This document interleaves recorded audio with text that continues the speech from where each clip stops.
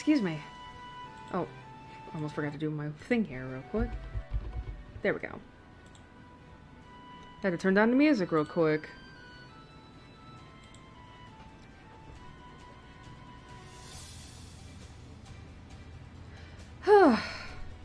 Back for another night of horror.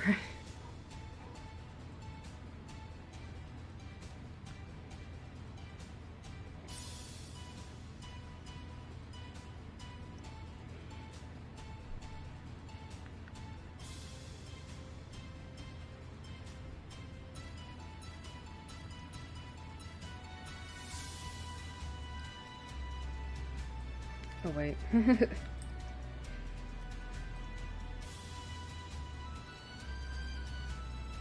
There we go. Okay.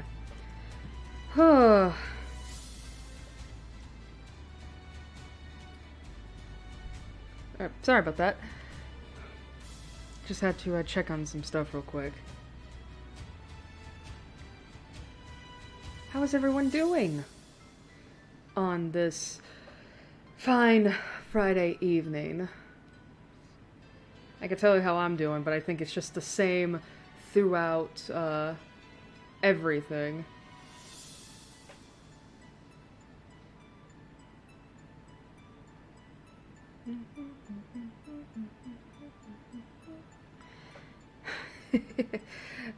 Sorry, I will. It's like I found this track of Snowbill City just last night, and I'm like, why is this good? Why is this good? Why is it 6 years old and it's good?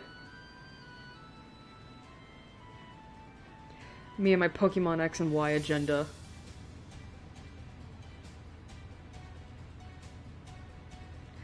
But yeah, how has everyone been? I know it's only been like what, a few days? Yeah. It's been since Sunday. Hey Plush, it is a Friday night. And I'm ready for some I feel like I'm gonna accidentally say Halloween Horror Nights. Which, you know, is a universal thing. Actually, is Universal even doing Halloween Horror Nights this year? I don't think they... I mean, I know they probably didn't do it last year because pandemic. But maybe this year? I don't know.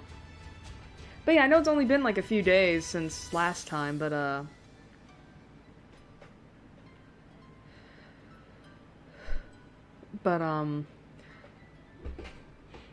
just figured to ask. I mean, you never know. I'm already feeling the effects of streaming twice a week. And we're only halfway through the month. Like I pretty much guessed, I'm pretty much gonna predict right now that by the time Halloween rolls around, I'm gonna be barely lucid. I'm gonna barely be what the hell's the word I'm looking for? Comprehensible, because I'm gonna be so tired from everything that it's like Halloween's probably gonna be is gonna be like no sleep whatsoever.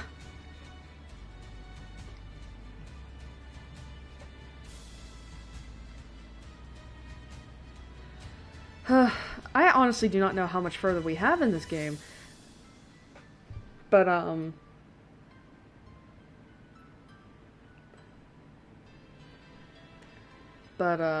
let's see. I'm trying to think.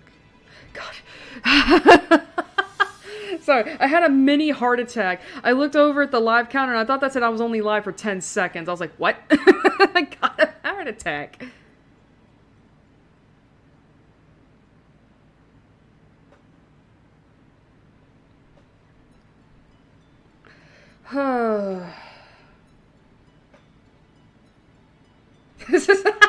No sleep. No, but the thing is, like, I am getting sleep. It's just not enough.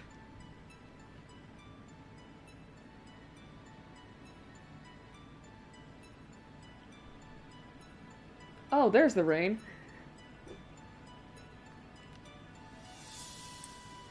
was wondering where that was. But then again, it's like, what, for the first time in a couple weeks we've had rain, which is fine. Doo-doo-doo.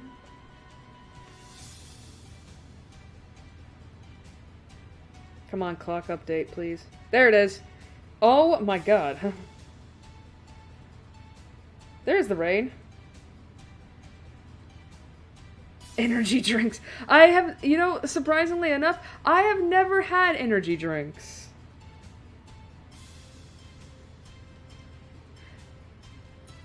I don't even think I've ever tried any. I don't think it's so much I don't like them. I've never tried any. Maybe I should, but I don't know if that would be a good idea.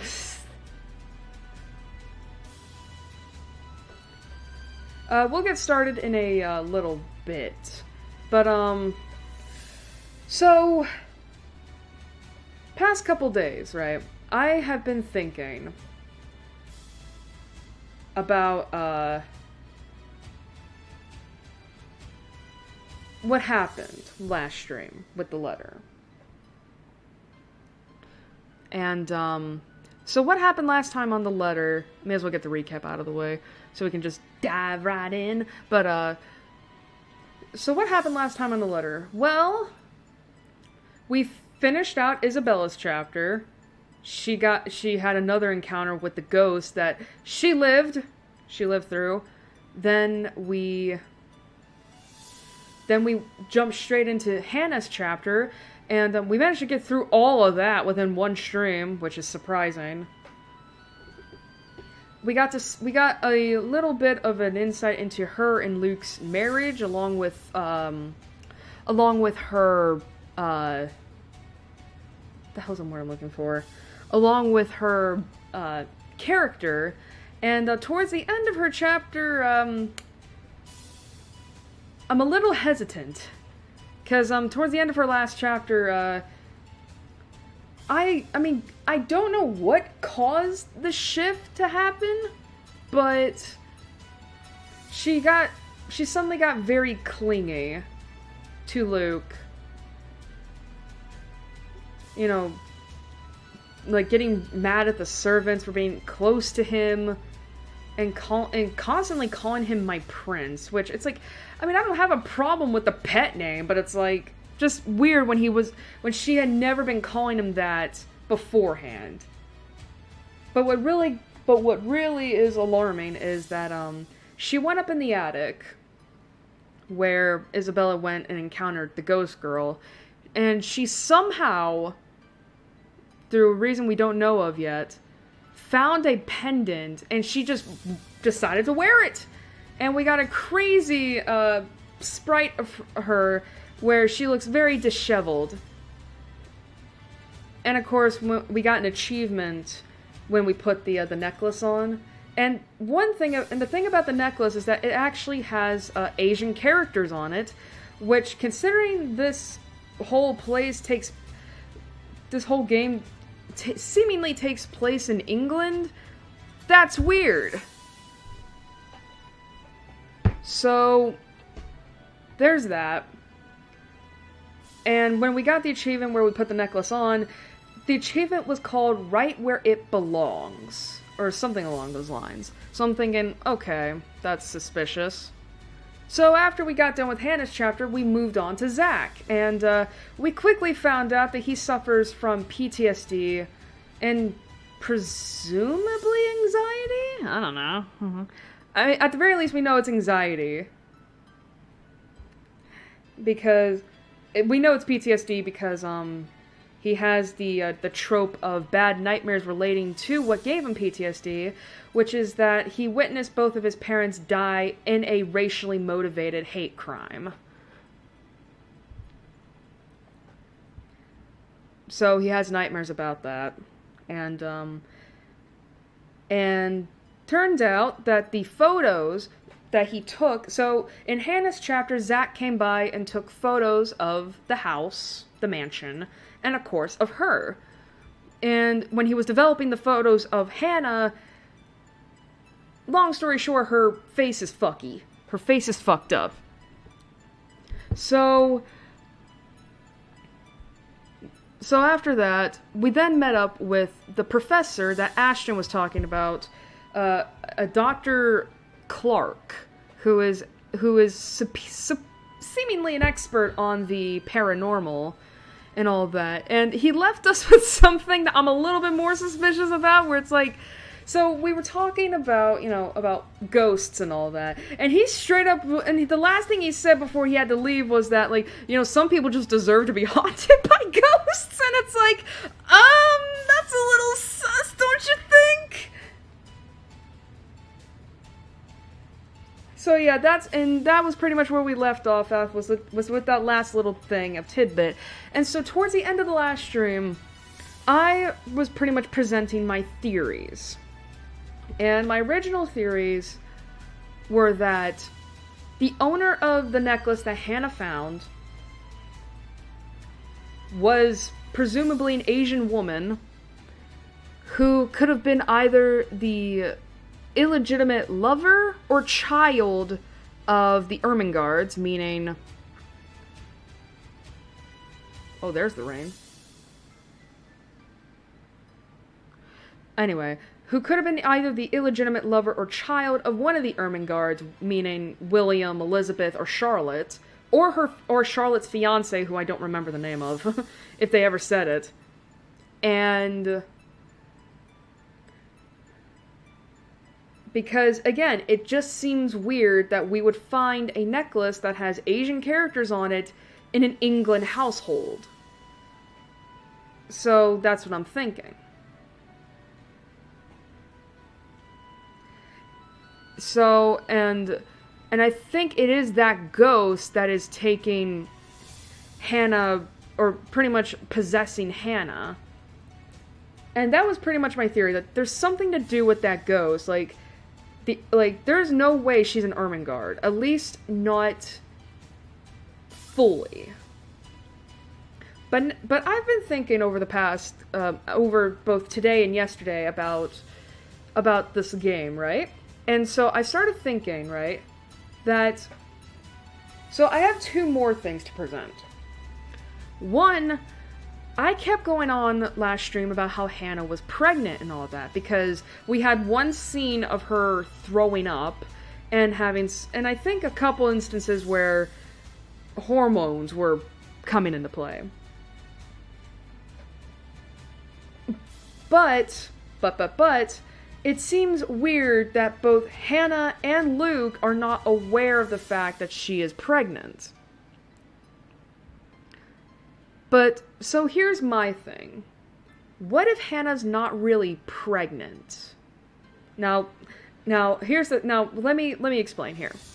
Hannah is not actually pregnant, but maybe her body is tricking itself into thinking she is. And that is an actual thing, by the way. I actually had to look this up right before the stream because I was like, am I just misimagining this? No, it's an actual real thing where people who can carry a baby, sometimes the body can trick itself into thinking it's pregnant when in reality you're not. It's called a phantom pregnancy. And I forget why they think that's a thing. Or is Hannah cheating? I don't think she's cheating. I don't know. She loves Luke too much to cheat on him. Like, if anything, I would firmly believe Luke is more of the cheater in the relationship. But we technically do not have evidence of that yet. But as far as I know, Hannah is not cheating. Like, she's way too committed to her marriage to cheat. But anyway, so I don't remember whether or not they said, like, what the causes of people having these phantom pregnancies is. I just know that apparently in the US specifically, it is extremely rare, probably because of the fact that we have more advanced tests that can tell us whether or not we're pregnant. But it is more common in areas where it's more rural, or even in third world countries where you don't get as much access to that kind of stuff. You know what I mean? And the thing is that like, even if you're not actually pregnant, when your body tricks itself into thinking it is, like, you can actually get all of the symptoms of pregnancy. Even the distended belly. Like, your body will go to, I guess, to extreme lengths to convince yourself you're pregnant. Now, granted, I don't... And I did also read that phantom pregnancies can last anywhere from a few weeks to the entire gestation period, meaning 9 months. So yeah, this is something that has happened, enough for Wikipedia to gain an article of it.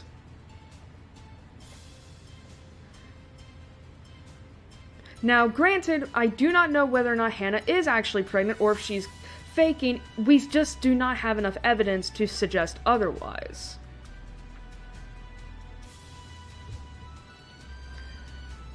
And even then, she's still early enough in her pregnancy that some of the more physical signs could be explained away as her being sick. I mean, I think the only way we'll ever truly know if she's pregnant is either verbal confirmation or we see a baby bump.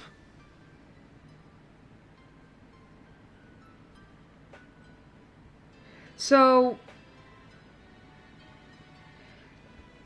in regards to the pregnancy, I'm also thinking that could be the reason why the ghosts are attaching themselves to her, or at least the one ghost girl that we've seen.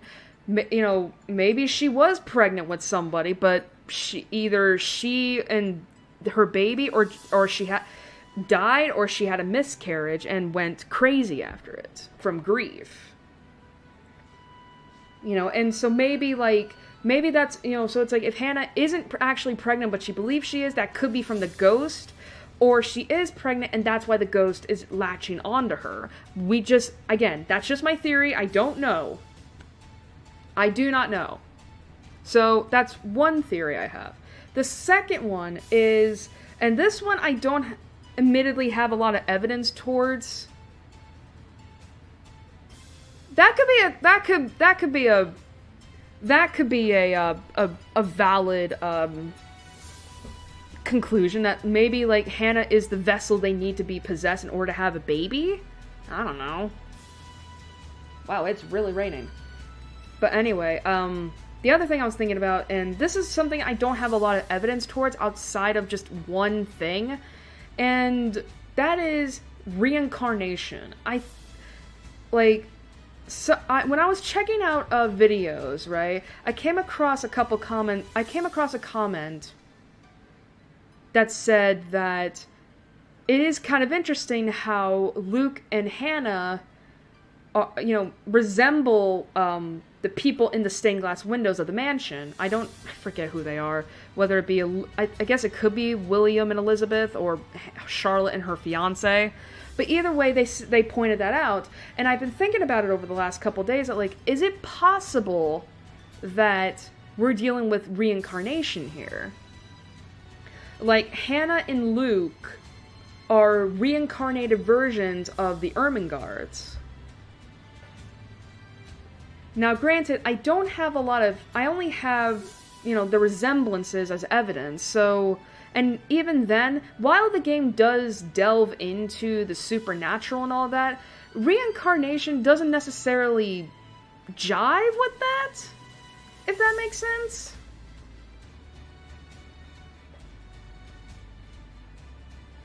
Like, I don't think... it would be interesting if reincarnation was playing a role in this, considering that is something that, like, you don't really see a lot of in horror stuff. At least not in the stuff I've seen.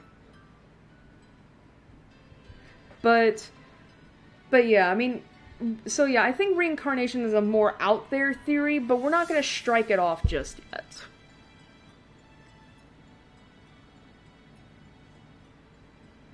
But yeah. So yeah, those are my 2 theories so far.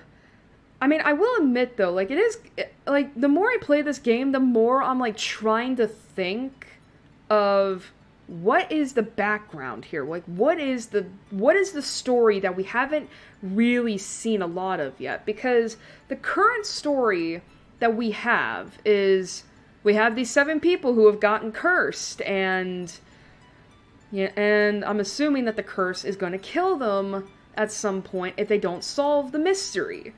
But the thing is like, we're not really getting a lot of clues as to what the mystery is. Like, all we know for a fact is that William and Elizabeth, the original owners of the Ermengarde Mansion, died. Their daughter, Charlotte, and her fiancé became the owners, but Charlotte committed suicide. But the thing is that the people in the stained glass windows, they're all blonde. And the ghost girl that we've been seeing has black hair, or dark hair at least. And she died pretty gruesomely if we're taking the state of her corpse into account. So I'm trying to figure out whether or not, like, what is the underlying story here?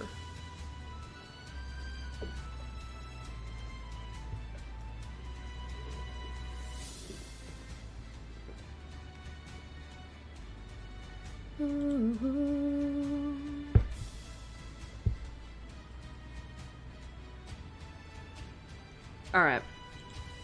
Alright, I think we've spent long enough on this. So I think we should get started into the game. Alright. I was about to end the stream. See ya, guys! Alright. Oh, that's right! Right, before we get started with the game, viewers' discretion advised. So obviously, I should have done this. Yes, I should have done this last time, but I figured, like, since I was literally talking about it, I didn't need to. But viewers' discretion advised. If you want a complete list of all the trigger warnings that are presented in this game, just check out the description below. I try my best to condense the list and all that. Because, on the original Steam forum page, they did have, like, specific examples of what they put in this game, but I figured, don't put that in the description, otherwise you will probably get banned. So instead, I just condensed the list that is in the description below. However, what I will say is that, this game deals with a lot of heavy, heavy stuff. Some of which we have already been privy to in the last 2 streams. And so I implore you that if at any moment during this stream and the future streams you feel uncomfortable, or you're not in a good mental space, or even if you feel the need to stop watching, please click away. Your mental health matters, and I say this with the utmost respect, that just please take care of yourselves. Give yourself a little bit of kindness. And believe me when I say that I will also be trying to extend myself the same courtesy. Now, granted, we haven't come across anything that has made me that uncomfortable, but it wouldn't be a stretch to say that I might at some point in the future. So, with that out of the way, let's pull the game up. I don't think I ever talked about... I should actually put like a subtitle under the now loading screen that says something about how I always need to have Steam updated. Because God knows I get a fucking notification every time I open Steam up.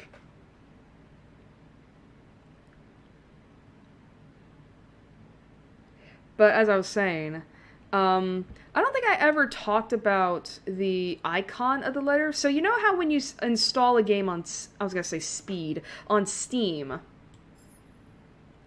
if you choose to have the icon displayed on your desktop, you get to see what the icon looks like. And the letters icon, I shit you not, is literally just a bloody smile.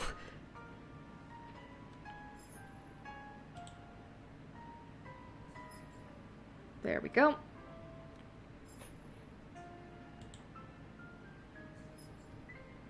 Alright. Alright, testing. Does the game look okay? Is the audio okay? I haven't changed settings, but, you know, we need to make sure that things look good.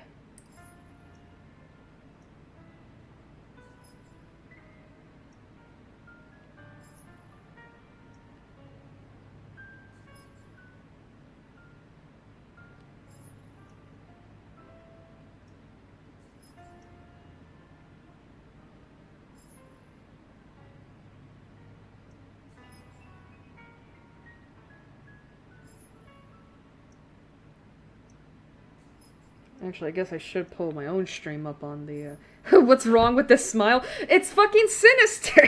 It's bloody! You would think that if it's bloody, you shouldn't want that.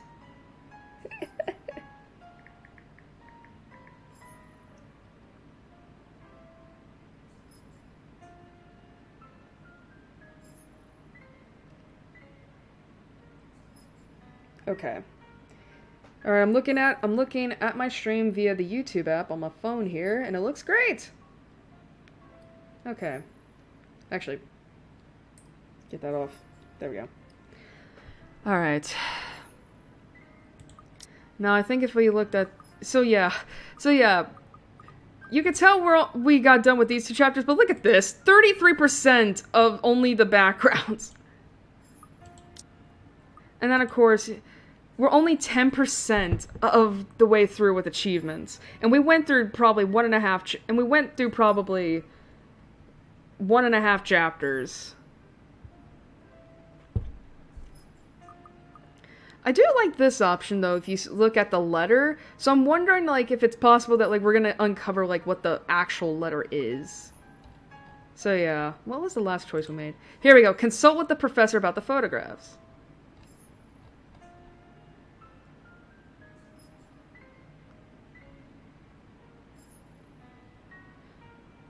I don't think it's a poltergeist because, I don't know, like, poltergeists are a lot more, from what I remember reading, poltergeists are a lot more, like, trolly.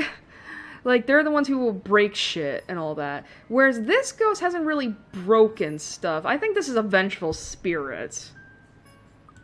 But if I do remember right, the developers of this game did say that they were looking to a lot of Asian horror stuff as inspiration for this, which I can definitely see the inspiration from. I mean, for fuck's sake, the creepy ghost girl, that could literally be the Gritch bitch. You know, from The Grudge and all that. Or Ju-on, which is the Japanese title of The Grudge.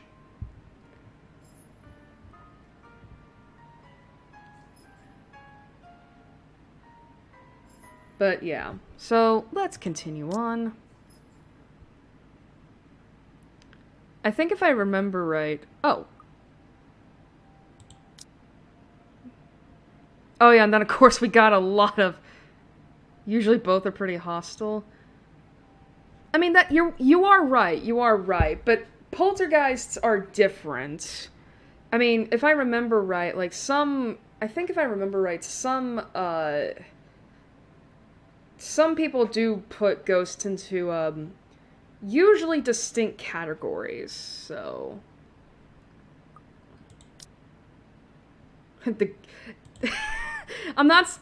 it's Gritch, bitch. It's not Grinch.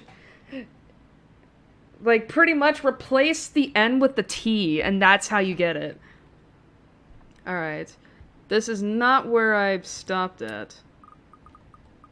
This is where I stopped at. Yes.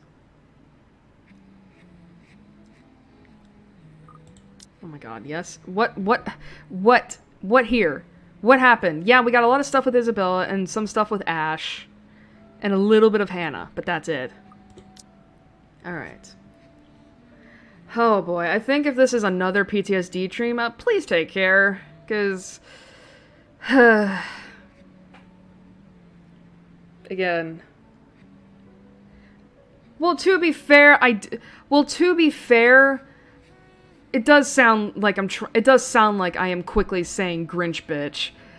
But no, it's Gritch bitch. I do speak a little too quickly to properly enunciate. So, Okay. The melody carries into the hall long before I cross the threshold.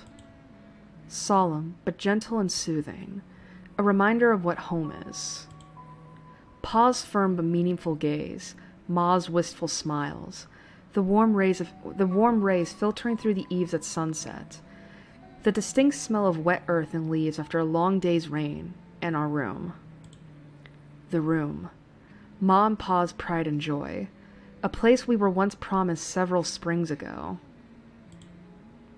Yet it won't stop. No, wait! Come back! I'll be good this time! Oh God. Please don't leave! Please stay!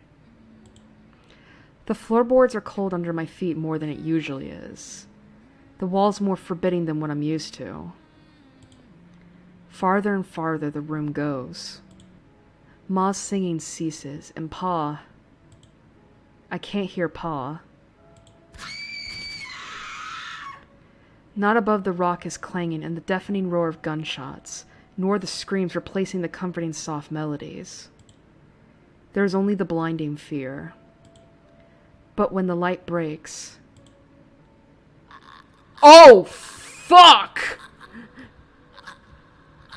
Her skin has already taken a sickly pale color, rotten in most parts, blood dripping from every open gash and lesion on her body. Bony hands grip Hannah's neck like a noose, staining the skin underneath with a vibrant shade of scarlet. Nothing but malice fills the gleam in her eyes.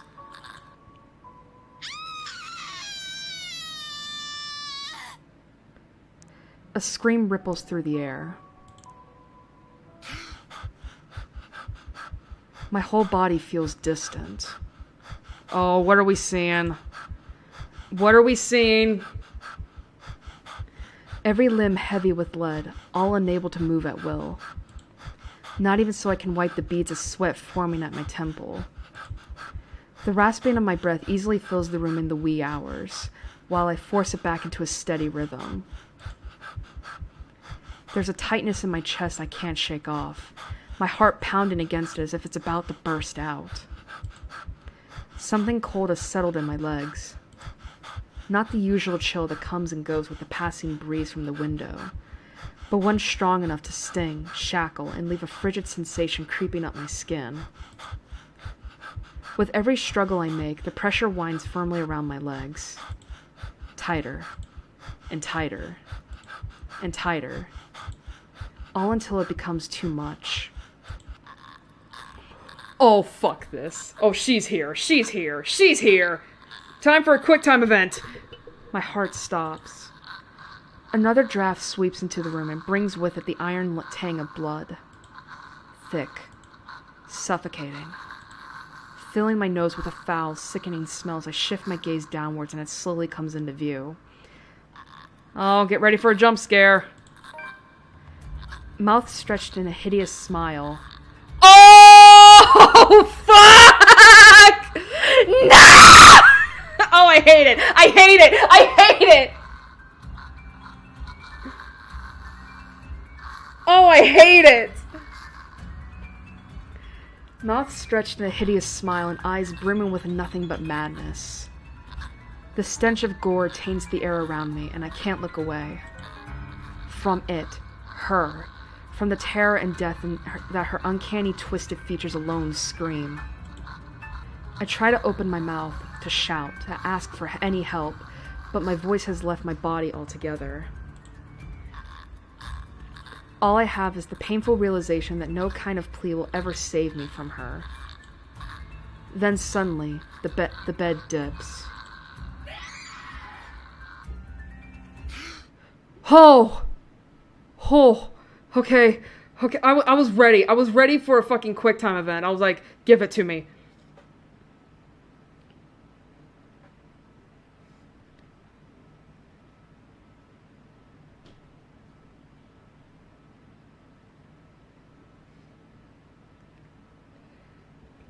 Damn, that's one hell of a beginning.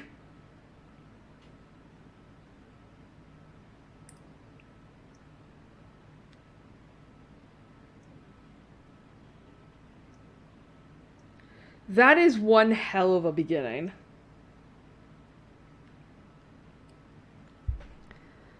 The brutal plunge back into myself jerks me awake.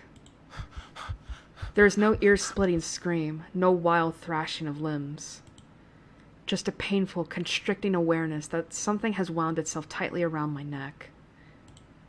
I waste no second pulling it, a blanket, away, but allow myself a few minutes to steady my breathing before getting off the bed. Inhale, hold, exhale. 1 step, 2 steps, 3. But the dreams have gotten worse. Ever since 2 days ago, no longer are they the small, cursory flashes that I'm used to, but vivid ones that linger.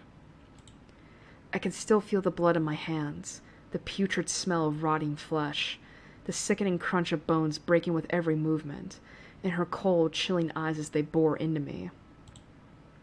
I draw in one long, ragged breath, and before I know it, I'm walking out the door. Even in the waking world, it reeks. Okay. October 29th. I'm gonna check real quick. Has anything happened this day? Oh, this is when Hannah got the locket! The pendant! Okay. A bench on the park is far from the most private place for thoughts in Luxbourne, considering its location at the heart of a bustling city.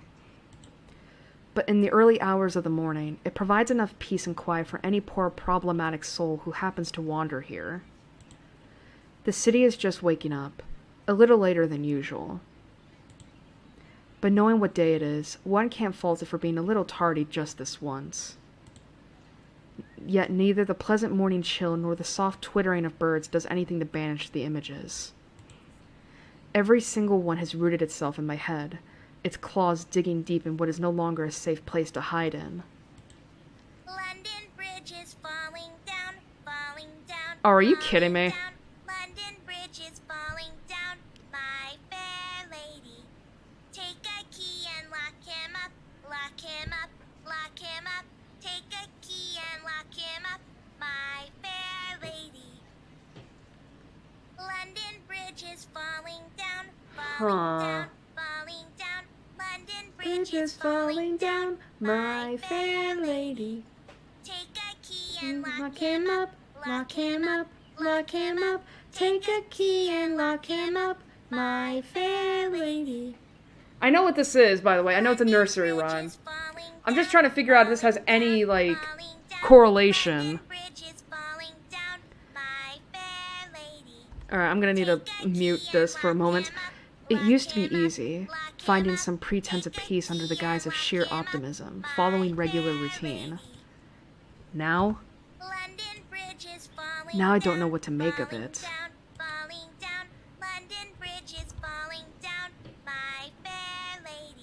Sometimes it's easier to run, easier to hide when everything's falling apart. That way you don't have to be the first to witness it when it does. It worked when things went bad with the movie, after all. It also worked when Mom and Pa were taken from us. Maybe it really is better if I just... Another achievement. Hello, mister. The tiny voice gives me a pause. When I look up, a little girl, maybe about 6 or 7, is peering at me. 2 wide eyes, overflowing with what can only be the natural curiosity one typically sees in children. I vaguely note the St. Goretti uniform she's wearing before returning her greeting. Hey, kid. Kylie. What? Kylie? Kylie? That's my name. Kylie. Mama said it's rude not to call people by their names. She then flops down on the empty space beside me. Does this kid not know the concept of stranger danger? Her little legs, still too short to touch the ground, swings in tune with a song she hums under her breath. I don't mind kids. Nana would often invite the ones in our old neighborhood to give them treats. Of course, by then, Sis and I were both too old to play with them, but you get used to the commotion eventually. It's not completely as unpleasant as most people would imply. Kylie seems to be a well-behaved kid anyway, with no concept for stranger danger, I guess. Oh, Nice to meet you, Kylie. Is Mama here? Mama? No, but my big brother's with me. Brother? He's taking pictures with his camera over there. She points to the far end of the park, the one closest to the street where a kid is taking shots of something above him. It doesn't look to be birds because all there is on that side of the park are buildings. I don't see what's so interesting with the tip of a building, though. I'd take pictures of dogs if I were him. They're cuter. Do you have a camera too, mister? Yeah, I'm actually a photographer. Mama said I'm too young to get a camera. I'm sure your mama will eventually give you one. Your mama? But won't you be late for school like this? Isn't it Sunday? Big brother will get us there on time. Rowan promised Papa. Rowan. We aren't going to be late. It's sports day. So it's not good if you keep looking like that today. If it ends up raining and we lose, it's your fault. All right, I'll try not to upset the clouds today, kid. Is it because you're sick, mister? Before I know it, a smile has spread over my face. They say kids ask the toughest questions sometimes. And they sure do with how sincere Kylie looks. Lying feels like doing her a huge disservice. No, not sick. Just not feeling great. Just having a very, very bad day. Why is that? Is that like when my big brother ate all of my pudding? He did that once and I cried. It wasn't very nice of him. Yeah, I think so. You see, there's this mean girl. She's given my friends and I a lot of trouble. Hard to keep up when things are like that, you know? Especially when you can't do anything. It's kind of scary. Makes you wish things will just stay as peaceful as they used to be. Maybe she just wants to be friends with you? I highly doubt that. She already hurt one of my friends. What if she's just sad? Or maybe she just wants help. She's not wrong about that. Maybe it's possible that this ghost girl is just trying to get help in her own way.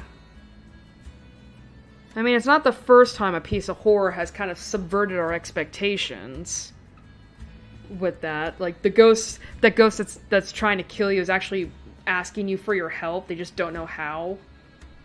That's what happened with Melody. I let her borrow my crayon when she left hers.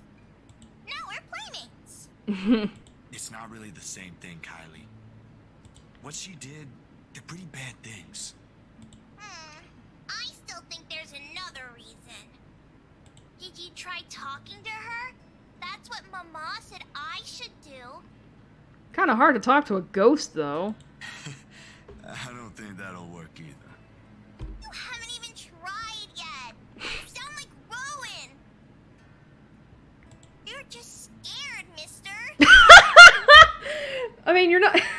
I mean, she's not wrong. That strikes a chord. Maybe it's the honesty in her tone, or simply the truth in the words itself. I don't know why, but I can't help it. I laugh. Loud enough to disturb an elderly couple taking a leisure walk nearby. Why are you laughing? That's nothing. You're a really smart kid, you know that? That's what I've been doing, ain't it? Go full speed ahead, then backtrack when the going gets tough. Stay in my safe zone because that's what I know. Once, Dr. Navarro said I should be the first one willing to deal with my problems before anyone else. I didn't show up on our next appointment after that. But he's right. And though I hate to admit it, knowing what I've seen, but the kid makes a good point too. I've been so caught up thinking there might not be a way out.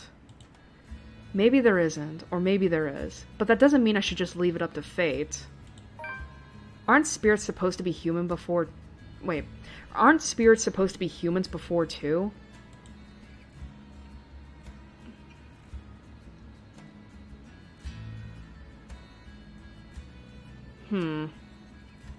Had had people they cared about, lived a life of their own, smiled and laughed like the rest of us do. Do they really lose all of it after death? You better get to school, though, or you'll miss sports day.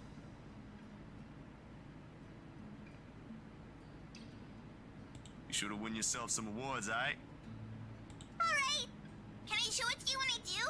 That can cheer people up, right? In the distance, her brother calls for her, and I took that as a sign to leave. Got things to do, to face. The first few steps, they say. Nah, I'm good now, I think. Thanks to you. Besides, Mister needs to go. But you should show it to Mama and Papa. I'm sure they'll be proud of you, Kylie. I will. Thanks, mister.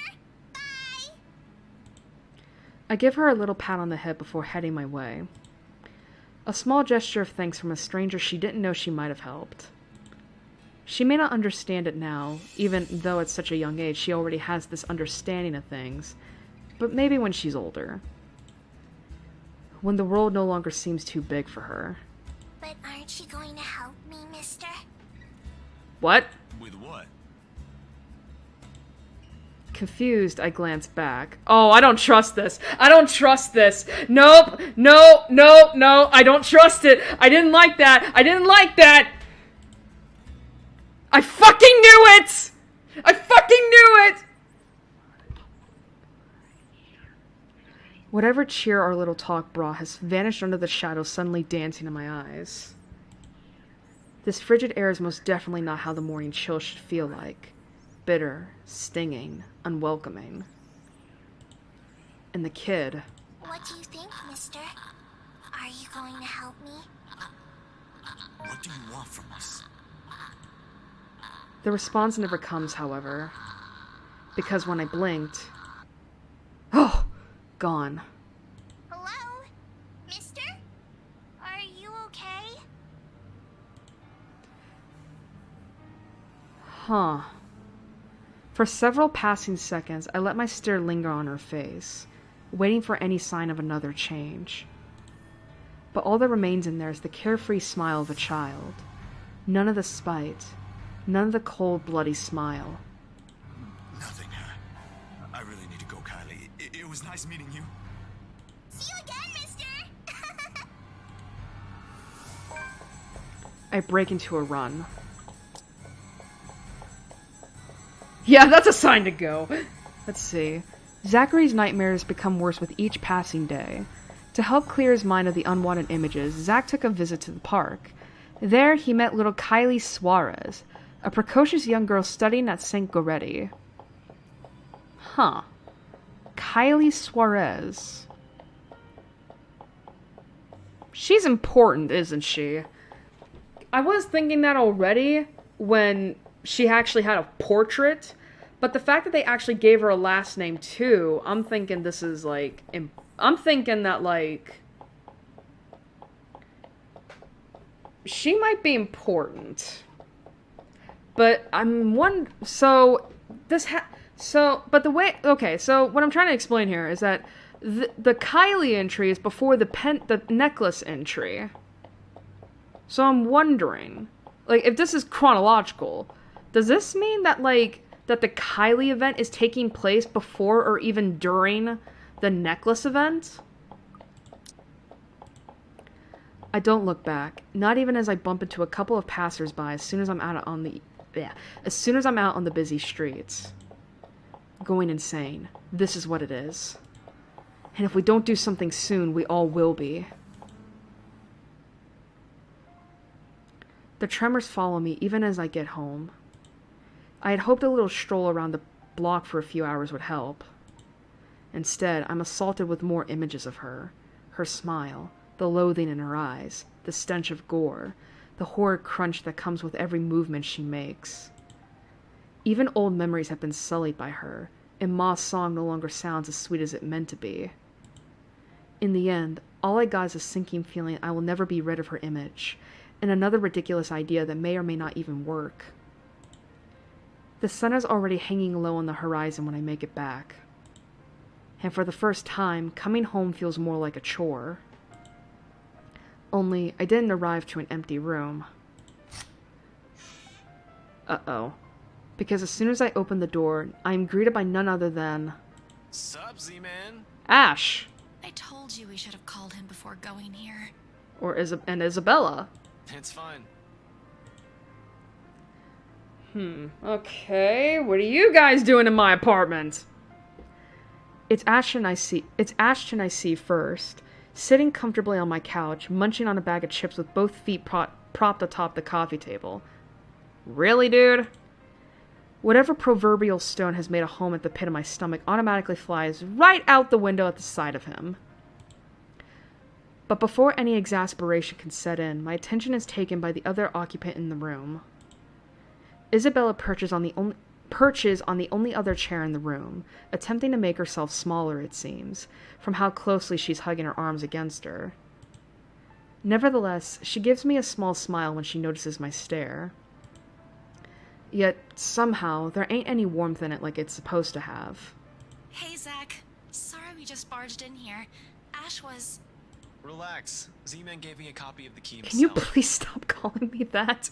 Only after you broke the 13th one? I can't keep replacing them every time you think it'd be a good idea to break into my apartment. And stop calling me Z-Man! Yeah, it's just really I weird. didn't break anything this time. Ash, just because I gave you a key doesn't mean you can just stroll in here whenever you want to. And, hey, is that my... Ash smirks at me, because of course he has the gall to smirk knowing what he did. He pops in what's very likely the last piece of chip into his mouth, and folds the wrapper neatly on the table before throwing it on the nearby trash. Oh, I hate that. From her chair, Isabella shoots me an apologetic smile as soon as the foil hits the waste bin with a dull thunk. Common sense dictates that I should be angry. But after everything, having something normal play out in front of me, no matter how childish their antics can get, I can't bring myself to muster even a tidbit of it. Behind me, the television starts blaring the music for the end credits of a movie. They have likely been waiting for a while if Ash has gotten impatient enough to rummage through my cupboards and watch something. What the fuck was that noise? Sorry, I thought I heard something that came from Danganronpa all of a sudden. Of course he eats all of it. You know, I was saving that for the weekend. Did you at least share some with Bella? Don't worry about it. I'm good, Zach. Did you get attacked again? Really? It's free food, you know? What was that you usually say? You don't say no to free food? What happened? I got attacked by another ghost. No, I'm just not hungry. Ash only shrugs at the question in my eyes. I can't be the only one who finds this vibe she's given off to be odd, and the guy has no doubt already caught wind of it. Aye. But if you want something, just say so. I've got a fully restocked pantry right here at your disposal. Still not a 5-star level thing, but for an empty stomach, it'd do. Just say the word. Thanks, Zach. Maybe next time. Food is not really what we came here for. Okay, what is it this time? Ash, he's the one who... She casts a brief glance at Ash, and in an instant he sits up. Every trace of amusement is gone from his face as he clasps his hand in front of him and leans forward. A minuscule gesture meant to ease, yet the grim expression on him tells a different story altogether. Alright, you two, what's this about? Yeah. I don't like those looks. What's going on here? Are we getting a death notice? What I said was weird, I'm aware of that. But I'm not taking it back. Isabella's not the only one here who's seen it. Or it's that. A short but tense pause follows. They're both stalling. Under normal circumstances, I'd wait. With these two, the more you force it, the more they'll clamp down on it. But as a handful of seconds continue to slip by, the unsettling feeling in me also grows with it. Soon, it turns into impatience. Before I can demand a response, though, one of them finally speaks up. It's Ashton who first breaks it. I'm not asking you to. No, you're right. There really are some odd things going on here lately. What? Okay, let me read the backlog real quick. What's this about? What I said was weird. I'm aware of that, but I'm not taking it back. Isabella's not the only one here who's seen it. Huh. Okay. Something tells me Ash has been having his own little fucking adventures with the ghosts that we haven't seen yet. How is everything with you lately, Zach? I have been having the worst nightmares. Hold on, Ash. Both of you. Yeah. Did I just hear you say that? Is this why Isabella's here? Has something happened? Calm down, we're just here to check on things. What the fuck does that mean? So, did you meet Andrew about the photos? What photographs? Yeah, Isabella probably doesn't know anything about it. We showed Ash the photographs. Said photographs has been sitting untouched since the day I dumped them in my drawer. Isabella goes very still when I hand her the small stack. So yeah, these are the photos that got fucked. Like, it's honestly terrifying. I hate that kind of horror. To her credit, she doesn't flinch like I'm expecting her to, and flips through each of it in silence. But while her eyes remain strangely calm, her hands have gone rigid and her mouth has set into a thin line. She, out of all people, understands what this means. In hindsight, she should have been the one I approached before Ash. What did Andrew say about them? I wasn't gonna fucking traumatize her more, though. It could be one, but there's no guarantee it's a supernatural thing. It doesn't always happen.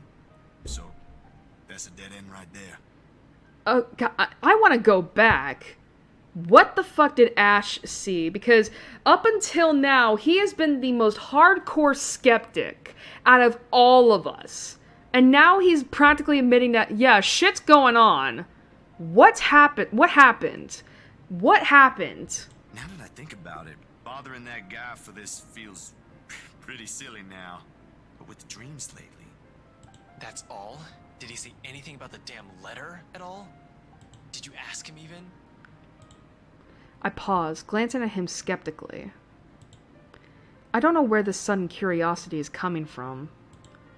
But if Ashton, cool, calm, always logical Ashton, takes interest in this, something or someone must have fucked shit up somewhere. Or the world is ending. Seconds pass. The apocalypse I'm expecting to go along with it doesn't arrive, however. Yeah, that's really everything. The letter kind of slipped my mind. The photos were more important at that time. Well, not to mention, I don't think Zach has the letter. That's Isabella. There was some stuff about the local horror stories, though. Talked about the curses, and he was really fascinated with the story about a wraith asking for a sacrifice to move on. Kinda nasty if you ask me, but it does make sense if you simply go along with it.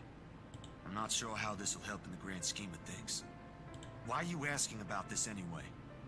Rose's death isn't just a coincidence, Zach. It may have something to do with... I may have... Wait. Stop right there for a sec, Bella. I thought you ain't buying this stuff, Ash. Just the other day, you said the exact same thing. Yeah, like, what caused this? What caused this sudden shift? I still don't, but even Rebecca, out of all people, claims there's something. Okay, what did she experience? Whatever this is, someone has got to look into it. Everything about this screams shady. Are you sure you even have the time? Ain't you busy with your current case? Oh, that's right. Okay, something I forgot to mention was that, so we had to make a choice about whether or not to show the photographs to either Ashton or Isabella. I chose Ashton because I figured, like, maybe he would have something to do with, figured, you know, he might have, like, some input on it. And also because Isabella had already gone through a lot at that point in time, and I didn't want to, like, you know, traumatize her any further.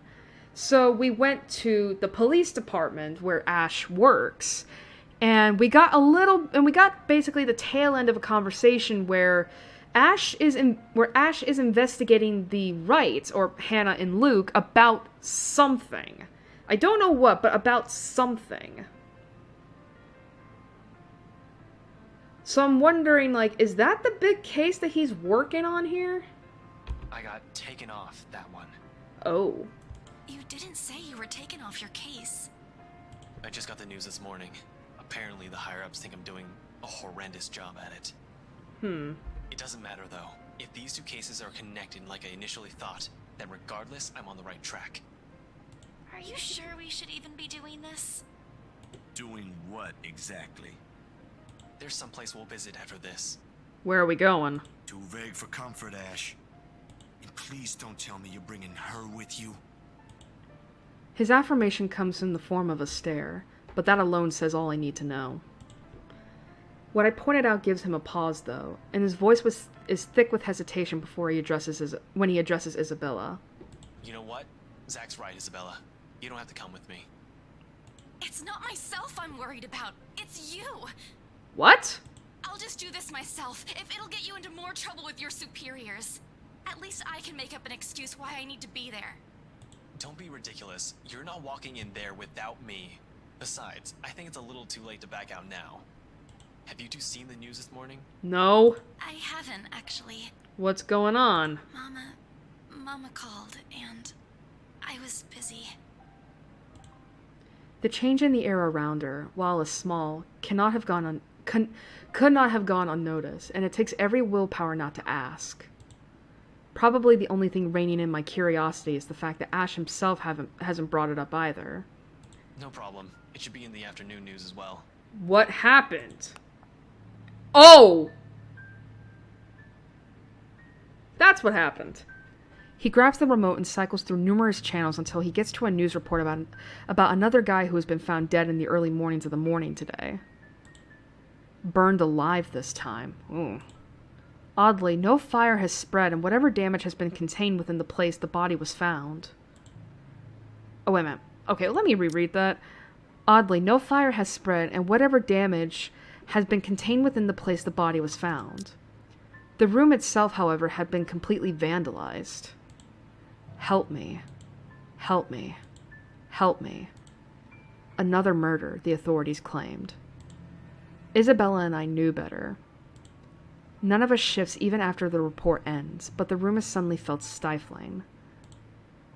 Ashton's eyes have gone hooded with what appears to be restrained anger, and the remote in his hand creaks mildly under his grip. The stone is back in my stomach. A tiny little thing gripping at my insides, growing with every passing second as the dread sinks in.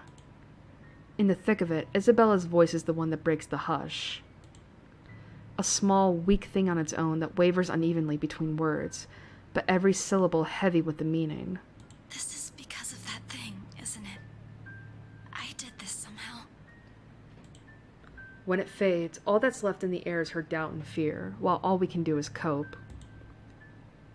Is there something I can say to make her feel better?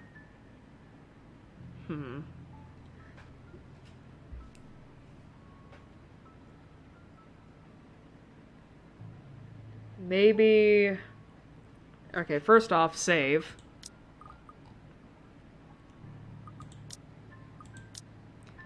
Maybe we can still try and fix this. It ain't too late. We could still fix this. There's 3 of us here. Yeah, like, I mean, I mean, I don't know how the fuck we can fix it, but we gotta try. Hell yeah, baby! 4 if you count Rebecca. No, she's staying away from this.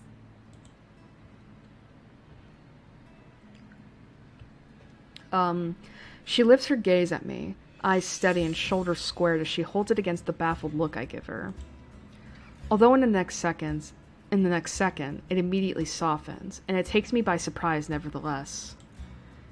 In those brief moments, it's like I faced a different person. I don't want to involve her in this any more than I already have. Both of you as well. I already said it. That's completely out of the question. Stop asking. Still in all, that's 2 extra heads who can do the thinking. Between us 3, I'm sure we'll figure something out pretty soon. Don't make this whole thing sound like it's a piece of cake to deal with. It ain't. But better than sitting around, yeah? Plan is still a plan.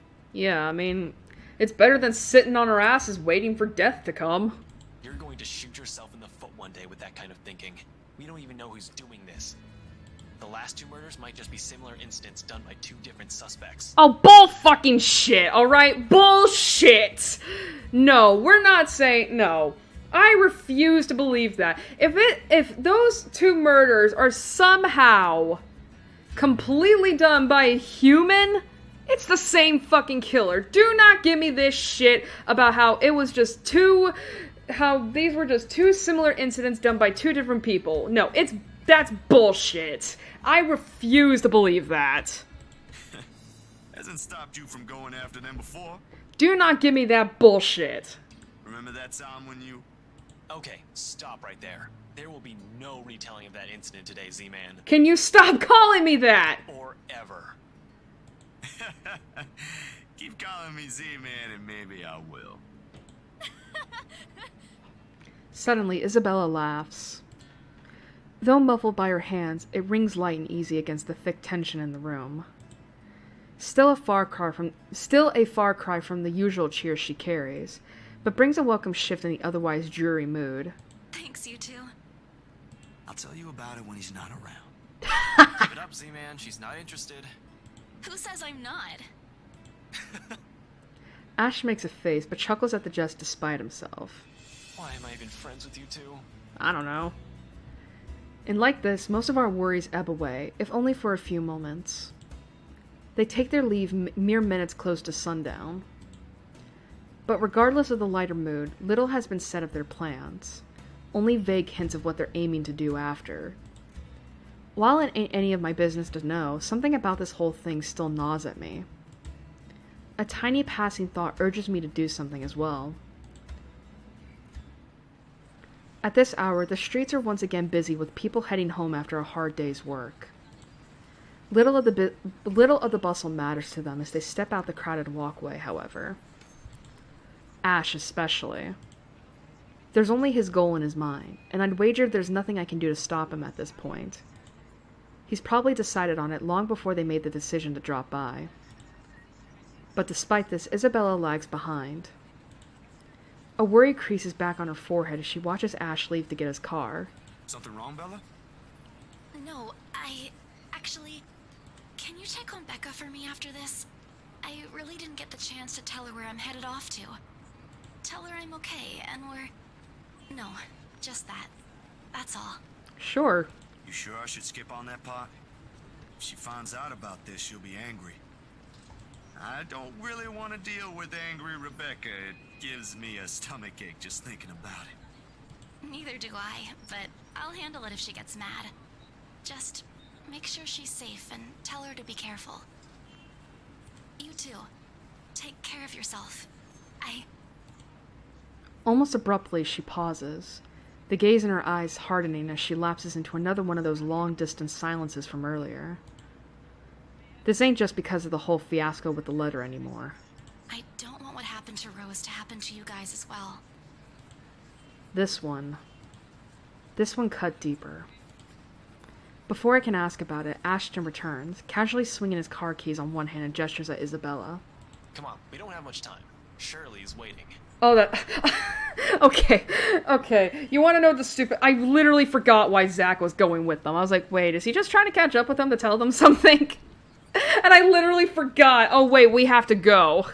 Who's sure? Oh, right.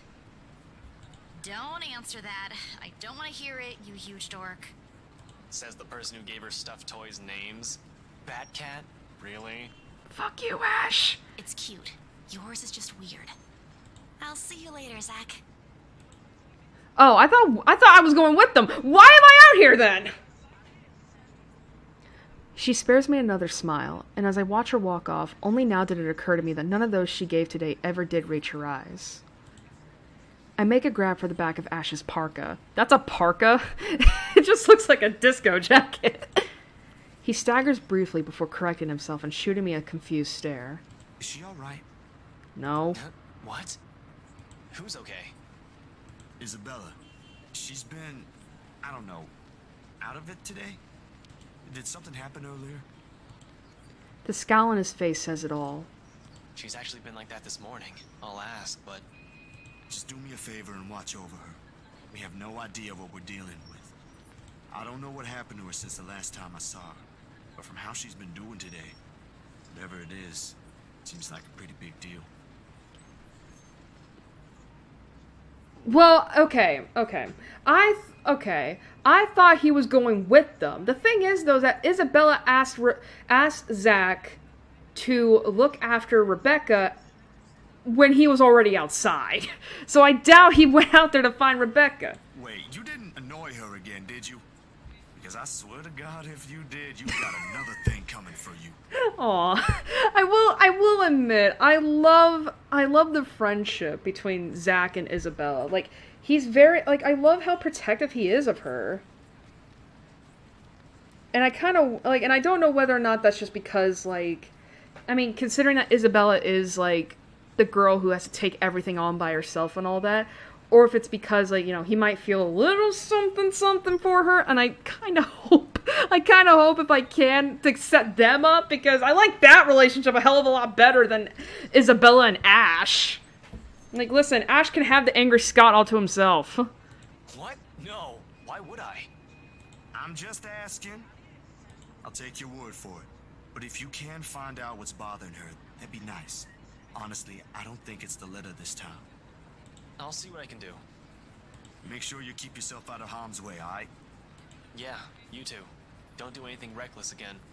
Reckless, no. But I can't make you to promise I won't do anything. After seeing that, there's no way in hell I'm going to pretend there ain't a problem when there is. This is a really big one, and I'll be damned if I let anything happen to you guys while I sit here. I'm done running when things get tough. He's about to argue for a moment, but... Look, bro, if things ain't good, I'll be the first one out. But allow me this one thing, alright? Just this one time. If it doesn't work out, you'll be the first one to know. You can laugh then, or berate me all you want. But please don't ask me to step aside like I'm incapable of doing anything to help. I've no idea if it's the look on my face, or the tone of my voice. Ultimately, although his mouth presses into a thin line, he nods. All right. Stay safe, Zach. When he stumbles into the sidewalk and allows the afternoon crowd to swallow him whole, I like to think the tiny gleam in his eyes is the closest we can get to optimism in this situation. What is this? What is this portrait? Okay, so this is another instance where it's before the necklace. Upon returning to his apartment, Zachary was greeted by Ashton and Isabella. Now suspicious of what was happening, Ashton informed Zach that he and Isabella will try and get to the bottom of this. He also warned Zach to be careful. Whether that alone will be enough to give me a peaceful sleep tonight remains to be said. October 30th. Midnight. You know, something else I was thinking is that, like, we've had at least one QuickTime event in the last 2 chapters. I think we had 2 for Isabella and 1 for Hannah. So I'm wondering if we're gonna get one for Zach as well. Would be great, like, keeps me on my toes. Okay. Night falls, and despite my best attempts, sleep continues to elude me. With her image still stuck in my head, flashing every few moments, it catches me off guard. Flashing every few moments, it catches me off guard, with Maud's lullaby still echoing in my ears, no longer the soft tune it once was. And the terrible gnawing at the pit of my stomach, it's no wonder I can't bring myself to drift off even for a little while. It's not as if there's a complete lack of things to do while waiting for sleep to come, if it ever will. And at 2:45 in the morning, I find myself cleaning my photography equipment for no other reason than just to pass time. When you're so bored. Though if I'm going to be honest, it's not the night terrors that are keeping me wide awake tonight, but the anxiety and the hope I'll hear from Ash or Isabella soon. And for what's perhaps the 42nd time, my eyes shift over to the end of the table where my phone lies still. I've not heard from them since they left. Did we check on Becca, by the way? They haven't promised a call, of course, but a small part of me wishes they would have the common sense at the very least.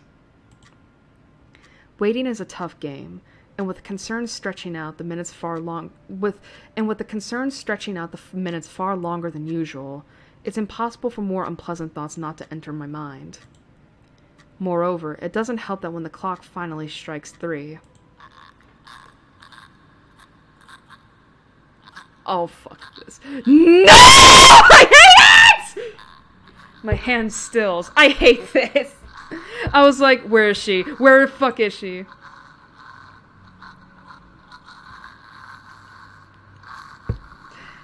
It'll be a complete and utter lie to say my heart didn't leap straight to my throat in that brief second. My whole body has gone motionless, ears straining for any further sounds. A couple of tense seconds pass. Nothing. Of course, with how old the building I'm staying in, power fluctuations ain't anything new. Every now and then, this would happen, leaving a few tenants in a rather bad mood. Nothing unusual anymore after a few years of living here. But this time, the sudden hush brings with it a stillness that raised the hair at the back of my neck, and set my heart beating hard against my chest. Something reeks in the air, and in an instant, this place is no longer home. It's a prison. Every rational fiber in my being screams at me to leave. I force myself to swallow and keep a clear head as I lay down all my cleaning tools, and begin gathering together the rest of my things scattered about on the table. The camera's body, lenses, filters, diffuser, phone, anything my hand could reach, but in the resulting panic,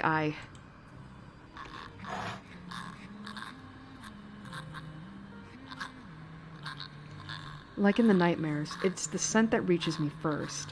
A foul, putrid smell filling my lungs with the heavy stink of death. My fingers clamp tightly to the camera, holding it closer to my body as if the tiny thing would provide enough protection to whatever is with me in the room. It won't. It's like, oh, I hate this! Because I know QuickTime events are a thing, and I don't want to fail one in case that results in a death. But it's the only comfort I have. And knowing that whoever she is, she had once been human. Perhaps not all of it is gone. Perhaps some of it is still there. Hello? I know you're in here. What do you want? Something moves behind me, a soft scuttling over the walls, followed by the squelch and painful creaking of what can only be rotten flesh and broken bones. Without hesitation, I roll around, my fingers and camera ready, patiently waiting for another movement. Oh my god, we're going Fatal Frame on this?!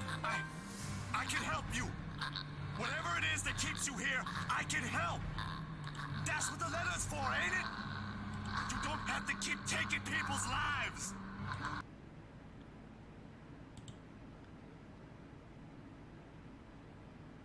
Something's gonna happen. I don't trust this. There's a brief moment of silence after, and for a short while, I think my pleas worked. Oh, boy. Oh, I hate this. I hate this. Something's gonna happen. Oh.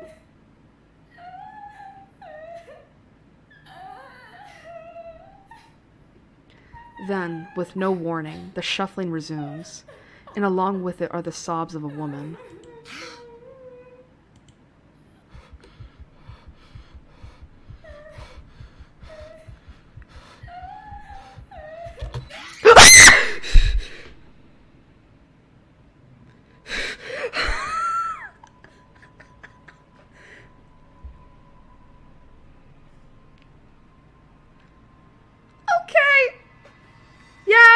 Got me. That got me.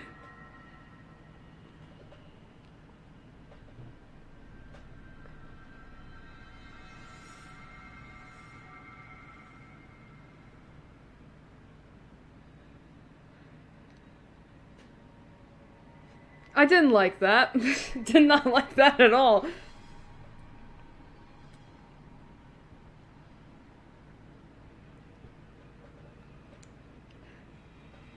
It's like, I could barely see the figure, and I was like, oh shit, take a picture right now before the time runs out! I hope that's what I was supposed to do. That better be what I was supposed to do, was take a picture of the ghost. Because otherwise I just fucked myself. The light flashes fleetingly one last time, allowing me a glimpse of her grotesque, misshapen features before it is once again lost in the darkness. All of a sudden, her tune changes. No longer a soft cry, but a high-pitched shriek brimming with pain, grief, and anger. Every ounce of courage I've mustered flees from my body at the sound, and the next thing I know, my hand is gripping the knob, and I'm wrenching the door open. Her wails follow me as I flee into the night.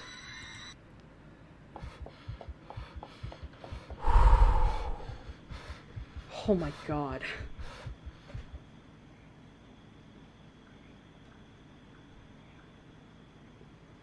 Man, that's gonna be an interesting moment to play back as my scream. Pacing has always been more of Ashton's thing than mine. When I want to think, I sit and let the minutes tick by until an idea comes to mind or my pulse settles down. And yet, dry leaves and twigs crack under my shoes as I make another pass at them. Terror is too mild to describe what this is. There's no way in hell I'm going back. Whatever she is, pleading won't work. The moment we saw that letter, she's been after us. But I can't run. Not this time. Ash, pick the fuck up, you asshole! Nearly 2 hours have gone by since I left the comfort of my room for the solitude of the park. 2 excruciating hours since I've started making calls. No one's answering. Not even Rebecca, who has always kept her phone line open in case of other people need her. Or Isabella, who frequently checks hers for any messages and readily responds as soon as she can afford. It doesn't help that Ash hasn't said a word where he went off to as well. Damn it! I knew I should have asked him before I let him leave. Knowing him, he can be anywhere. But there's really only one place he'll likely be at this time. The sun has already peeked over the horizon when I make it to the mansion. Oh god, no, I don't trust this. Because where we were last time in terms of the chronology was that Hannah was chowing on the necklace. I have no idea what I'm expecting to see when I got here. There's Ashton first and foremost. A part of me wishes my assumptions are correct and he's really somewhere close by on a stakeout. But I've never been the lucky sort when it comes to that kind of guessing. And even after I've made a round of the immediate vicinity, I can find neither hide nor hair of him. Calling him does no good either, considering how awful the signal is here. He can't be too far if he's really here, but if he is, he would have already noticed me by now. Instead, there's only silence. The kind too quiet to find any sort of comfort in. Even the trees seem to have fallen asleep with the rest of the mansion, oblivious to what's happening around it. A small island of stillness in the otherwise fast-paced world. No wonder the whole of Anselm feels at odds with the rest of Luxbourne. While the city is alive, growing every minute, breathing every second, and pulsating with life, the village remains unmoving. Unchanged. It's not surprising the legend still lives up to this day, and why she's still here, walking its hallowed halls. And beyond me, the mansion looms ominously. But now ain't the time for fear. Even if Ash isn't here, I've still got to let the Wrights know what I've seen, what's in their home. And whatever grievance Ash has with them doesn't matter. There might be grounds for imprisonment. Oh.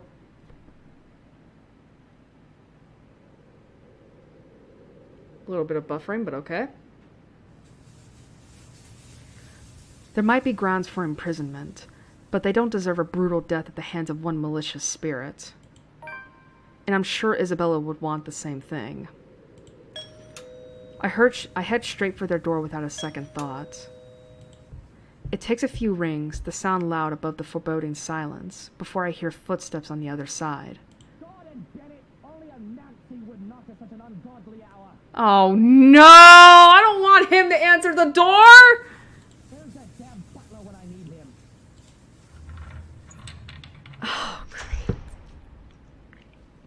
Hey, listen! Oh no! Oh boy, here we go. Before long, the door swings widely open, with Mr. Luke Wright standing behind it. Seething would be a complete understatement to describe him. Like this, I've got no doubt why Ash would find him a suspect. You? How the hell did you get in here? What do you mean? What in seven hells do you want? What do you mean, how did I get in here? It's bloody 6 in the morning. Oh, that's why. I was like, why is he so pissed? Oh, that makes sense. Listen, sir, I know this is not a good time. Oh, it's not a good time. Did you even check the clock before coming here? I bet you didn't. Listen, I'm sorry. Unlike you, the ones living in this house need to sleep. Yes, I know. Come back when people are actually awake, or I'll call security on you. Okay. Well, guess that happened. Before I can get a word in, he slams the door to my face and bolts it shut with much finality. What, did he think I was breaking in? Wait, sir, you gotta hear me out. You're both in danger if you stay in there. Have you seen the news lately? Everything's not a coincidence. Only silence answers me. Maybe if it was Miss Wright. Oh, who am I kidding? There are limits to how far a person will believe in you. Then again, I didn't believe Isabella when she warned us. And now I'm here, desperately trying to save people even if I'm aware it's completely out of my own capacity to do so. Is this what they call karma? If so, this is one horrible way of turning things around. Taking people's lives, playing with people's fears, making them feel useless. You're around, ain't you? You here? Inside this house? Oh, Zach, this is probably not a good time, bud! Listening, watching, or whatever it is that you spirits do? What did they do to you? I can help you, you know?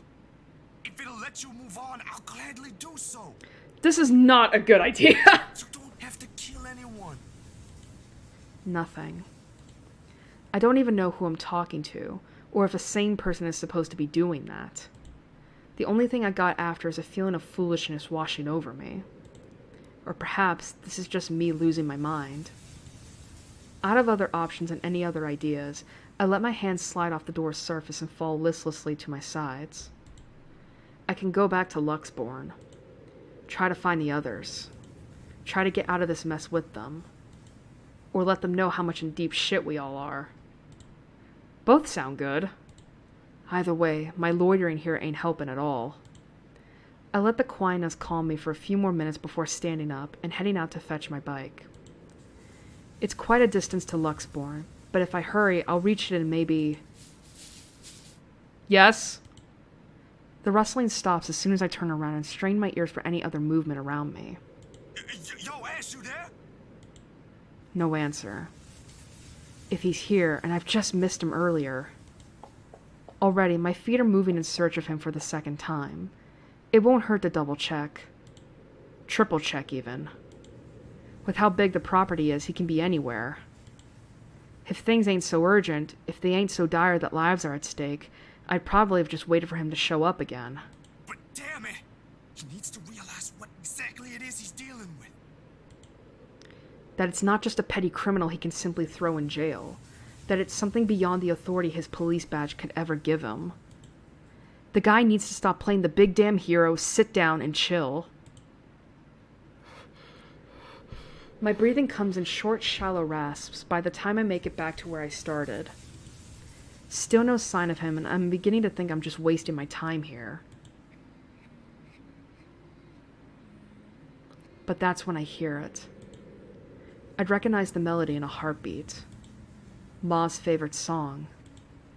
I listen for a while, trying to gauge where exactly from the house it's coming from. My feet starts moving before I can stop them.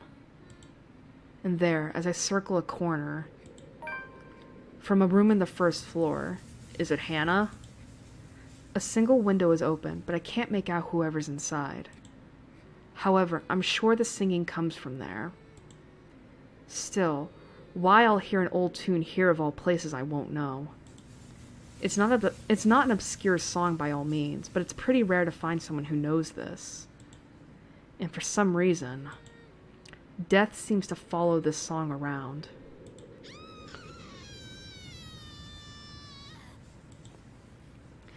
Panic lodges itself at the base of my throat at once. Whoever's humming might be. I don't want to be the pessimist now, but on the off chance that it's Miss Wright. Shit. I shouldn't just barge in there. I can put myself in danger before I can save anyone. Ash will tell me so in the exact same words. Might even write me a dissertation why that's a bad idea if he ain't so lazy. But damn it, god damn it! Someone could be in danger! Oh, fuck, man!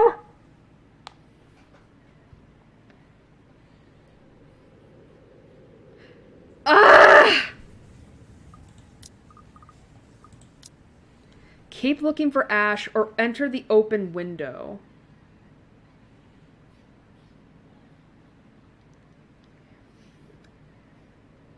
Fuck. I don't know. Like, here's the thing, right? It is early in the morning. And I'm black. Like, Zach is a black man. And it is not going to look good for him if he enters the house unannounced. So it's like, I don't trust it. I don't trust it. And I know that it's probably Hannah who's humming that tune. However, she's could be possessed for all we know. Because she put on that necklace. And it's like, I don't trust it. I don't trust it.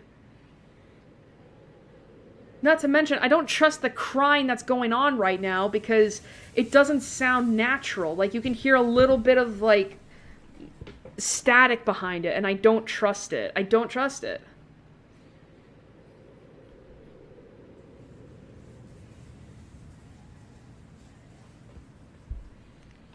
Fuck it, I'm not doing it. Mind your own business.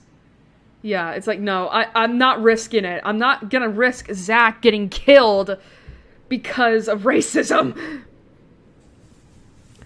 In the end, the rational part of my brain wins out. The half that has spent too much time around Ash. It's right, though. The reasonable part. If I do force my way in and find something unpleasant, how am I going to fight back? With my camera? No matter where you look at it, that's simply asking for a painful death. I have a better chance if I find Ash. Where's he snooping about? Perhaps I should try the forest? Make a round farther into the gardens? Not a sound plan, but it's better than nothing. The woman's soft sobs have subsided now by some means. Almost inaudible, to the point where I'm wondering if I truly heard what I heard. Yes? Hello? I didn't get to dwell much on it, though, because right in that moment my phone rings. The sharp notes cutting, piercing through the thick quietude. Ash! Oh, thank fuck! Where the fuck are you, man? I clamp a hand over it, pressing the button before the speakers are close to my ear. Are you? Oh, no. I only caught the tail end of the person's greeting on the other side, but I know the voice well enough. What was that, Ash? Could you repeat that? Oh, I don't trust this. Signal shitty here. I asked, where are you? Hell, Zach, I've been calling your number for a good 20 minutes now. What kind of shithole did you get into? Where the fuck have you been? Good morning to you, too. I should be asking you that question. I've been looking all over the mansion for you. I thought you'd be... What mansion? What? Do I really need to answer that? Why are you even... No, wait. Just get your ass here at Isabella's place, and hurry. I shift my gaze into the mansion, specifically at the window I heard the cries from. There's nothing of it now, not even echoes. How urgent is this? Pressing enough for you to stop asking questions and get yourself here. Please, Zach. That gives me a pause. It's a rare thing for him to take on that tone. I'll be there in a few. An hour or two, tops. Thanks. I'll see you. I rush back to my bike as soon as the call ends.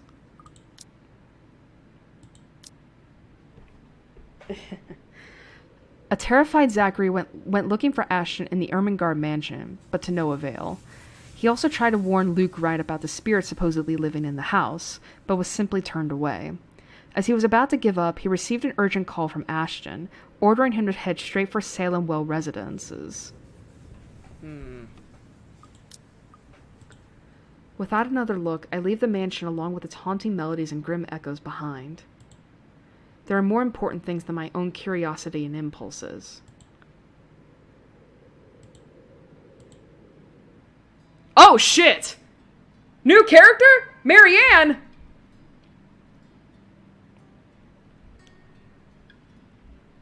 Okay. Huh. Another character.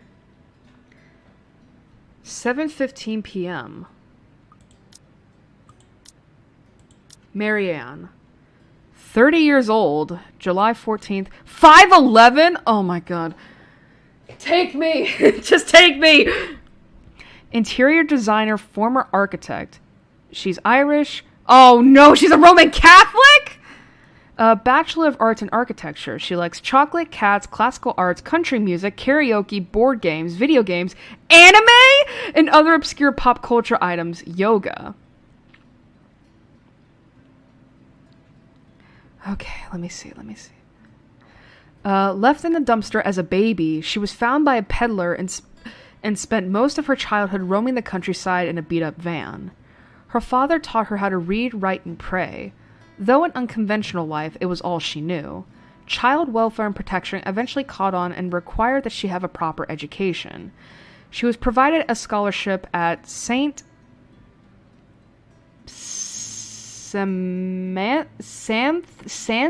Samantha School for young ladies and was bullied for being a charity kid. Marianne only had one friend and was mostly focused on her studies, intent on graduating and returning to her father. A shame that he was diagnosed with Alzheimer's soon after. Her work as an architect in Ireland lasted until the Irish economic crisis.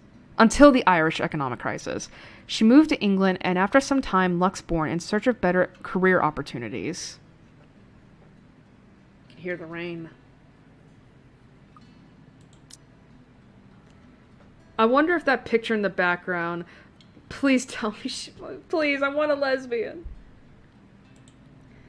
The numbers are so little on the top of my screen, and they glare at me with such intensity that I can just hear their accusations. I'm late for a night out with the girls, yes, but I have a perfectly good excuse, jeez. Considering I didn't follow typical office hours, they really can't expect me to be able to just go as I please at 5:30 on the dot.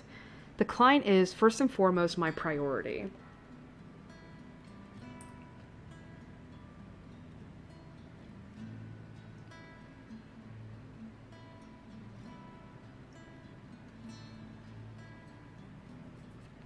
Sorry, I'm just checking stuff right now.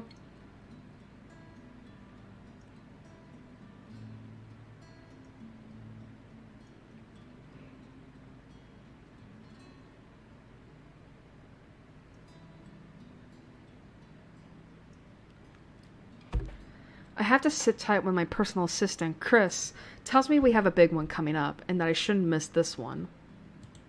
He knows a lot more on the who's who and the what's what when it comes to these socialites, and I trust that judgment call.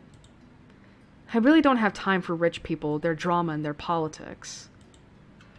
These sort who were born with silver spoons in their mouths and who are used to wagging their silver tongues about. I let him handle the negotiating with them for the most part.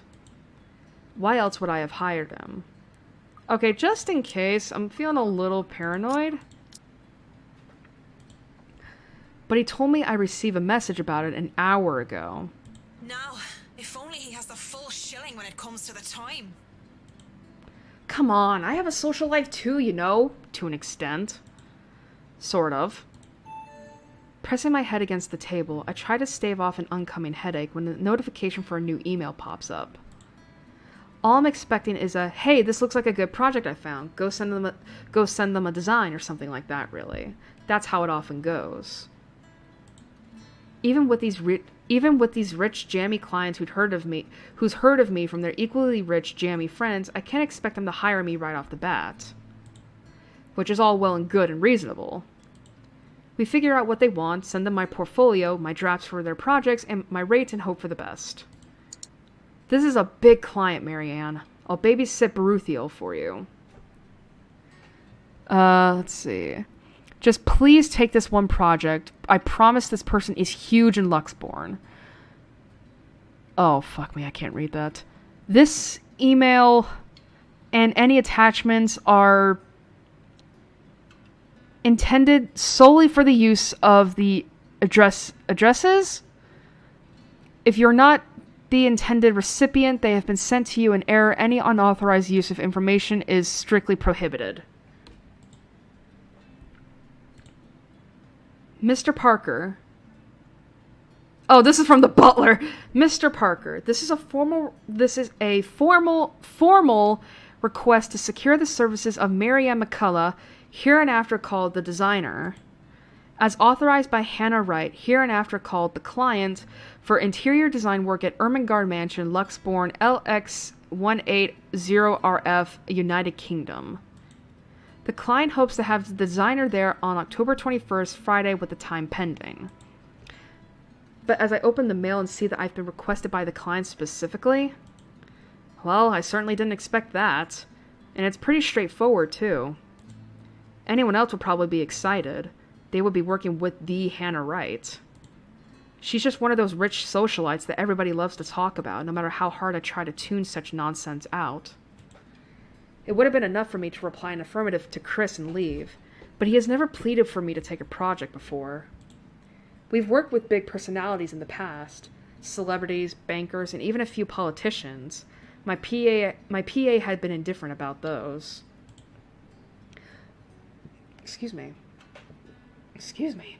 So the question bounced about my skull before I spy one of the email attachments. A newspaper clipping from the Luxborn Daily's business news section, boasting the headline, Wright Enterprise donates £2.5 million to refuge. It certainly caused quite a stir back then. Apparently they had invited businessmen and socialites everywhere, in the guise of it being some big business announcement. 2.5 mil and an expensive-looking party to boot. These people sure know how to throw their money around. Not that I should be so callous. They're going to do a lot of good and help a community of people with all those pounds. I, of all people, shouldn't criticize such acts whether they were for show or not. At the very least, I know they'll be able to pay my rates. With the headline out of the way, however, I find myself staring at the picture that came along with the clipping. Because, wow. Here I am, expecting a sour old woman in a blazer and skirt. But the woman that was plastered on the front page looked like she belongs on the front page of the entertainment section, or, even if I'm to be crass, as the pinup for a glamour. Okay, I'll be real here, a men's magazine. She sure knows how to rock that dress. Listen. Am I right that she's a lesbian? Wait. Her hair, her eyes, her lips. She can't be her. And at the same time, she is her, only several years older. She looks just like... Now, come on, Mac. The world is full of pretty blondes. It's just a coincidence. With a shake of my head, I snap out of it and reach out for my phone when it buzzes, nearly falling off my chair in the process. Let's see. An email from the Wrights came, requesting Marianne McCullough's expertise for their home. What seemed like an innocent commission made a different impact on the famous designer after seeing a picture of the Wright missus. Who else would be on the other line but the very people waiting for me? Oh, piss. I'm so sorry, Cam. I'm on my way. How piss. That's what I say. Yet I still don't move from my chair, face flushed and heart racing. I can only stare until I can will myself to reply that yes, I'm accepting the assignment. And it takes even more time for me to just close the image, shut down the computer, and leave. Even then, it has already burned its image into my head, no matter how much I wish it would just disappear. It makes me eager for the alcohol and the company. It makes me eager for anything that can help me forget. It's a good thing that the nearest pub is just a hop, skip, and a jump from here. The Crawl Bar? The Galway Shawl, as it is called by those who frequented the place, is the only decent Irish pub in this county. You can pretty much tell that someone is new if they call it by its official name, the Crawl Bar. My home away from home ever since I've moved to Luxbourne. Well, that's when I'm not cooped up in my condo and working anyway. It has good alcohol, good company, and, thank God in St. Cecilia, good music. Crowd favorites like the Bothy Noise, the High Wastelandmen, and Second Fusion Orchestra are often played. Not to mention the singing. I love singing. Anyone could just break out into a drinking song, and the others in the pub were just wonderful that they'd start singing along. And doing so while intoxicated is the best of ways to go about it. Hey, it's a win-win as long as I don't puke in the middle of the chorus, and as long as I can get home in one piece at the end of the day. And tonight is karaoke night. What better time than to try and sing all my worries away? That's what my intoxicated brain tells me. The ghost of guilt and sorrow remembers who I am, and in the prison of my heart, I was my only slave. This is gonna get copywritten, isn't it? But drinking only reminds me of my home, and the thought of home makes me think of her. But in the depths of my cold soul, I'll leave the burden and despair. It makes me nauseous. It sickens me that the smallest reminder of her can cause me such grief. I'll fight for what's worth fighting for. Forget the fear, forget the rest. Of course, that might just be the booze. Any other day I would have scolded myself for drinking so much. This sounds like a copyright song! I lied to the Lord, I lied to myself, I lied to you and everyone I care, until there were no more lies to tell. But I already have a client, and we'll be having our first little meet and greet in a few days. Cowardice is easier than being brave, but at last I found the strength I lost to sing my love letter to you. 'Cause people can lie, but my lone heart beats true. I want to at least enjoy this night, get over the hangover tomorrow, and return to being a prim and proper professional afterwards. That song was for Cam, our lucky bride-to-be. So give her hand, Galway shawl. Considering the state I'm in, one can excuse my smug grin as cheers and applause rise among the pub's patrons. Because, possibly off-key public singing aside, I feel like I'm on top of the world right now, and that's a good reason as any to belt out in front of these strangers. I will admit, she is a good singer. With good drinks and good friends, there's nowhere else I'd rather be tonight. And I forget for a short while. And that song was brought to you by Marianne McCullough, everyone! A round of applause! Haruna? That was so good. You rock, Marianne. Oh, please stop. You're just saying that. You know neither of us can hold a tune, Marianne. A toast to our shameless drunk singer. May your drinks forever flow and your notes be ever lovely. If anyone deserves a toast tonight, that's Cam. Finally sealed the deal after 3 years, eh? Read 'em and wait, bitches.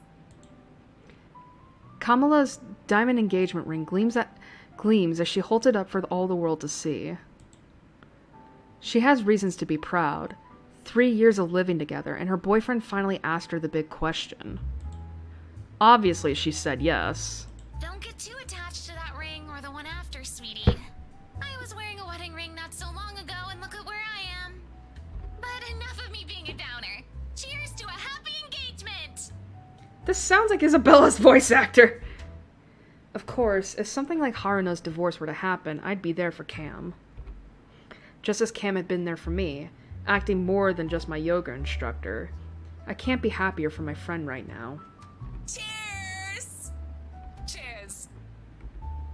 Well, we both will be there for Cam, won't we? Haruna and I? Haruna. It's been a real bad year for her ever since her divorce. She's such a nice person, even loaning me money to open a studio, and she didn't deserve what her husband had pulled. I'm happy she's smiling again, and pigging out like she used to. I think we've all missed our Japanese firecracker. We met in yoga class, something I had joined to keep myself in shape and, well, honestly, so that I could make friends when I had moved to Luxbourne. Clearly it worked like a charm. And it definitely didn't have anything to do with the fact that I brought along my lucky D20 die with me on that first day. No, sir! Oh my god, she's a D! Yes! Yes! Listen. I fucking knew she was my favorite character. I love these girls so much. What about you, Marianne? You're 30 years old and you still haven't got yourself a man. And you guys know I have a very busy schedule. I don't have time for that. Oh, come on. That's a lame excuse and you know it. You need a man who'll take care of you and you need it now. Maybe some hunk will be your house hubby while you rake in the dough. Or she's a lesbian and wants a woman instead. I'm quite capable of taking care of myself. Who needs a Mr. Right? Hey, look at me, I'm Marion McCullough, a lawful neutral cleric with 9 points in wisdom and 8 in charisma, but I can't get myself a date. Oh my god, stop this! Stop this! I'm going to die! I mentioned druids and demons! I mentioned druids and demons once! Once! They don't even know the rules or understand what the numbers mean. And I certainly am not some sort of holy person. I'm a far cry from a miracle worker, and I barely have the willpower to fight off demons. Especially my own. Actually, maybe she isn't looking for a Mr. Right, but a Mrs. Right. Oh, my Marianne, we still love you even if you're in the closet. That would explain some things. How do you know you don't have a ring anymore? Maybe you two can be together and I don't have to worry about my best girls being alone. What are you on about? There's nothing to explain. But the more I deny, the louder they tease until the other people in the pub start to watch. It doesn't help at all when Haruna drapes her arms over my shoulders and leans in. Will I be all yours then? Will you be making me feel like a woman? Fuck. I know that they're just kidding around, but this doesn't make me this doesn't make me comfortable in the slightest. So when Kamala notices my silence, and Haruna sees the expression on my face, they stop. And when the awkward air settles over us, the rest of the pub goes back to whatever they were doing before the whole thing ever happened. They probably won't even remember it when they wake up with massive hangovers anyway. Sorry. Me too.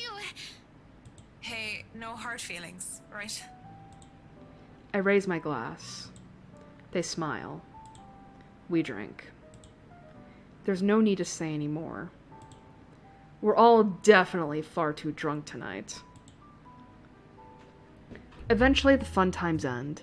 It's a weekday after all. And with Haruna being a nurse, she still has to get ready for her next shift. Cam also has a loving fiancé waiting for her at home, and really didn't have to make a fuss about having left some buns in the oven when she took off early. Really, I understand. I was the one who insisted, who was determined to get pissed drunk anyway. Moving to the bar, I sit. Alone at last. Alone with a stranger. Oh! You motherfucker, you were drinking! That's interesting.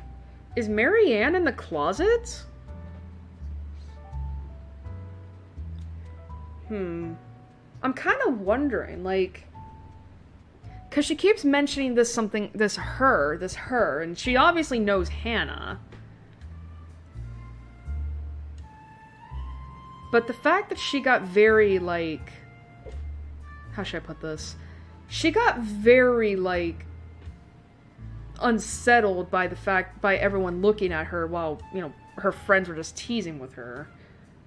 Is she not out of the closet?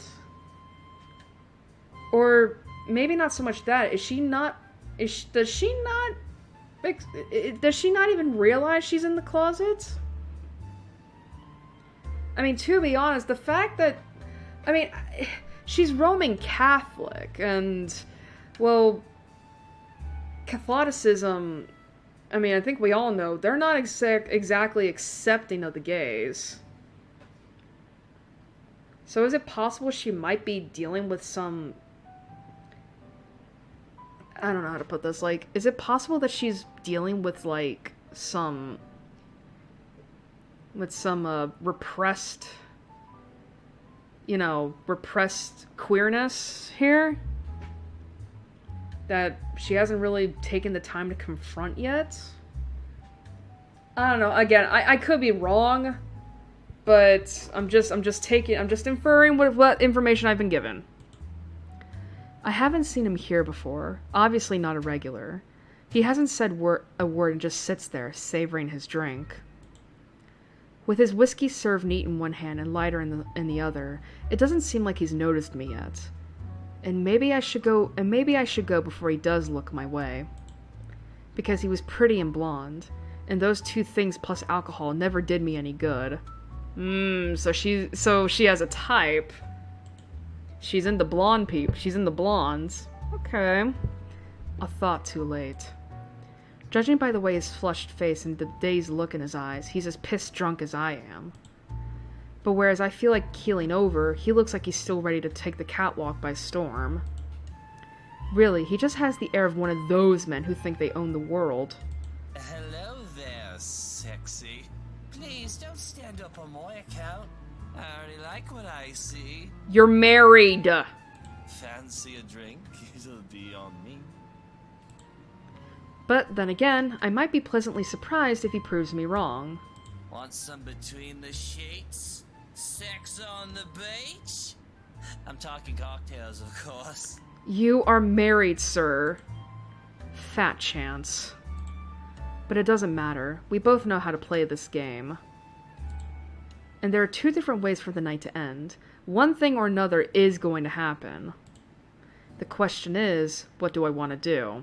Oh no, that's fine. I'd rather order some blue balls or some AMF if you don't mind. He looks like he's about to say some witty retort, but stops himself and downs the rest of his whiskey. I order a mint julep. He gets another whiskey, and we start the customary small talk. Of course, the saying, ask me no questions and I'll tell you no lies, goes without saying. We ask nothing about each other, offering up falsehoods to establish a strenuous fake connection between two strangers at a pub if only to pass the time. Whiskey, as I have come to call him, is supposedly 21 years old, single, takes care of his sick mother, and is a manager of some sort. Manager of what? I didn't care to listen to the details. Meanwhile, Mint, as he has come to call me, is 29 and I'm... What did I say I was again? Oh yes, I told him that I was a professional chocolate taster. Because fuck it, if I'm going to lie about what my job is, might as well make it fun. It's a pretty decent chat between two pretty drunk strangers. And maybe it's just me, but we might as fucking well expend the tiniest amount of effort in pretending there's something meaningful in this meeting. Would have been nice too if it was just left at that. But during a lull in the conversation, he brings it up. You know, I've never been with a woman taller than me. You are married! And to think he might have been different from the rest. Never have and never will, whiskey. Can we go back to the history of chocolates? Did you know that chocolate candy was introduced in 19th century England as a healthier alternative to alcohol? St. Lucy was the most beautiful woman of her time. She had men come from the four corners of the world just to see the pure light of her exquisite green eyes. If she were so lucky, anyway.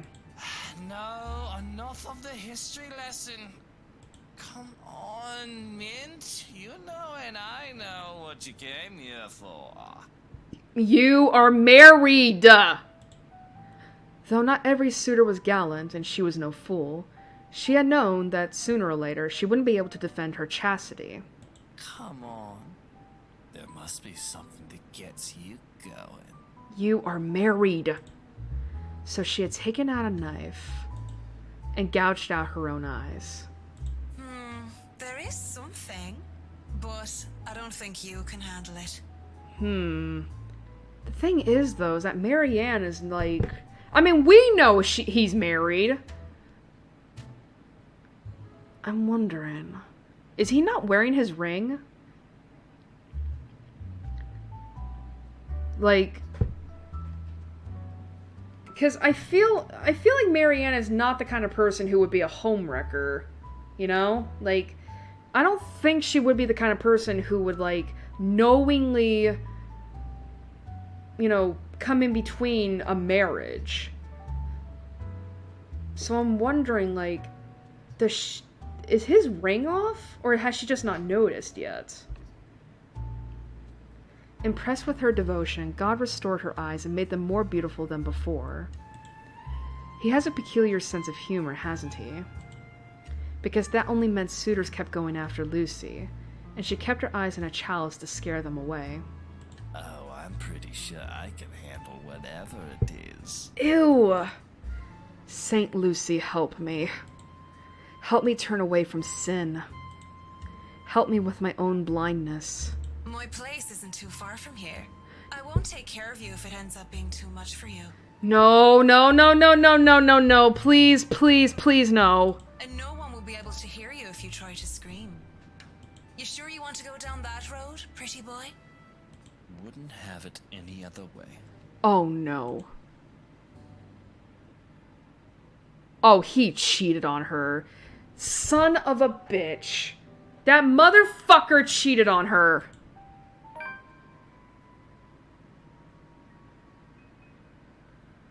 That motherfucker cheated on her.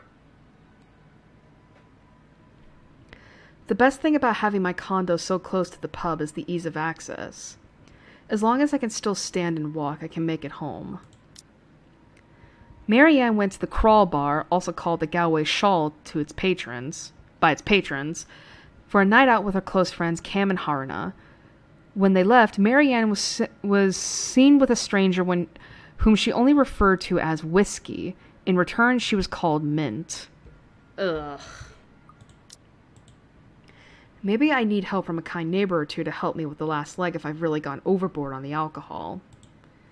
But I always made it home. Sometimes with company. Of course, that always comes with complications, especially with the real clingy ones. But it isn't anything a good tip about stalkers to the building security can't fix. I'm always nervous, though, even if this isn't the first time I've done this. In the first few minutes when we enter my room are the first few agonizing minutes where I try not to panic. Okay, now he doesn't have his ring on. There's no fucking way. Like, there's no way she wouldn't have noticed at this point. Like, he's not wearing his ring. I refuse to believe that she can, like, you know, come across two people. Come in between two people. Wait a minute! Hold up! So, at some moment in Hannah's chapter, she and Marianne had a discussion, and it eventually turned into Hannah's marriage.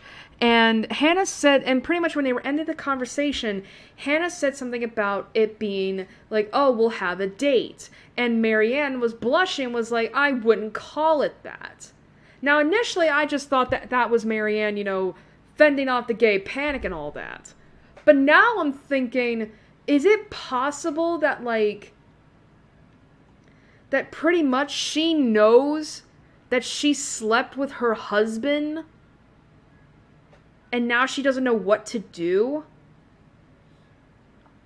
Because again, like, they had the conversation about her marriage, and Hannah, of course, probably wouldn't believe that Luke cheated on her with anyone and all that. But is Marianne now starting to feel the guilt That's like, oh my god, I slept with my client's husband and she doesn't even know. Probably pissed off fuck off at Luke because it's like, dude, what the fuck? Your wife is trying to be a good wife to you and you cheated on her with me. Okay, Max, so far so good. Don't let him smell your fear under all that liquid courage. He'll leave sooner or later and I'll never have to see him again, just like every other man before him. I'd like to say to myself that the men I've brought to my place were more scared than I was. Yet there's no fear when I look into Whiskey's eyes. Only delight. When he starts... Oh no. Oh dear. Okay. Oh boy. Something tells me we might be going into some pretty not safe for work territory.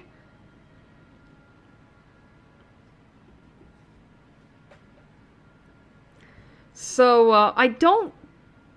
I'm hoping they're not gonna show anything. I hope not. Like, because it's like, believe me when I say if they do, I'm gonna cut the game visual off right now. Because fuck that, I'm not gonna get trouble. Oh boy. Take some care, please. We might be heading into some not safe for work territory. When he starts touching me, I don't even hesitate when I push him against the door. Roughness is to be expected. And as long as he sticks to the script, everything will go smoothly. We'll have our little tumble in the sheets, he'll leave, we'll forget about it. If somebody asked what I really wanted, I would have told them that I wanted a bed of roses, chocolates, and music, maybe in an Irish castle. But all I really want is her, and that's never going to be a reality. That was my fault, of course. Because I was afraid. Because I was a coward. They would never hold a candle up to her. She was the light of my life. And I had let her go. I can't even be bothered at the thought of her. Just a single thought of her makes my resolve to see this affair through waver. Wait. What is it now? Yes, what is it now? What's it going to be, Marianne? To sex or not to sex? Oh, fuck, I have to choose?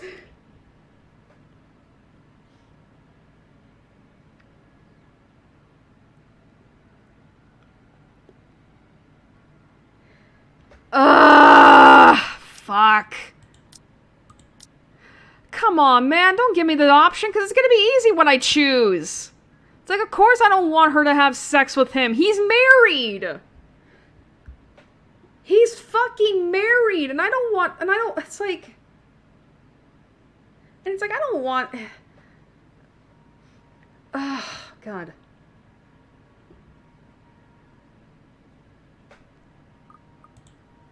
Let me check this.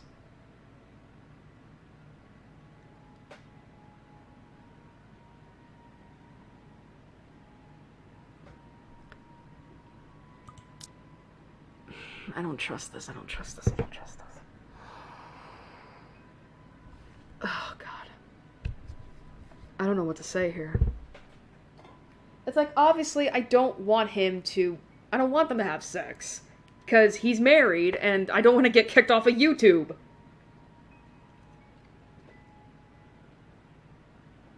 But I'm kind of afraid that something bad's gonna happen.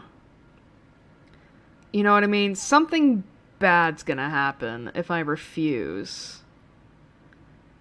And I mean, maybe I'm wrong about that, but I'm kind of afraid. I mean, considering the fact that the description has the content warning of non-consensual sex, I'm a little afraid of this, not gonna lie.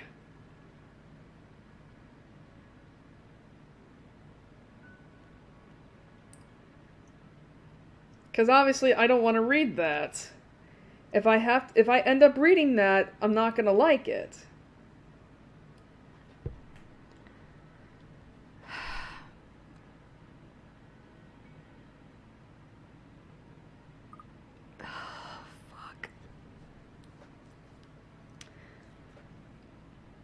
Okay, I'm gonna go with my heart. This is wrong. We're both drunk. That helped me? What the fuck? That helped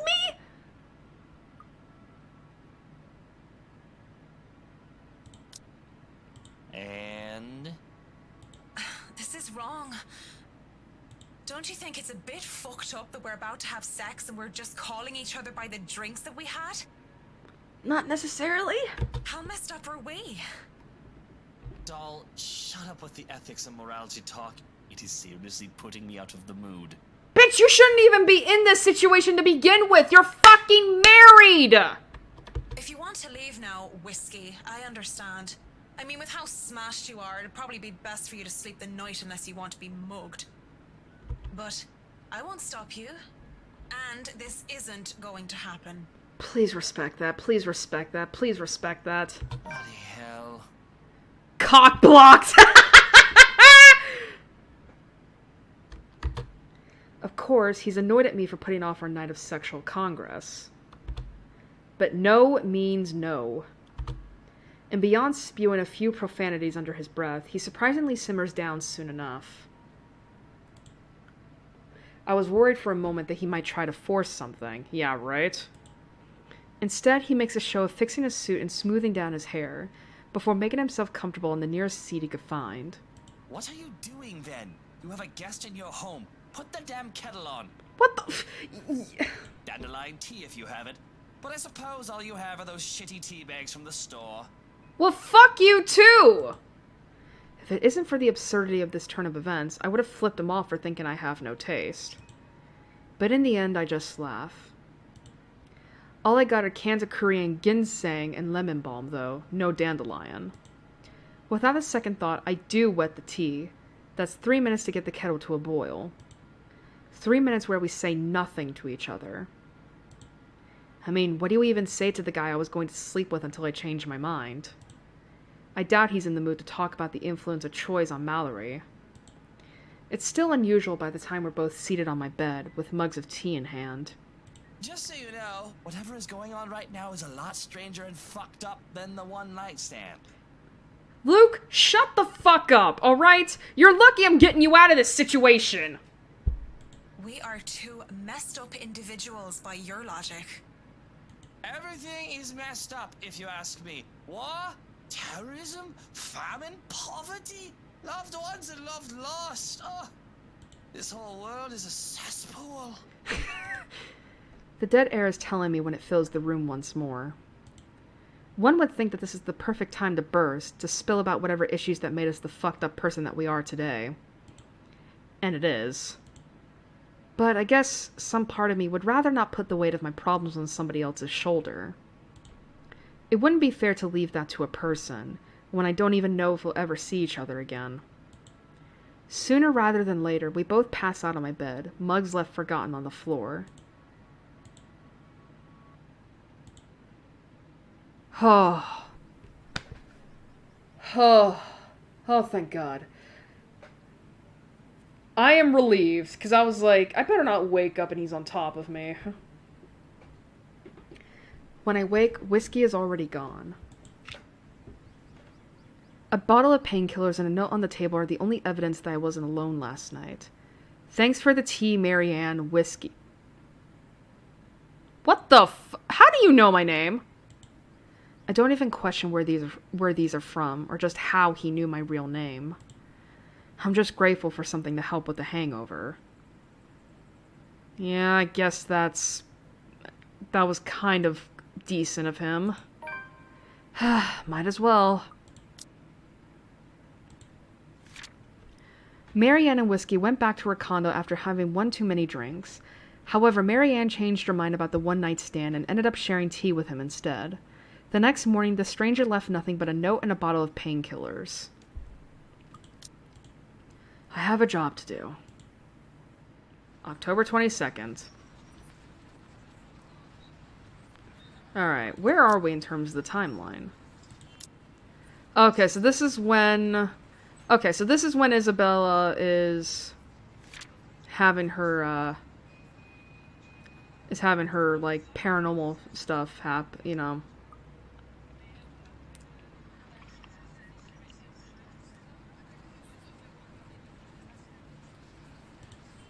Okay.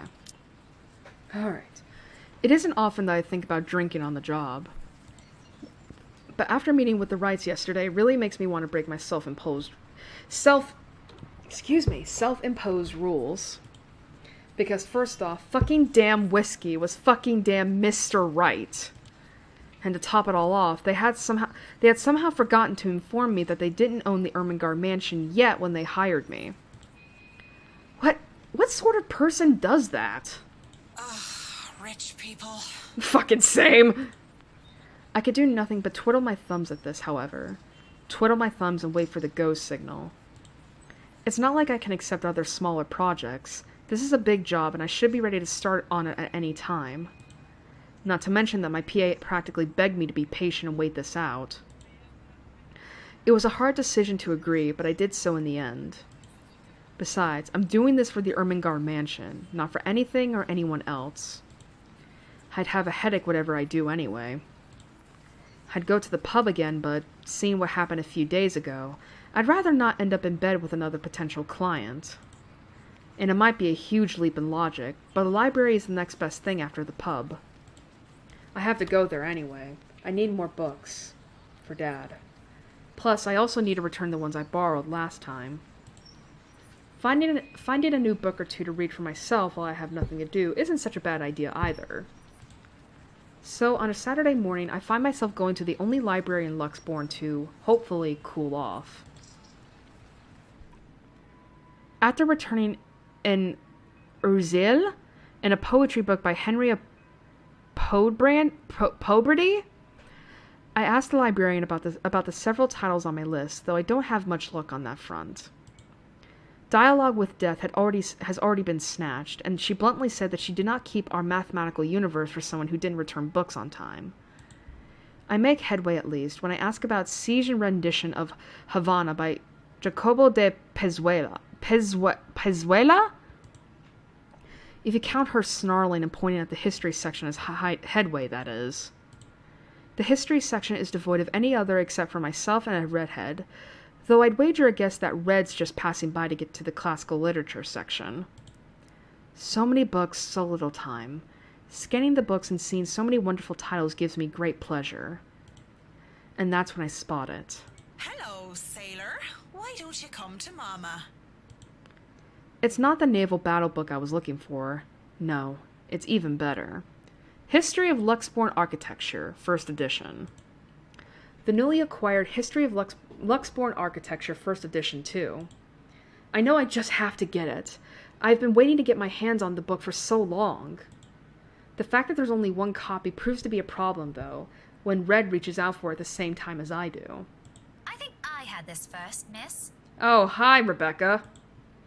I can only stare her down when she refuses to let go of the book. Refusing to let go of it as well, I raise a brow at her in the hopes that the fact that I was significantly taller than her would intimidate the girl. Even then, she refused with a rebellious look. This isn't exactly light reading, miss. I mean, do you even know which architect was at the forefront of 18th century Irish architecture? A beat. She blinks and I can't help the smirk on my face, which is wiped off when she opens her mouth. Edward Lovett Pierce, who established the Palladian style through his work with Castletown House and the Irish Houses of Parliament. Oh, that's right. I think if I remember right, Ireland and Scotland they have a rivalry, don't they? This bridge was destroyed in this year to delay French troops while under the regency of Mary of Guise. This is not what I was expecting. Let's be honest, how many people would know these history facts? Aside from me, anyway. Going right to the obscure ones, aren't you? Easy enough. Tullybody Old Bridge in Clackmannanshire, Scotland, on the January of 1560, if we want to be specific. Suddenly, it's a game where we throw these history questions and facts at each other, back and forth, in hushed tones unless we want to be thrown out of the library.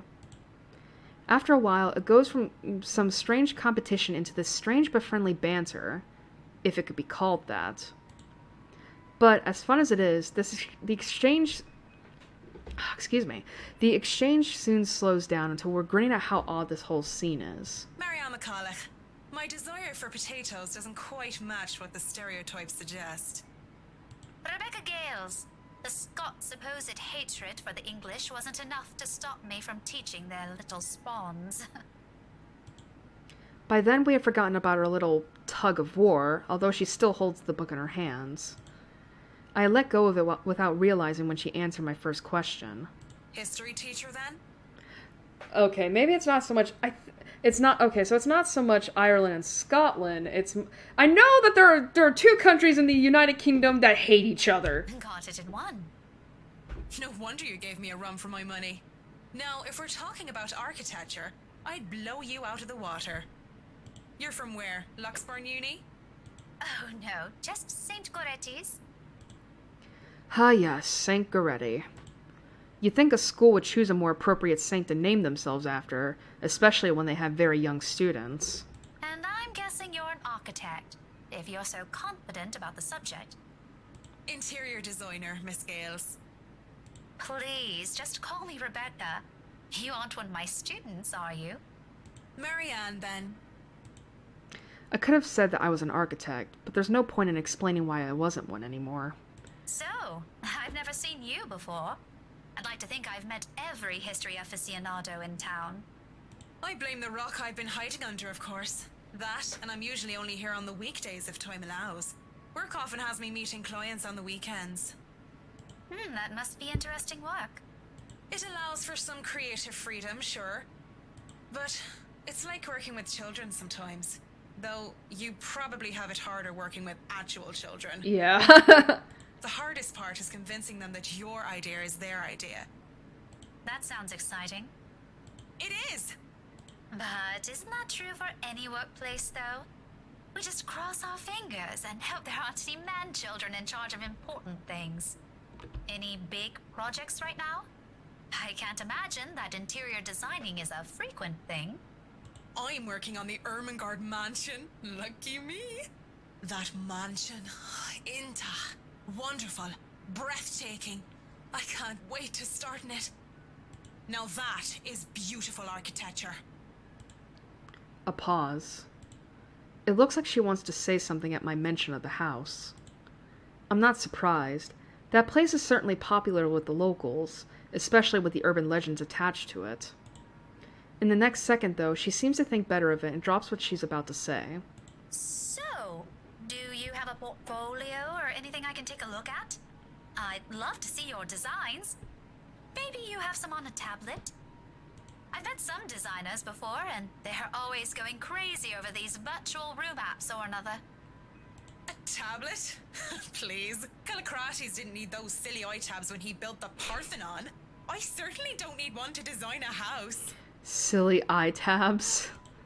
The computer back at my place is all I have. Why should I buy such an expensive gadget that would just get outdated within the year when what I have is just as functional? She's not wrong. The traditional ways had a far more personal touch, in my opinion. Not to mention, those smartphones are awful tools of procrastination. I can't even count on one hand the number of people I see going outside only to have their eyes glued to the things. And fuck touchscreens. They're evil things that make typing, which should have been a simple task, harder. Oh my god. Oh my god. I do have an online portfolio if you'd like. I can... Speaking, or thinking of the devil seems to have summoned it, because before I can even carry on, Rebecca's attention wanes as she pulls out her mobile.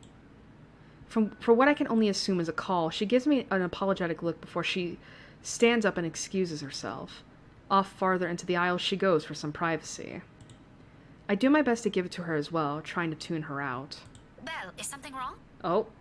Lunch at the coffee house? Sure, I can make it. I'm not too far. I can be there in 10. Okay, so this is just before, Isabella invites Rebecca and Zach to the coffee house. Okay. But with how quiet the surrounding is, she can't blame me if I overhear snippets of her conversation. When she returns with a sheepish look on her face, I know that our friendly chat has to be cut short. Sorry, I have to go and meet with some friends. It's fine. Totally fine. No need to even apologize. About the book. Her embarrassment increases twofold when she realizes she's still holding on to History of Luxborn Architecture. I don't give her time to think about it as I put a hand up and shake my head. Fishing out a pen and paper from my bag along with one of my business cards, I hand them over to her. You know, I'm busy with work, so I might not even be able to take a peek at it anytime soon. You can go ahead and have it.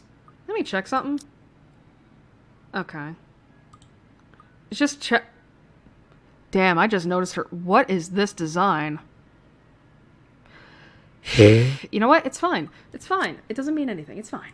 But you'll have to ring me up when you're returning it just so I can snag it right away. Deal? She makes quick work, penning her number down and handing it back to me with a grin. Deal. Just message me during school hours, of course. You have a good day then. You too. With Rebecca gone, I'm left alone standing in the history section. Although my original plans were to simply sit down and read a good book, our little pop quiz, if you could call it that, made the time pass by without any of us even realizing it. It was fun, and I do believe I made a new friend. Good job, Marianne.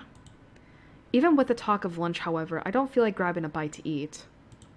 There are still other books to be read here, and I'm hoping to find something that will help me while I work with the rights. Something like How to Deal with Arseholes Professionally 101, just in case. I've dealt with a lot of uppity, snooty, and rich clients before, but it's still better to be safe than sorry. Because Luke Wright just takes the fucking cake, and he probably manages to eat it too. It seems the world is conspiring to keep me from my me time, as my mobile vibrates in my pockets the moment I find something from the shelves of the classic literature section. Marianne McCulloch, Charlie Rose Design speaking. Rose Cooper here, Miss McCullough. I hope I didn't catch you at a bad time or anything. But I just wanted to check in and tell you that we've got the clear to hand over the documents. Madam Wright told us that we should forward the floor plans to you. Already? How did they go through the process so fast? Surely there's so many red tape to even acquire the forms and the transferring of rights. No matter how rich the rights are, it shouldn't be this quick, right? So, if I can just have your email, I'll be sending them your way. I'd actually like a physical copy of the floor plans. Oh, I suppose that's fine. I'm not at the office right now, but I can inform Miss Santos of your request. I'll make sure to drop by the office after lunch if that's fine. Not a problem. Right. Well, cheers. Right. Cheers. I don't know. I just don't. Gary, you're here! We haven't even hit break yet. We're going for a long time.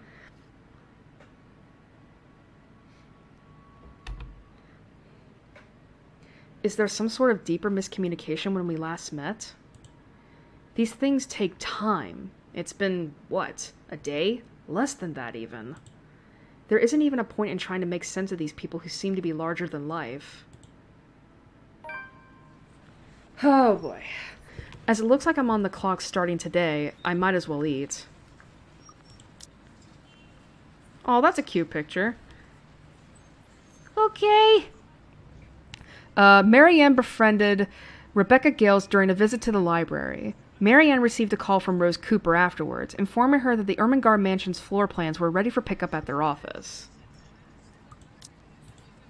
Grabbing some fish and chips from one of the street food stalls, I find a table to spend time with a copy of Marquis de Sade's The Crime of Love, since Rebecca left with the book I wanted. I've read this one before, along with the rest of his works. This will be the 18th time, in fact. Girl, this woman is after my heart! But it's always nice to read through it again, when I don't have the time to enjoy something new. Besides, when you're dealing with people so filthy rich that they just end up plain filthy, you need a good old Marquis sound advice. La blessure se trouvant sans aucune sorte de conséquence. Oh my god. Yes. Yes. This one, the sapphic in me is just like, why can't she be real? Why can't I date her? The wound being without any consequence. Of course, it's folly to think that things have no consequence when everything actually does. Briar Realty Corporation's Luxbourne branch isn't too far off from the city center, just a few blocks away, and I can easily eat and walk. I'd rather use this time to rest before I go into a flurry of activity. No doubt there will be so much to do once we get hands-on with the mansion. Still a lot better than working on another condo, at least. Surely, no matter how much BRC and the old owners put into the restoration and preservation of the place, any big repairs would be superficial at most. I'm quite certain that, in their haste to sell the property, they did a rush job. It isn't an infrequent thing to do despite how it is frowned upon. There will be a lot of hidden issues that I'll need to weed out, and I have to make sure I find every single one of them, especially the more serious damages. Structural integrity is definitely on top of the list we will have to consider. The building might look sturdy, but it is centuries old. That alone will likely pose a few problems here and there, put limitations on what we can do. Besides, despite how much I detest these rich snobs, they can pay rather handsomely, so long as I do an excellent job and do more than necessary. Those two things always made sure the referrals keep coming. I don't even have to hunt down projects for myself.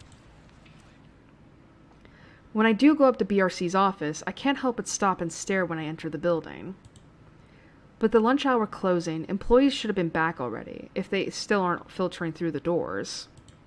I get that it's a Saturday, that people probably feel tired and lazy to be working on a weekend. But they're still on the clock, and not bumming about wasting company time on extended lunch breaks and cigarette sessions. The office is spacious, as it is with these big corporations. Each person is given their little space of what's usually a 2x2 meter cubicle. There's a lot more empty chairs than there are actual people working at their desks.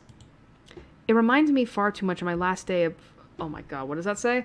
It reminds me far too much of my last day at Poriskova Projects, during the massive layoffs due to the Irish economic crisis. Excuse me. But it isn't just that, though. Everything is as quiet as a grave.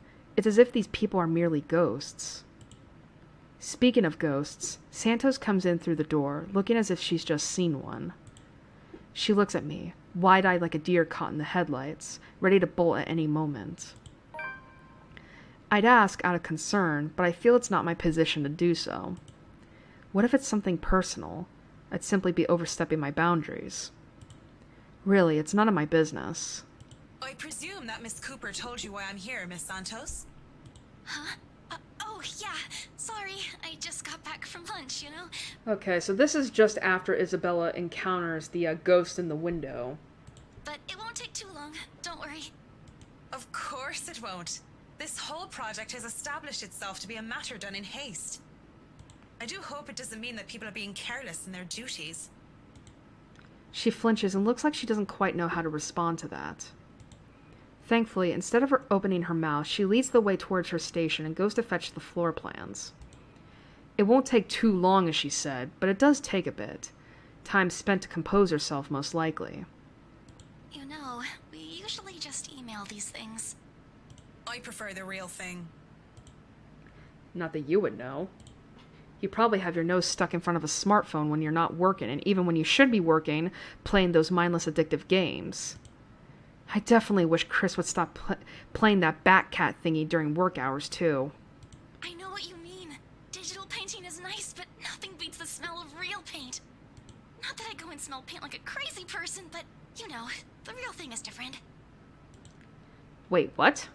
Yes, nothing is quite like the real thing. Oh, we finally get floor plans. Too bad I can't read them. It's so small. Checking out the floor plans, I see that I'll have a lot going for me. Now I know how Ray felt when he found the Central Park West building floor plans from that one movie. Let me see. Ground floor, first floor, second floor. Why? God, I don't get this. Ground floor, first floor. Why is there a distinction? This is why I became an architect in the first place. How do you pronounce this? Jacobin style at its finest. It's a thing of beauty. Look at these gorgeous rooms, the delicate harmony between empty spaces. And speaking of empty spaces, there's something rather odd about these ones. I feel a bit silly saying it out loud because I've never lived in a big house, let alone a mansion.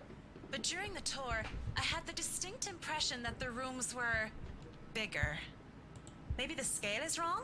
It's not much of a problem. And it is an old house. There had been little details here and there that I would have liked to address. Well, okay, wait a minute. Let me read this. There had been little details here and there that I would have liked to address during the open house, too. But it was all forgotten in the wake of Miss Santos's incident and the trouble with ownership. The wine cellar is going to be a problem. I shudder to think what sort of repairs they did to the place. There might have been things that were swept under the rug, pushed to the dark corner of the rooms, and hidden away in barrels. Water damage could have been covered up. There have been floods due to heavy rains in West England just last year, after all. And if there's any sort of damage to the house's foundation, that's going to be a lot of work. I wasn't able to look at the attic as well. For all I know, a whole family of vermin could have made their nests there. Working with pest control is always the worst. The sheer size of this place is staggering, even if I did just say it was a lot smaller than I thought. I might just be biting off more than I can chew, but who doesn't like a good challenge? First things first, I'll have to... So, do you want a coffee? The one from the staff room is pretty decent. There's really no need. I'm sure you have rules against it. Rules against bringing someone coffee? That's ridiculous. And even if there were regulations against it, nobody's really here to tell Sir John. I've already brought 2 mugs, and I'm not going to drink them on my own. Come on. I have to stamp down my annoyance at being distracted. Seeing the girl, the young woman though, it looks like she has a lot on her mind. If babbling is her way of dealing with stray thoughts, I'm not really the one she should be babbling to. How should I respond?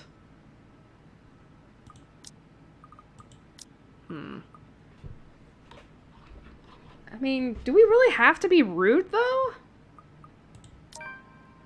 I give her time to speak up.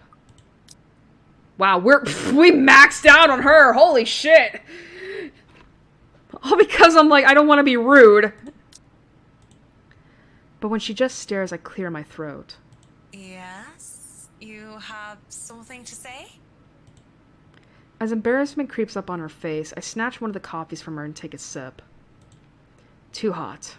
Just thinking and speaking off the record, it must be fun what you do. You go to people's houses and you make them, well, pretty. You're sharing your art with them. It's a little bit more complex than that. But if you put it that way, it is fun. I wouldn't have done it for 7 years if it wasn't a little bit fun, I guess. These big clients always have paintings in their homes. Do you have a supplier for art pieces? I didn't expect to hear such questions from her, seeing how well she handled herself yesterday. Wait, what'd she ask? These big clients always have paintings in their homes. Do you have a supplier for art pieces? I didn't doubt then why she was assigned to an important sale like the Ermengarde mansion, despite the little accident she had. Now she just looks too young, too nervous, and unsure of herself, although her enthusiasm must make up for that in spades. In fact, I wouldn't have believed her if she had introduced herself the way she is at the moment. Why, watching her now, she actually looks like she should still be in college. Acts a bit like it, too, when I think about it. I thought she was a teen slumming it out in the mansion when I first saw her there, lying on the ground. Surprise, surprise, she turned out to be one of the estate agents handling the property. The clients usually support artists of their own choice. If they don't, I'm always happy to refer those that I know. That's cool. They're very picky. I don't think a hobbyist will have an easy time getting their work sold. Hey, I'll have you know I was a student of the fine arts. And yet here you are, selling property. Maybe you weren't a very fine student of the arts. Damn, that's rude. Maybe I took that a bit too far. She bites her cheek, and it looks like she's barely holding herself back. It's not like I had a choice. Yep. Yeah, it's not like she had a choice. It's like, I had to come to England to get a job so I could send money back to my parents for my father's treatments. Why don't you think of that every once in a while? She mutters it under her breath. I barely even hear it. But the hurt is there. And it makes one wonder what brought it on. Although it is understandable, if her reason's what I think it is, very few people make it big in the art world. I can see why she'd be upset about it with that enthusiasm. I didn't have a choice when I left Ireland. It was that or years of unemployment. The recession and the toll it took in the construction industry was out of anyone's control. I don't know what choice she wasn't able to make, whether it was about her being at art school or something else. But the world isn't a fair place. And the sooner she accepts it, the better. Ooh, that sounds like she's been in that situation before. Still, with that forlorn look on her face, I can't help but sigh. The girl reminds me far too much of myself when I was younger. Well, if you're thinking of commissioning your paintings, I'll have to see your work first. Oh, it's not... I didn't mean it like that. I don't have any paintings. Really? You sounded a lot like you still did art or want to. Now I'm starting to worry that you might just like the smell of paint. I'm not a paint huffer, sheesh. I just mean I don't make much anymore. I don't really have the time for it. The tools and materials aren't exactly cheap either. Everything has a price. It sounds like you're making excuses for something you're presumably passionate about. If you really want to practice art, a little out of your wallet isn't much. Bitch, I gotta send money! It's not that simple. It's not? Life's simple. People just like to make it complex. Okay, now we're starting to make assumptions here, and I don't like that. Speaking off the record, I have some advice for you, kid. Grow up, kid. Oh, dear. Either go for what you want, or stop thinking about it when you have something else. That is unless you enjoy making yourself miserable, then by all means. You know, if you wanted to look at the floor plans without me bothering you, you could have just said so. Would you have left me alone? We'll never know now, will we? Yeesh. Oof. A strained air settles in the room afterwards. Let's see. That's not it. Here it is. Marianne visited BRC to pick up the floor plans? The floor plans. She was assisted by Isabella Santos, and the two shared a brief talk about art, which ended with Marianne leaving a piece of advice to Isabella. Maybe it's just because of the fact that I know why Isabella's not pursuing art, but it just seems like, you're being a little bit too harsh to her. It's not like she doesn't want to, but it's like she's got a whole family back in the Philippines that she has to make money for.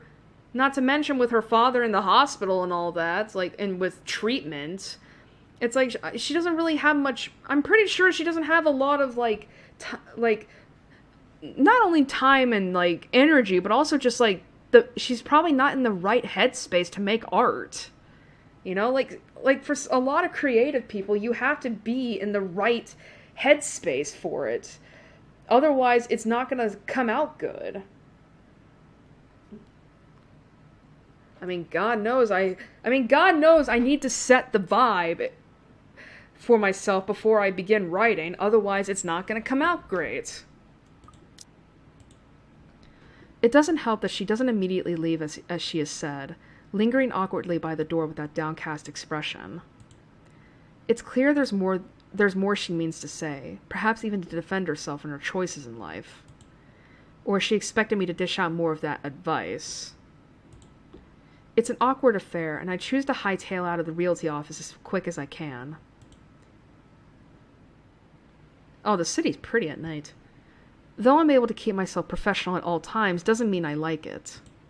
And seeing that most of the day has already gone by before I realized it, I choose to head back to my flat instead. Despite today being a Saturday. No fun, but at least this way I can definitely avoid another unpleasant encounter. Considering how much I'll be seeing whiskey in the near foreseeable future, I have a feeling I'll need all the rest of the weekend can give me. For the first time in a long while, excited as I am to work on the mansion, I cannot wait to be over and done with this project. October 24th, Monday.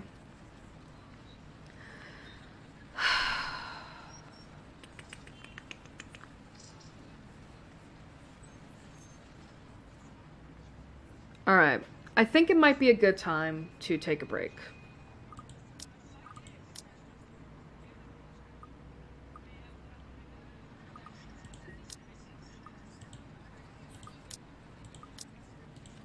So what we're gonna do is we are gonna take a quick little break so that we can, you know, go to the bathroom, get some drinks, get some food in our stomachs.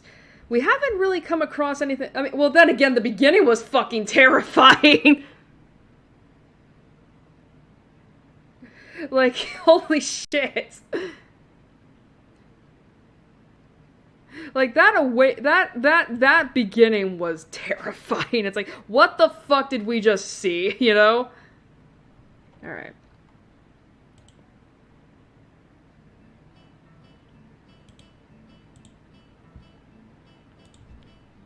Alright.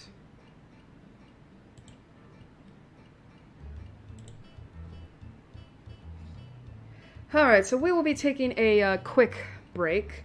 I want to get some things in my stomach, in my tummy, before I continue on.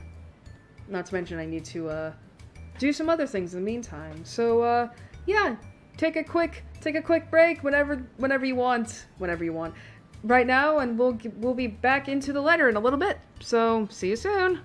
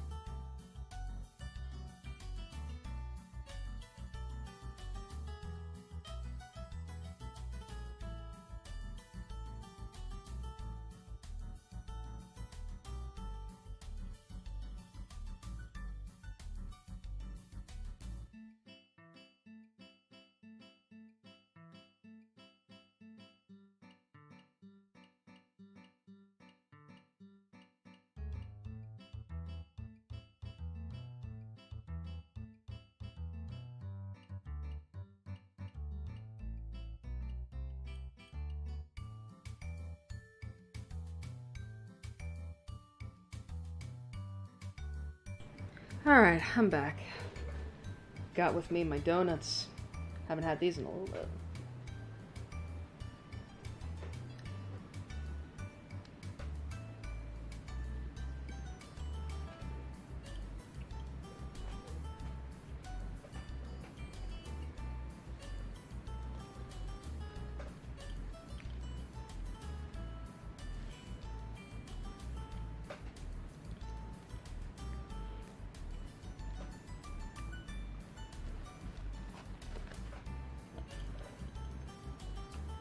Okay. Okay. We haven't really gotten much in terms of story. Outside of Zach getting the absolute piss scared out of him. I mean, which, to be fair, it's like... I mean, God, why did the remainder of that chapter have to go in so hard? Like...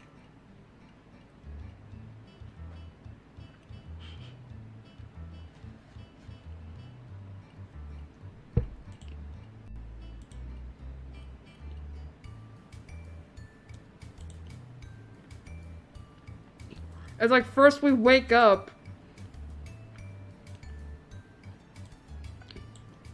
with the ghost girl grabbing onto our legs, which is terrifying. And then we legit have a Fatal Frame moment that managed to make me scream.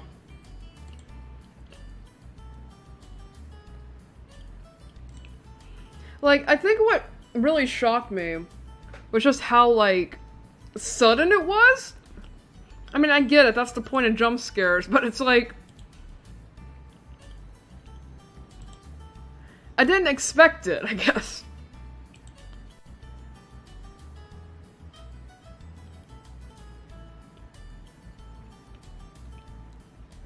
It's like, holy shit, that just happened. Never again.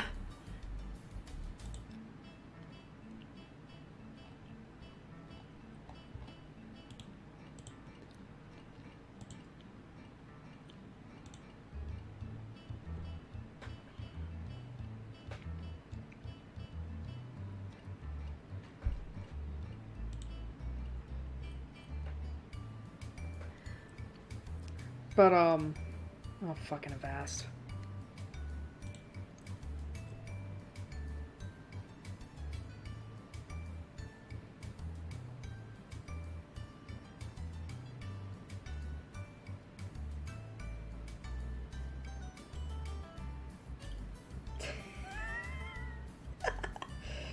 That sounds about right.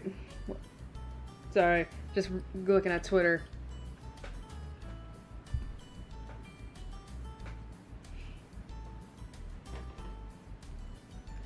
But, God.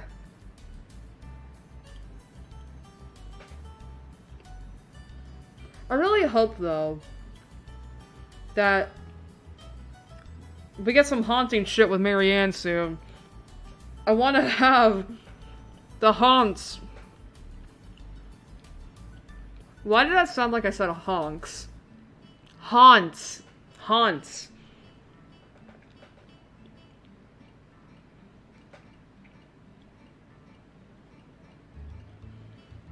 But still, I am no closer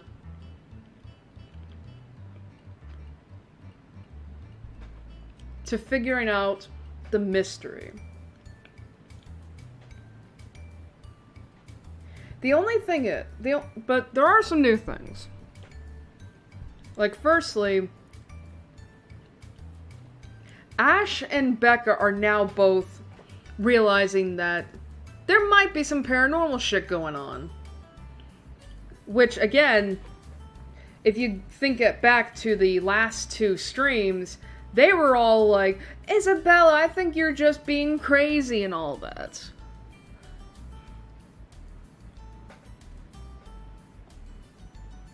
You know, at least with Zach, it's like, I mean, yeah, he was also a bit of a skeptic, but at least he still tried to, like, he was pretty much like, listen, I don't believe in this stuff, but I know you're freaked out about it, so here, let me help you try to ease your fears. Like, he wasn't an asshole about it. you know?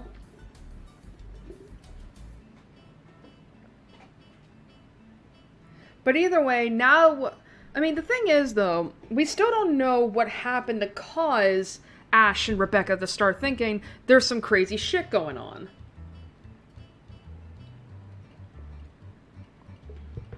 But the way that Zach's chapter ended, with him going to Isabella's apartment after Ash was like, hey, you need to get over here real quickly.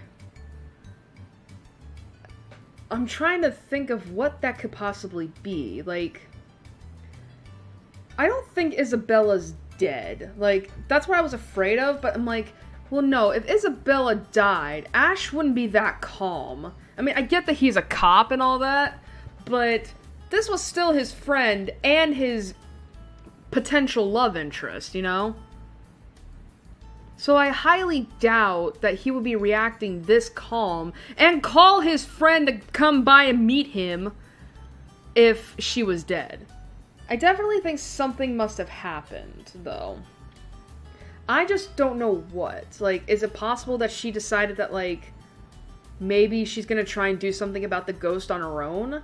Like, that's the only thing I can think of, is that maybe she like, went AWOL and was like, fuck it, I need to figure out how to stop this ghost from going after everyone.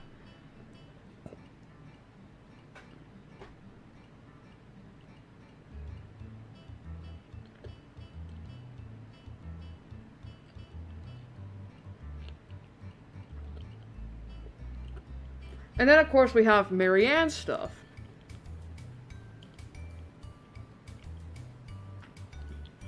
We still don't know who this her is. A part of me is thinking it could be Hannah. But I don't know.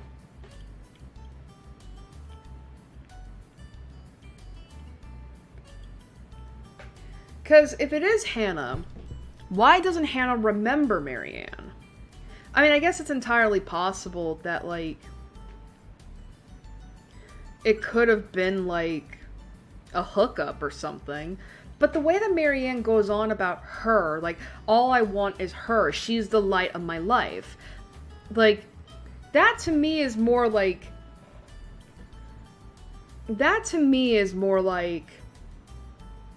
she was in a serious relationship with this her. But via one reason or another, she and this her broke it off.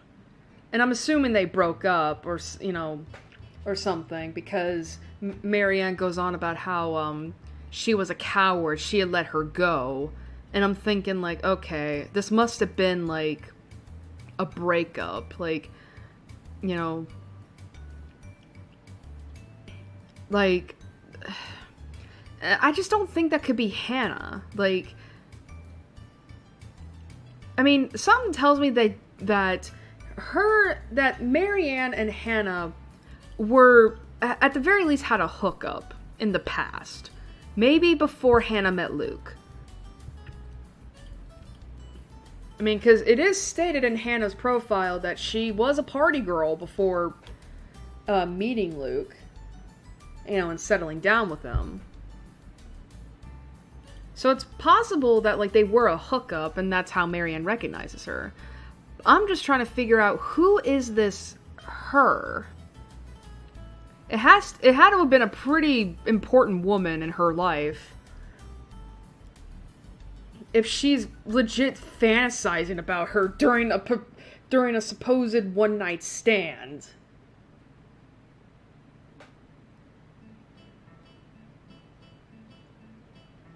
So, I don't know.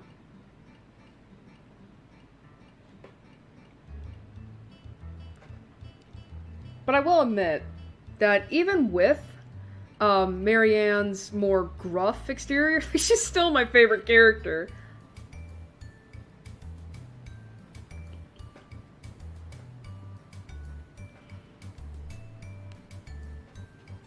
I mean, for fuck's sake, I fall in love with the Sapphic who's into D&D. Or, no, and it's not Dungeons and Dragons, it's Druids and Demons.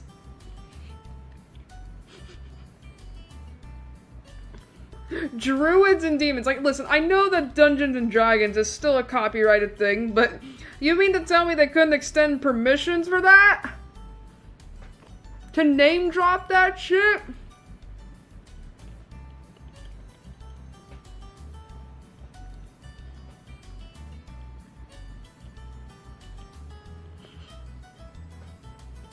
I think I just find the name more funny because it's like, Druid is an actual class in D&D.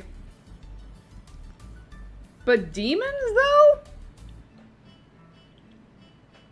I mean, don't get me wrong when I say, like, yeah, I mean, again, this is coming from someone who is probably poured through the bestiary of all the books from 5th edition. But, and while there are demonic creatures in D&D, they're not called demons.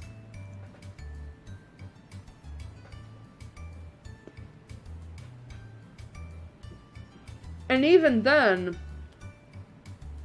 depending on the hierarchy,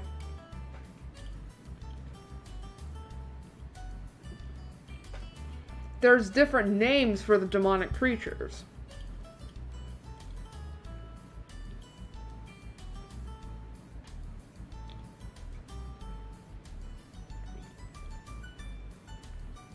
Like, the powerful demons are called fiends.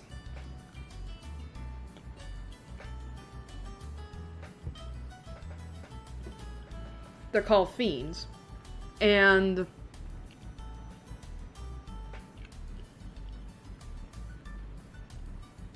then, of course, demons underneath them, like, I can't exactly recall the hierarchy.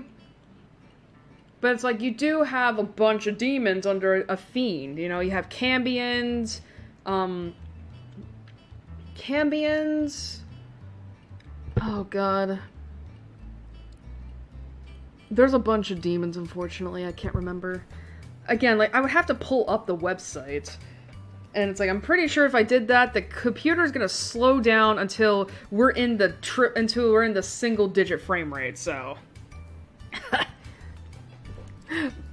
Anyway, welcome back, Gary. I was just talking about how the letter is somehow decided that if they wanted to copyright spoof D&D, they renamed it from Dungeons and Dragons to Druids and Demons, and I was just explaining how demons is not the right terminology to use for the demonic creatures in D&D. Because I'm a huge fucking nerd.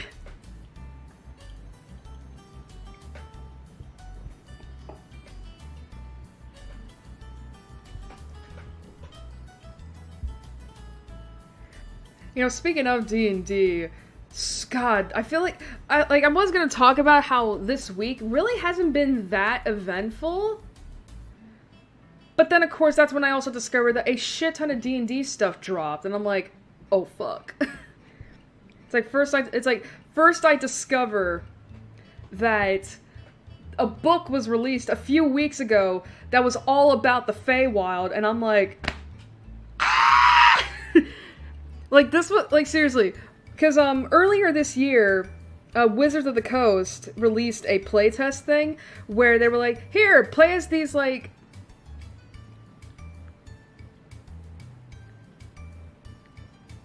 No, no, it's not like that, it's not like that, they weren't trying to copyright Dungeons and Dragons, I think it was more that they were trying to avoid having Wizards of the Coast come down on this small-ass game. I don't think it was like that. But anyway, as I was saying, like Wizards of the Coast released this playtest thing where they were like, here, play as these specific races from the Feywild. And I remember specifically being like, fuck yeah, because one of the races, or two of the races, so there were 4 races you could play with. One was a hobgoblin, which you could already find an entry of, but this one was specifically from the Feywild. You could play as a fairy. You could play as rabbit folk or owl folk. I remember I specifically sent this to one of my friends because I was like, hey, you want to check out something that I thought you could play as? Here you go. I sent them the owl folk because I was like, I want the rabbit folk. I want to be a bunny rabbit.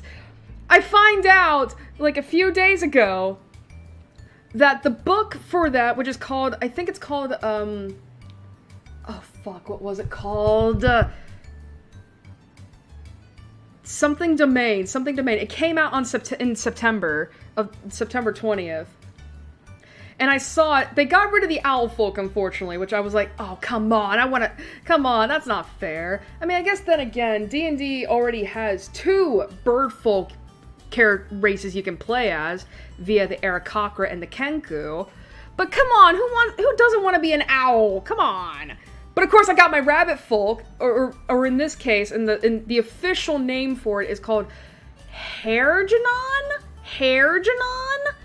where you're basically like this giant bunny rabbit, and I'm like, yay, CL can become a thing. So that happened, and then of course that happened, and then of course I'm not playing 14. I don't have the money for the subscription service. I know I can become a Viera. But anyway, so that happened. And then of course they released another playtest where you could play as more of these how should I put this? Like, it was something called Travelers of the astral something. And pretty much you have your choice to pick between astral plane elves, bug people, hippo people, monkey people, or slime, which is very unique. I actually really hope that I really hope that actually does get a book of its own and all that. And then of course, just a couple days ago, another new book is coming out, but this one is special to my heart because it's by Crit Roll, of course. They're coming out with their new book, Call of the Netherdeep. And even though I don't really know much about it, I'm still excited for it because I'm like, okay, because it's like I always look forward to whatever Crit Roll puts out because I'm like, there's such a neat little bit of fun and twist in there, especially because I feel like my ideals for D&D align more with them than anything else. But anyway, I'm a huge D&D geek. Like, I haven't mentioned that before, and this is coming from someone who's never played a game, by the way.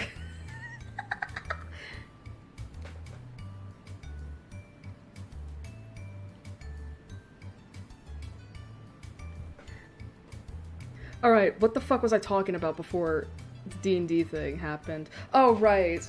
So, I don't think I have much else to discuss with the game. The thing is, though, is I'm wondering, how are we going about in terms of the character progression? Because I was thinking that like, it was just random, right? But now I'm thinking, if it's possible that we're going, so the character stuff, are we going from people who are the most sensitive to the supernatural to the least sensitive? Like, because we had Isabella and Hannah, who by far are very much being affected by the paranormal and all that. But it seems like we're going up the ladder in terms of, like, believer versus skeptic. Because if you notice, because if I remember right, after Marianne, Rebecca is next, and then after that is Ashton, and then after that is Luke. And I'm really curious to see what Luke's gonna be about, the fucking racist cheater.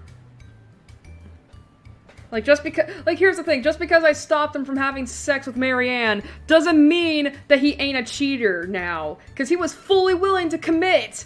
It was only because I had Marianne refuse him that he stopped.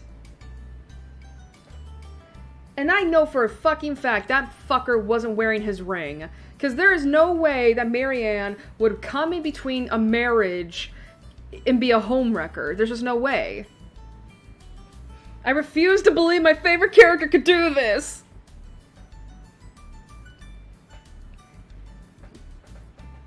But yeah, as I said before, like, Rebecca and Ashton have been the most hardcore skeptics. So I'm wondering, like, if it's I mean, first off, it's very possible I could be wrong about this, but on the other hand, I could also be very right about this, which means that if you want to make a skeptic believe in the supernatural, you scare the fucking shit out of them. And I'm like, oh, great! Oh, fucking great. Like, I screamed during Zach's Fatal Frame moment. So who knows what we're gonna be up against with Rebecca and Ash. I mean, pretty much, I'm accepting the fact that I'm probably gonna die at the end of this. We're probably gonna die at the end of this.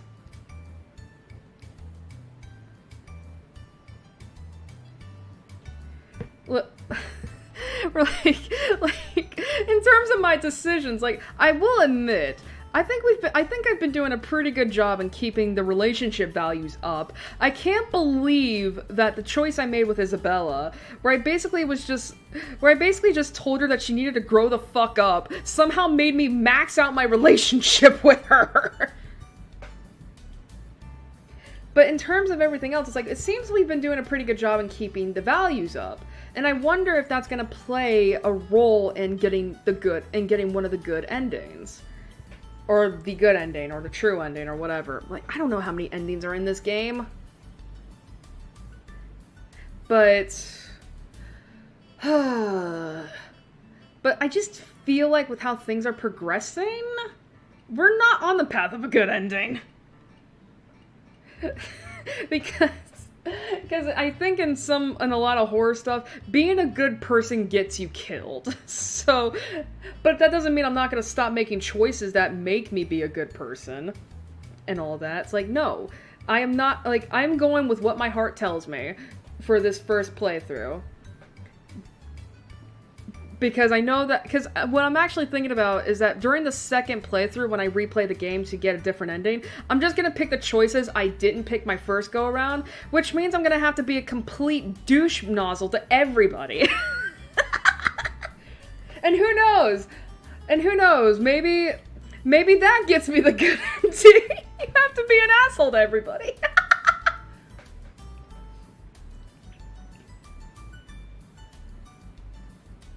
Okay. Alright. I think we'll be about ready to get back into the game. We've spent just about a half hour on this.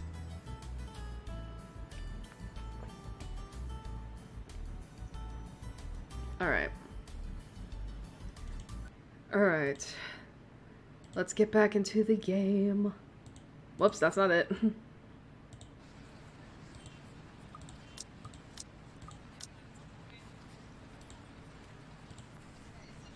Alright. Monday couldn't come any sooner. Oh, whoops, that's intermission, I'm sorry. I thought I was on attraction. There we go. Alright. After taking the floor plans from Miss Santos the day before the last, I spent most of my Sunday drawing up plans and calling in my suppliers. Although no design choices have been made yet, I'm quite sure that they'd want high-end appliances, the most expensive materials, and the most pretentious everything. Well, of course, that's how rich people are! They usually did, these rich types, based from experience at least. Given how badly this whole thing started, it wouldn't hurt to be prepared. I have to check myself, make sure I'm not playing with my gloves as one of the other building tenants takes the elevator up with me. It makes me self-conscious when the woman's eyes go over me, and I'm sure she was going to point out some perceived flaw in my physical appearance. But I'm safe from being paranoid when they went off a few floors later. Still, the ride up to my floor is nerve-wracking. The Wrights lived at the very top, the penthouse, the creme de la creme when it comes to condominium and urban living. Just getting access to the place is an ordeal of its own. I had to jump so many hoops, so many security checks, just to secure a key card, not only because of building management, but because of the Wrights' personal security. It sometimes felt like I'm being interrogated for a crime, and not visiting a client at their home. Even when their personal assistant called in to help out and verify my presence, the process is aggravated rather than hastened. Speaking of the devil. The elevator door opens, and I'm greeted by none other than Whiskey's not-so-little lackey. I do apologize if I kept Mr. and Mrs. Wright waiting. But I'm here now, and I'm ready, so if I may, where are they? They've just woken up, but they should be down soon. What do you mean they just woken up? How early is it? I'm surprised to see you made it through security. And only 5 minutes late. You said I'd be through security soon, and it took half an hour.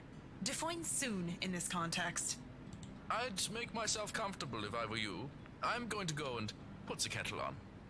About the tea, I don't want to intrude or anything. The sir does not like being woken up by the whistling. But who am I to deny tea to a guest? Listen, fuck Luke, alright? It's fine. He shows me to the couch before drifting off towards the kitchen, quietly pulling out a teapot, cups, and all sorts of other things in preparation for tea. I ignore the animosity towards his employers that his words implied. I wouldn't be too surprised if Whiskey's own people don't like him. Accepting the quiet and isolation instead, I brace myself for what's to come. In this case, soon apparently means more than 5 minutes, or even 10. I sit in their living room just waiting. And when the kettle starts whistling and the tea has been served, I continue to wait. At least the silence is relaxing. But then, there's a crash. I nearly spill tea all over my lap in surprise, and I look up expecting security to come running. Even the man at the kitchen counter continues to fix breakfast like he heard nothing. I don't want to speak up about it because he looks far too absorbed in his cooking, and I don't want to be the cause of burnt food or worse. However, there's something in me that just wants to figure out what that was, although I'm normally not this nosy. Oh, are you kidding me? What should I do then?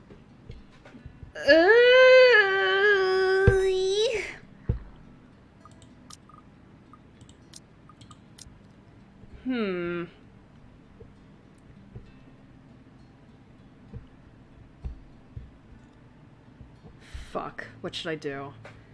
It's like, in my mind, it's probably Luke, right? It's probably him after a hangover, because I don't think it's Hannah. I mean, again, like, it's like October 24th, right? So it's not like, you know, it could be her just fucking about. So it could be Luke just having a hangover. But my curiosity is piqued.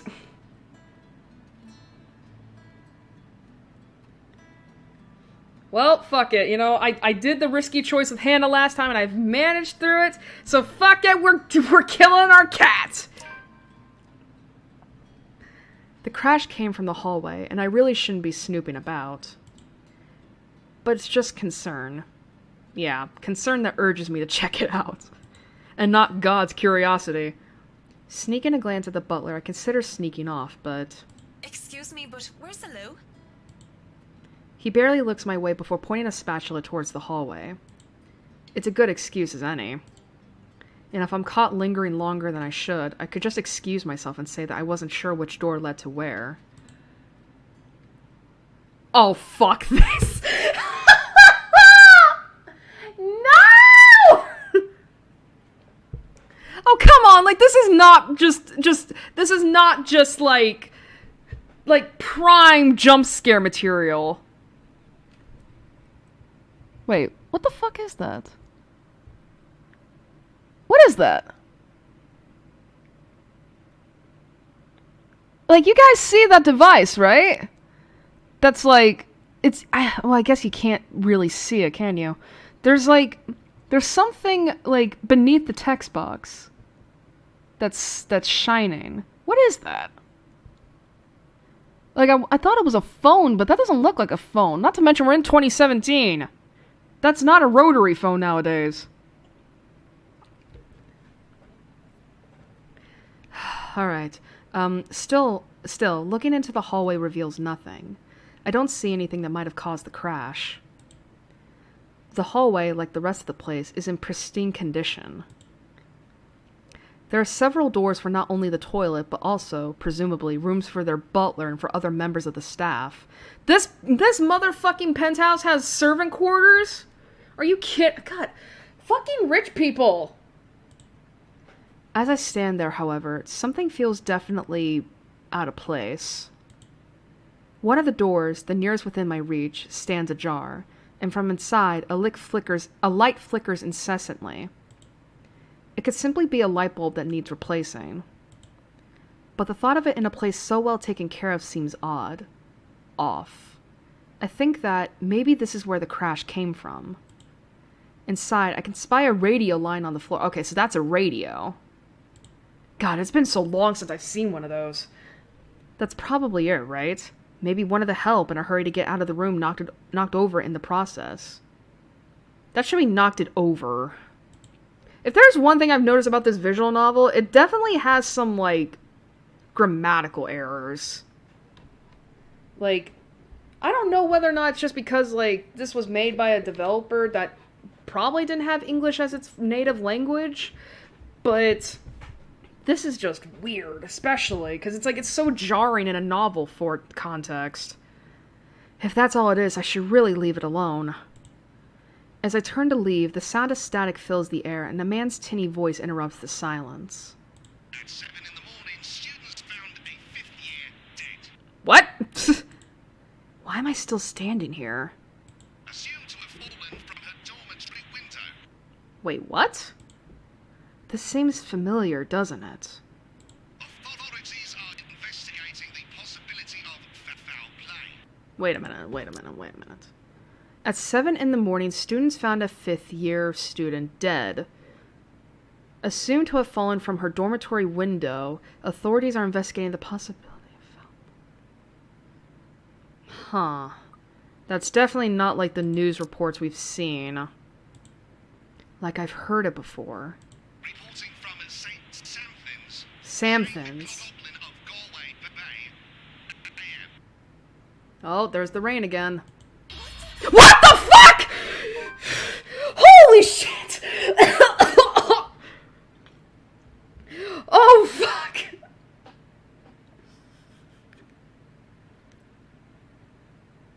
Oh, fuck! Oh, I was not expecting that. Like, I knew it was prime jump scare material, but I didn't... But I was so focused on, like, this, on the text box, it just fucking shocked me.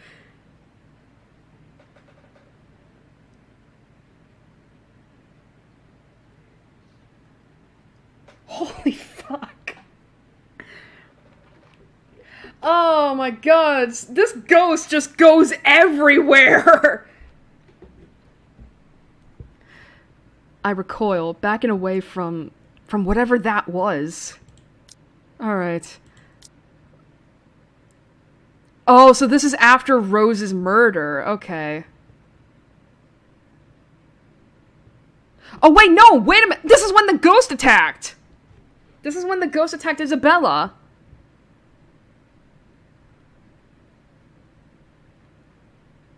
Let's see. Marianne visited the Wrights' penthouse to discuss work with the couple. While waiting for them, Marianne decided to investigate a violent crash she heard. In the hallway, there was something odd. Oh my god, that is an old-ass radio. Like...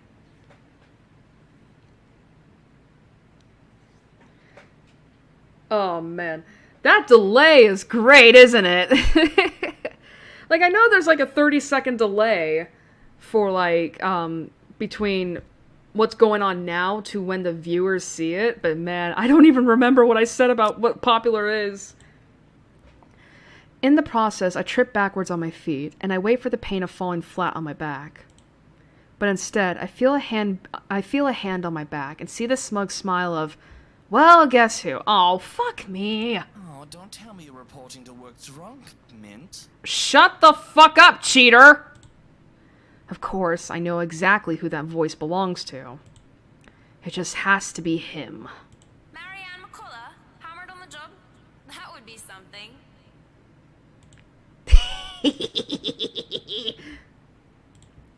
But... Wouldn't dream of it, Whiskey.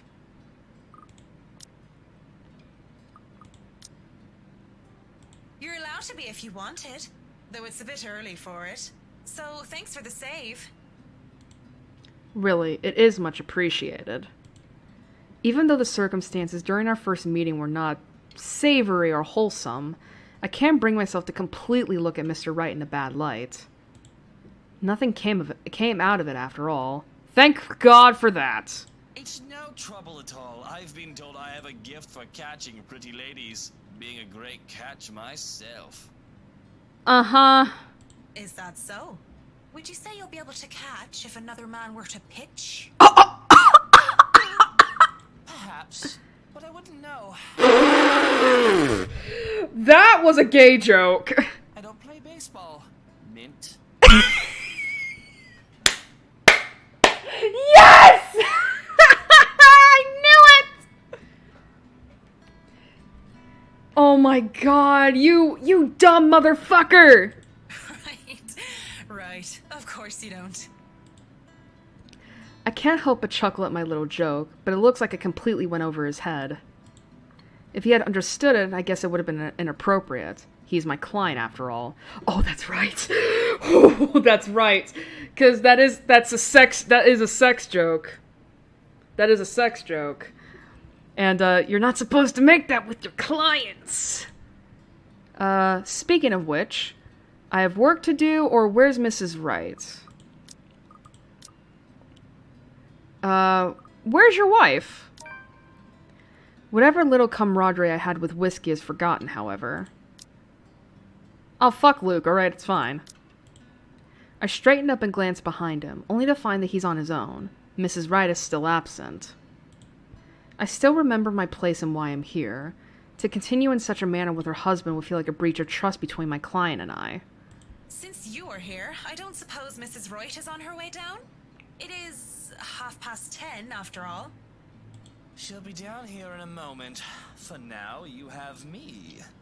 Ugh. Can't I just chat with a good friend? How are we... Listen. You were just a failed one-night stand, alright? We are not friends in the least. You are my client, and that's it. I don't think a night where we talk like two drunk Egypts makes us good friends. Exactly. And if you have any bit of sense, it's better to forget that night ever happened. Yes. What? Why not? It was a good night, if a bit boring. You came to my apartment with the intention of having sex. And you're married! You know exactly why. We both know what your intentions were that night. And to find out that you're married? Exactly, cheater. If there's even an ounce of decency in you, if you'd like the world to be a little less messed up, you'll remember your wife and what you almost did to your Mrs. Wright. Yes, exactly. Thank you, Marianne. I knew she wouldn't stand for that. It's better to get that out of the way once and for all. Well, no need to be such a killjoy about it. You're married! You're fucking married! Your wife is fucking... Fuck this guy! Fuck him! Ah, fuck you! I hate you! I hate him! I hate him so much! The dead air between us, because it can't be anything else but that, is broken as a lively voice calls out from the loft. Oh, look at this smarmy douchebag. A very spooked Marianne accidentally bumped into Luke Wright. Although things were awkward between the two, Marianne insisted they keep things professional and simply forget about what happened nights ago. Yes! Marianne! I hope I haven't kept you waiting too long. Hello, darling!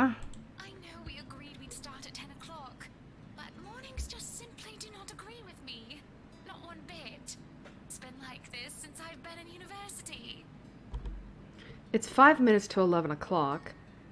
These high-end clients sure like to be fashionably late. I'm used to it, though. Much like how I'm used to so many years of hearing people mispronounce my name. Besides, berating or correcting my client would be extremely impolite, and Marianne doesn't sound too bad when she says it. To be fair, it doesn't seem like she's late on purpose. Oh, Hannah, it feels so good to see you without the crazy look in your eyes. I see you're up, darling. You know, you could have woken me up as well. Were you showing Marianne around? Not that there's much to see. This place is so tiny compared to the mansion. It is a 3-story penthouse, ma'am. I'm more worried about the way she stares at me, judging. Such a look. It doesn't suit her pretty face at all. Just seeing Mrs. Wright reminds me too much of her. Okay, so I was right. Yeah, so she... Yeah, so Hannah... So I definitely think that... So maybe it's... So, wait a minute. Let me think. Maybe it's... Maybe like, Hannah and Marianne did not hook up? But that Hannah just looks a lot like this her we keep hearing about. Who was your lover, Marianne? Is she the student that died? And maybe I'm starting to hear her again, see her again when I shouldn't. I should have left it all behind, forgotten it. To think she would be looking at me that way. I could just feel my hands tremble. Oh yes, just showing her around and getting to know each other. Isn't that right, Marianne? Yes, of course. And your butler was making breakfast a while ago. So if you want to get right to that... Breakfast would be lovely. There's no denying the clients when they invite me over to the table. Oh my god, Gary. Like, we actually have 2 canonical bisexual people here. Of course there's a lot of gay here. Though it's too personal to share a meal in their home, it would be terribly rude to deny their invitation. Besides, the pancakes did look and smell heavenly. Oh my god, that looks so good! A bowl of clotted cream, fruits, syrups, jams, and other spreads are laid out next to them, making for a colorful arrangement. If this was a brunch with friends, I would have gladly helped myself to the whole lot. But as it is, I accepted just a few pieces of pancakes and topped it off with lemon and sugar. You know, I was a tiny bit serious when I said I wanted a helipad. Will you shut the fuck up about your helipad? And you're not serious about the greenhouse, the vineyard, and the stables. Well, I do want those too, but I know you'll agree to those.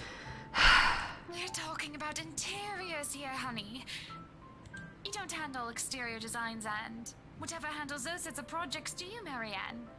I'm able, actually, and willing to take a project of that nature. I was an architect in Ireland before. Of course, that's another contract entirely. Ireland. I also suggest we finish the house itself before working on any additions to the rest of the property. There won't be any problems about ownership this time, will there? Pardon if I'm crossing a line, but the acquisition was rather quick. Oh, don't you worry. We've got everything sorted this time around. I've talked to Miss Cooper and Mr. John from BRC, as well as the old owners.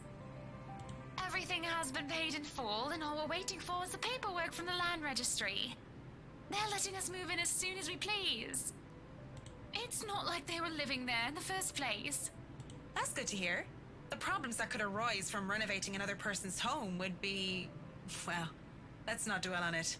Honestly, I would love for someone to renovate my home without me looking. First off, we'll want to know how you want the place to look. It's pretty furnished as is, but I understand if you want to modernize the whole thing. Actually, I'd prefer to keep the place looking as it is, but at the same time, I want modern appliances. I mean, to be fair, I could kind of understand that. It's like, I mean, it's like, while I do agree that the mansion is very pretty, do not ask me to handle these 17th century, like, instruments of whatever the fuck they are. You worked on the Ludgate's Christchurch summer residence. I do remember there being an oven I thought was a simple drawer before. Make them look vintage, antique, blend in with the rest of the decor. Customize appliances then. I can't find someone for that, and if you can't tell me what you specifically want, it'll hasten up the process. We're talking about electronic appliance manufacturers. If you have a preferred brand to work with. Why does it matter? Splendid! So, what is next on our agenda? All the other interior designers we've hired in the past do not have us this involved. Well, then your interior designers were absolute shite. I stop. What sort of half-baked designer did that? If I knew who they were, I would have words. Yeah, exactly. It's like, why? It's like, I feel like, if you're hiring an interior designer to help you design your house, you want them to be as involved as they can be. You know? Or, I mean, I would want that. This isn't the time or place for it, however. Instead, I used this brief pause to pull out the floor plans I brought with me. We'll have to figure out what you want to do with the rooms. Here, we can have a quick run through. What is that little room next to the master's bedroom? Where is the master bedroom? I can't fucking read this, it's so tiny. Oh, as far as I could tell when I saw it, it's a second bedroom of sorts. Used, apparently, for the ladies-in-waiting who has served Lady Charlotte Ermengarde. Which is strange, as that isn't the norm for these sorts of houses. Well, we're not stuffing Johans in there. He won't fit. You don't suppose we could turn it into a walk-in closet and a dressing room? You don't need a room that big for a goddamn closet. I love fashion, but do we really need to turn an entire room into a walk-in closet, dear? Yes! We have large closets and a wardrobe in the bedroom already. Women get me! Says the one who takes 3/5 of our closet. Well, what do you suggest we do with it? Well, she's a woman, of course she's gonna take a lot of room in a closet. I thought a utility room of some sort would be nice.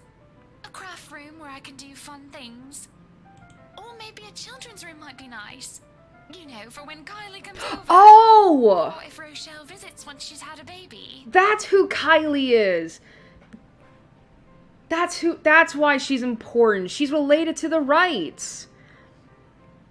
Because I remember in the last stream when we were in so Hannah and Luke were having a discussion about children, and Hannah brought up how they have a goddaughter named Kylie. I didn't remember her name, but now it's like, okay, yeah, they were talking about her, weren't they? Because Hannah brought her up as an example to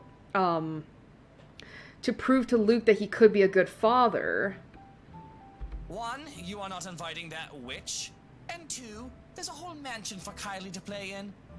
We don't need a children's room, and you don't even do arts and crafts. How do you know? I'd like to turn the guest's room and the study into my personal office, by the way, if you don't mind. You don't need 2 rooms for an entire study.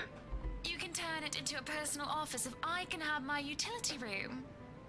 It's just the one room of the many. Yeah, exactly. I'm taking that room for myself, no matter what you say, dearie. So you might as well take this deal. You're always out doing business anyway. And cheating on your wife, but we're not going to bring that up. The real problem is the theater. Whatever are we going to do with all that space? Yeah, he's definitely one of the more ugly. He's definitely like the ugliest man in this cast. Fine, we can turn it into our own personal cinema, I suppose. Might as well have it, if you plan on not having a telly in the parlor. Yes, well, I don't want guests to be glued to the telly when they come over for a meal and some tea. By the looks of things, we can keep the rooms as what they are on the ground floor, though. The ballroom would be perfect for parties. Do we really need a dining hall, though? I don't suppose we can't convert it into a garage. Why? Oh my god. I hate this man. What for? You can park your cars outside. Not unless he's one of those men who just thinks that, like, who doesn't want anything to happen to his precious manufactured vehicles. What about that room, right there, in the northwest corner? Where? That's sleeping quarters for the household help? Oh, that is perfect. Johans will be glad if we have other staff members who stayed in. It'd be convenient, so they don't have to make the trip from Luxbourne to the mansion when they're needed.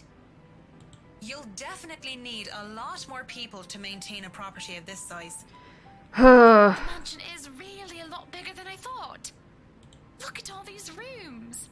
I didn't even know there was a music room next to the parlor because of what happened. I really wish I could see where all these rooms were, because I can't, like, unfortunately, I'm already having to see tiny-ass text as it is on a 600 by 800 window, but really having tiny text, like, on the floor plans here, I can't read this shit. There was a grand piano in there, too, when we checked during the tour. Did you hear that, Luke? Maybe you can take up playing the piano again. Oh, you should have seen him when we were younger, Marianne. It's not like I was very good with the thing. Oh, hush you. You were no Mozart, but I loved hearing you play nonetheless.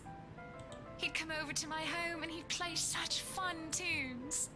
He'd sing too, and I'd dance, and it was just...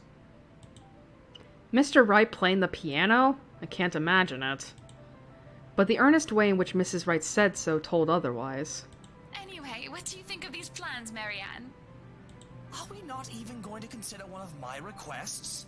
Not even just a closet or just a garage? Oh my god. Now, that isn't fair, is it? You're not the only one who's going to be living here. I hardly see how that's unfair. I told you you're getting your office and your theater, the greenhouse, the vineyard, and the stables. Yeah, I think if anything, that's plenty fair. That sounds fair, does it not, Marianne? Yes. Oh, fuck. Oh, no! Listen! Listen! Listen! He is getting 3 additions to his household. He's gonna have his weed house. He's gonna have his alcoholic's dream, and he's gonna have his horse shitting place. All right, he gets then of course he's also gonna be getting his office and his personal home theater. I think this man is allowed to have nothing else. I think Hannah deserves everything. Because she suffers with this cheater. Alright, let me see here real quick. What is she wanting? She wants a children's room. I want to give that to her. Where am I? Let's see. Yeah, I'm not giving him a fucking closet. I'm not giving him 2 rooms for a 1 closet. I mean, let's see. Okay, so Hannah's not wrong when she says like a utility room would be great, and she deserves a room of her own where she can do her own things.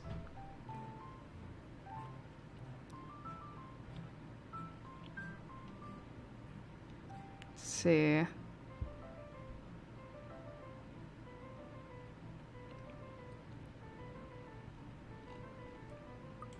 Listen, I think it sounds fair. Mrs. Wright has her points, though I really didn't want to butt into the spat of a husband and wife. Fuck you, Luke! Piece of shit!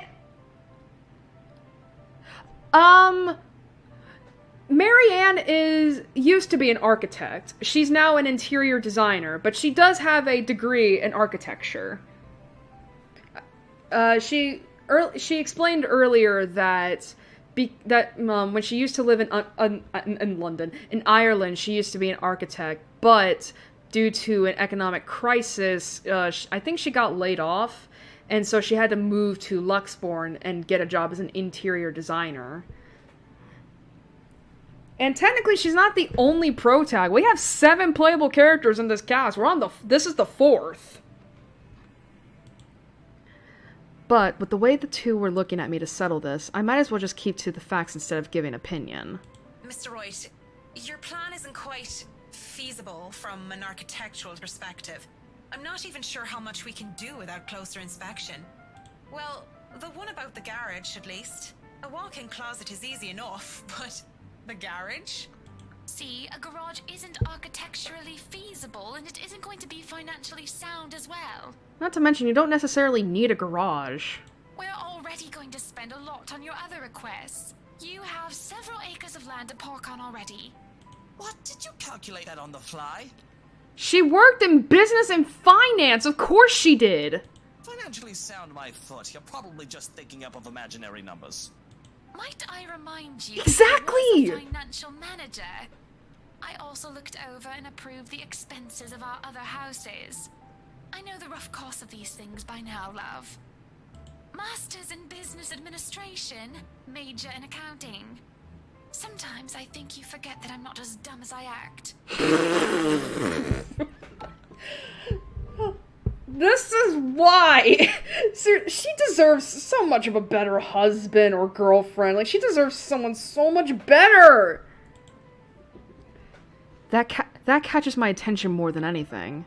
It sounds more unbelievable than Whiskey playing the piano. She really didn't seem like the type. Business administration and accounting? What university? Luxbourne U, of course. Go Lux Dragons. Red and gold. Excuse me? How about we move on this chit-chat ahead and do whatever else needs to be done sometime today? I had to cancel my appointments for this, you know. This is your house, sir! I figured you want to be in on this. We might as well do a proper inspection with the designer this time, just to get it out of the way. Yes, no time like the present. You want a thorough inspection? Might as well do it now. Let me check something real quick. Okay. Okay, so it was the day before. Alright. We actually took another look at the property yesterday, though it was brief. But I'm sure you would want to see it yourself, to spot anything we might have missed. It's not like I have much of a choice, do I? Riding to the Ermengarde mansion in their rice? What the fuck is a rice? Is an awkward affair. Is that supposed to be Royce? Alright. Alright. The mansion's arrangements were discussed over breakfast. During the meeting, the Wright couple had an argument about the mansion's arrangements. In the end, they decided a visit will settle it. Oh, we finally gonna get some haunted shit here. Not only am I worried about scuffing the expensive leather seats, but I'm also worried about getting in the middle of another couple's spat. With the tension thick in the air, I can feel them starting at each other any time. Nobody is saying anything. Up until Mr. Wright tells his valet to turn the damn radio off. And for a moment I think that he might start. But instead he just stays quiet, and so do the rest of us. In the end, the sufferable silence stays. I've never been so glad to see a house. Stepping out of the car and up to the mansion meant the end of an uncomfortable ride, and I could finally take a deep breath of fresh air. The beauty of the place never fails to make me gaze in wonder every time I see it as well. Mrs. Wright moves towards the front door, keys in hand, and I can already hear Mr. Wright plotting. Alright here, Hans. We're going to go in, but I want you to look around the place. Familiarize yourself with it. Know every nook and cranny, every inch of the lot. Go and see where we can put that vineyard and the other things we talked about. We'll want to know where to station security as well, so go around the perimeter and figure it out. Scout the property and circle the perimeter on foot. You do know this is 46 Holy acres shit. of land, sir. That's a lot. Well, you are not driving a car over the grass. So get a goddamn golf cart! Put those long, spidery legs of yours to good use. I didn't hire you to stand around and look intimidating. Bastard! What? You're at... Why do I try? Go, mush. Fuck this guy. Someday I'd like to ask how Johannes can even stand and tolerate the man. Why doesn't he just quit? Certainly the pay can't be that good. Even I'm a bit put off by our mutual employer, and the only thing that keeps me from bailing is the fact that we've already signed a contract. At least, I'll only be working with them during the duration of the project. He works with them every day. Sometimes I think you hired me to make me suffer for your amusement. Honestly, I wouldn't be surprised. Someday I'd ask. I feel a bit bad for him. Honestly, I think he just stays around for Hannah. Just like, I hate your husband, but at least you treat me with decency. If it's any consolation, he'll be away from Mr. Wright, if only for a little while. Alright, this is what I was talking about. I keep saying the stained glass, the portraits here. Actually, if you do look at it, they do kind of look like Luke and Hannah, don't they? But again, this was the only evidence that I was lending towards my reincarnation theory. And I don't even think that's possible. We're able to enter the mansion after a bit of standing out there in the sun. This wretched, strange sunlight that is far too alien and rare. There had been a bit of a problem with the missus not knowing which key was which. The first item on the agenda would be the grand staircase. It seemed sturdy during the open house, but a closer inspection might say otherwise. There are no obvious marks of damage nor wear and tear, probably rethreaded during renovations. Peeking under the grand carpet, the wood is properly installed with the bark placed down to prevent cupping. The carpet itself could use a vacuum, though. The fuck is cupping? Structural conditions, from what I can see without actually dismantling the thing, look to be in good shape, and the handrails and support posts are firm. The work on it should be commended. I can't look much more into the rest of the foyer, however, because Mr. Wright starts to hurry us into checking the dining hall. So, what do you think? Certainly we can't turn this area into a garage. Yeah, we're not turning this into a garage. It's Jacobean architecture. Jacobean, I'd say okay. These would be pilasters and not buttresses, but you never really know. Okay, so it's Jacobean, not Jacobine. They really liked mixing up these elements. You could say it was pretty avant-garde at the time. We might hit a support beam if we're not careful. And in layman's terms? From what I see here, we could risk great damage to the house if we try to turn the dining hall into a garage.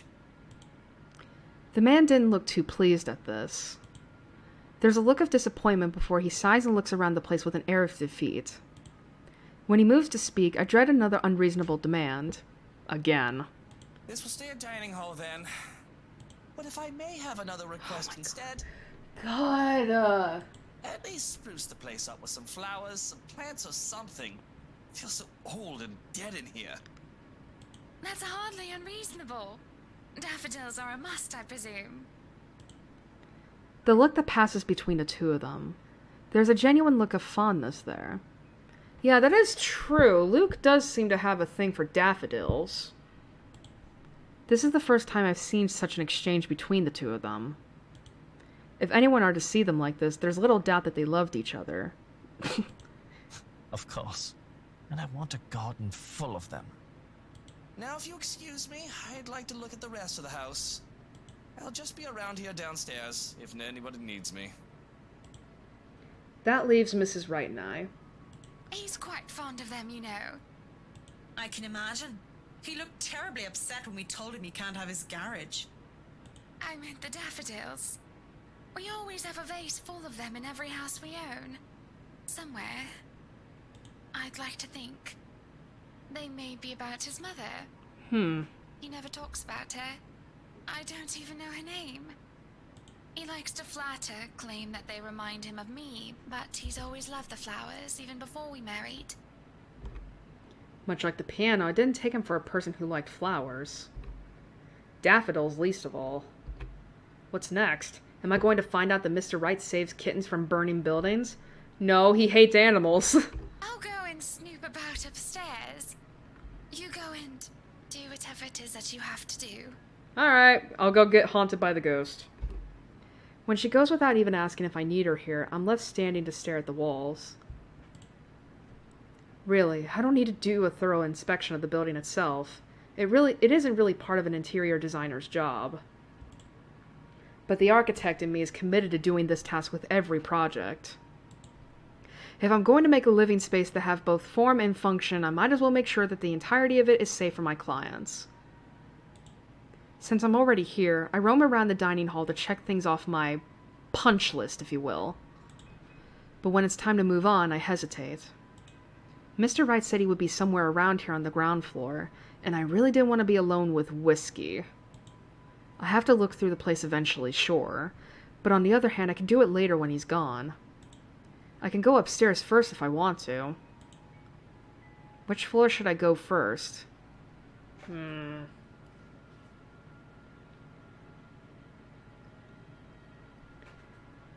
me check real quick. Where did Luke say he was going to go?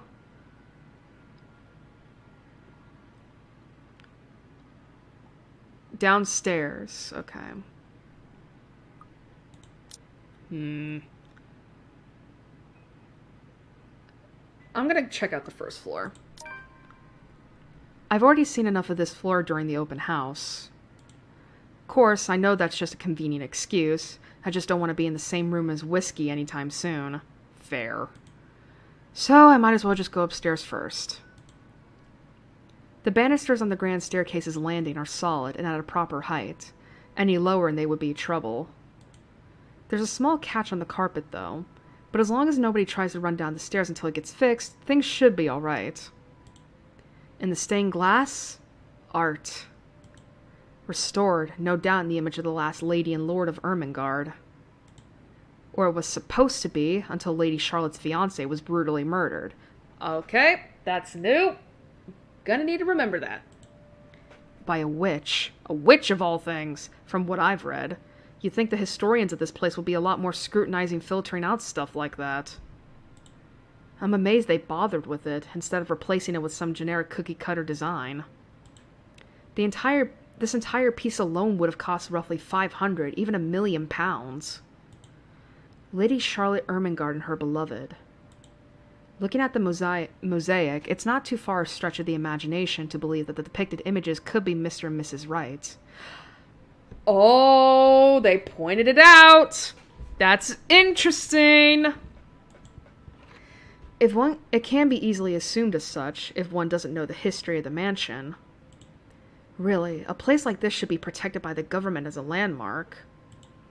But what can I do about it?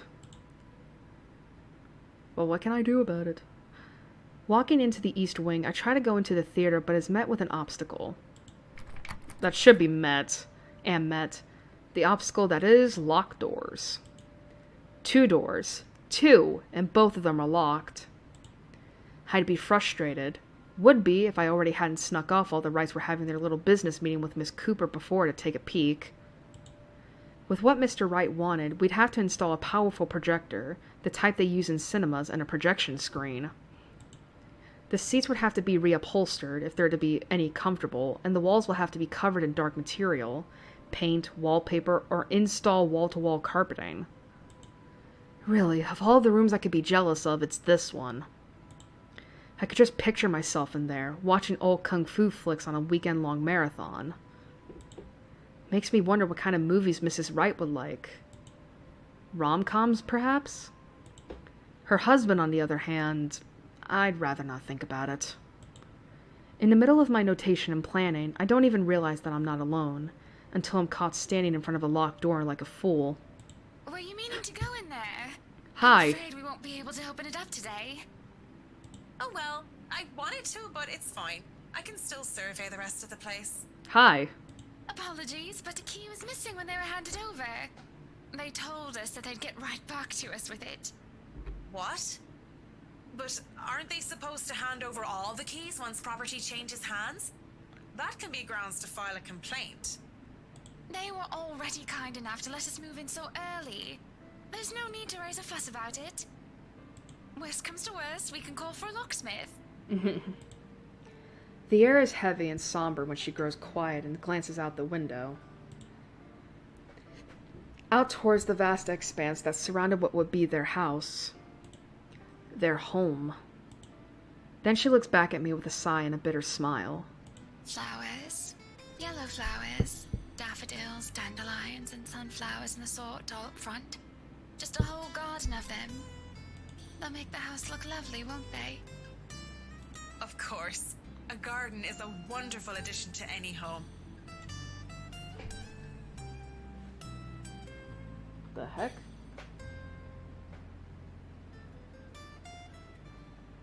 I'll be right back. I'm hearing something right now.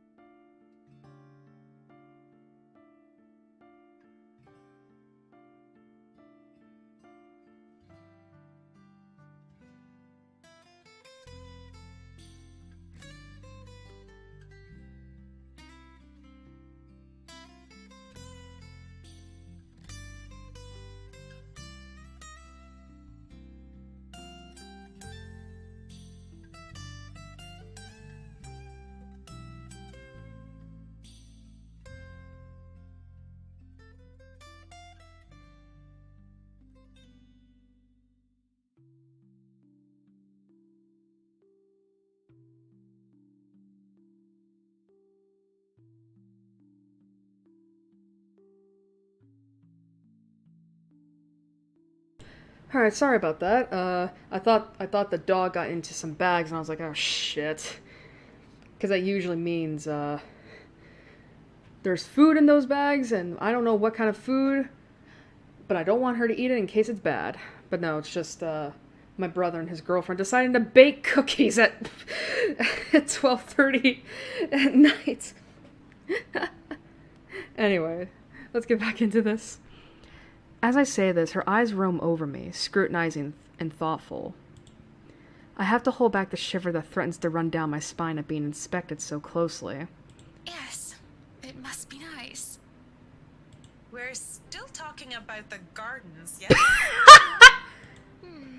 I mean, not having to worry about what another person thinks of you. What do you mean by that? She lifts her hand and points to her wedding ring before it falls listlessly to her side. Sometimes I wonder what would have happened if I didn't marry Luke. There'll be no fights about walk-in closets or silly helipads. I could do with this place as my heart desires until there's nothing but content. Then again, I wouldn't have bought this place if it wasn't a gift for him. I probably wouldn't even be in Luxbourne if it wasn't for him. Maybe I would have moved to London, Manchester, or Birmingham.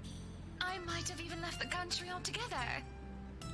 France, Germany, Spain, Canada, Sweden, even America. The possibilities would have been endless. I don't know what to say to that. What is there to say? I'm sorry, I must sound so petty and ungrateful. Listen, Hannah, your husband's a piece of shit. Alright, it's fine. I do love him. So very much, even if he can be a bit difficult at times. Oh no, not at all. I'm just confused why you're telling me this, of all people. Just a whim, I think. Just flights of fancy, that's all. You ever just dump your marital problems on your interior designer? Don't you ever think about one decision you've made in your life and wonder how much would change if you chose to do things differently? Oh, constantly. I try not to dwell on the past, ma'am. The key word is try, of course. Thinking of the past brings up too many ghosts. Memories of her. And I do wonder what would change if I just said yes when she asked for me.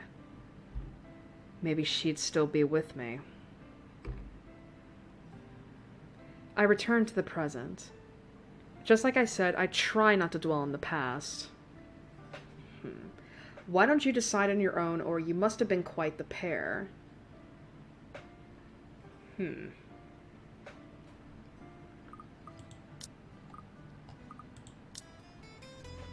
So what am I asking here?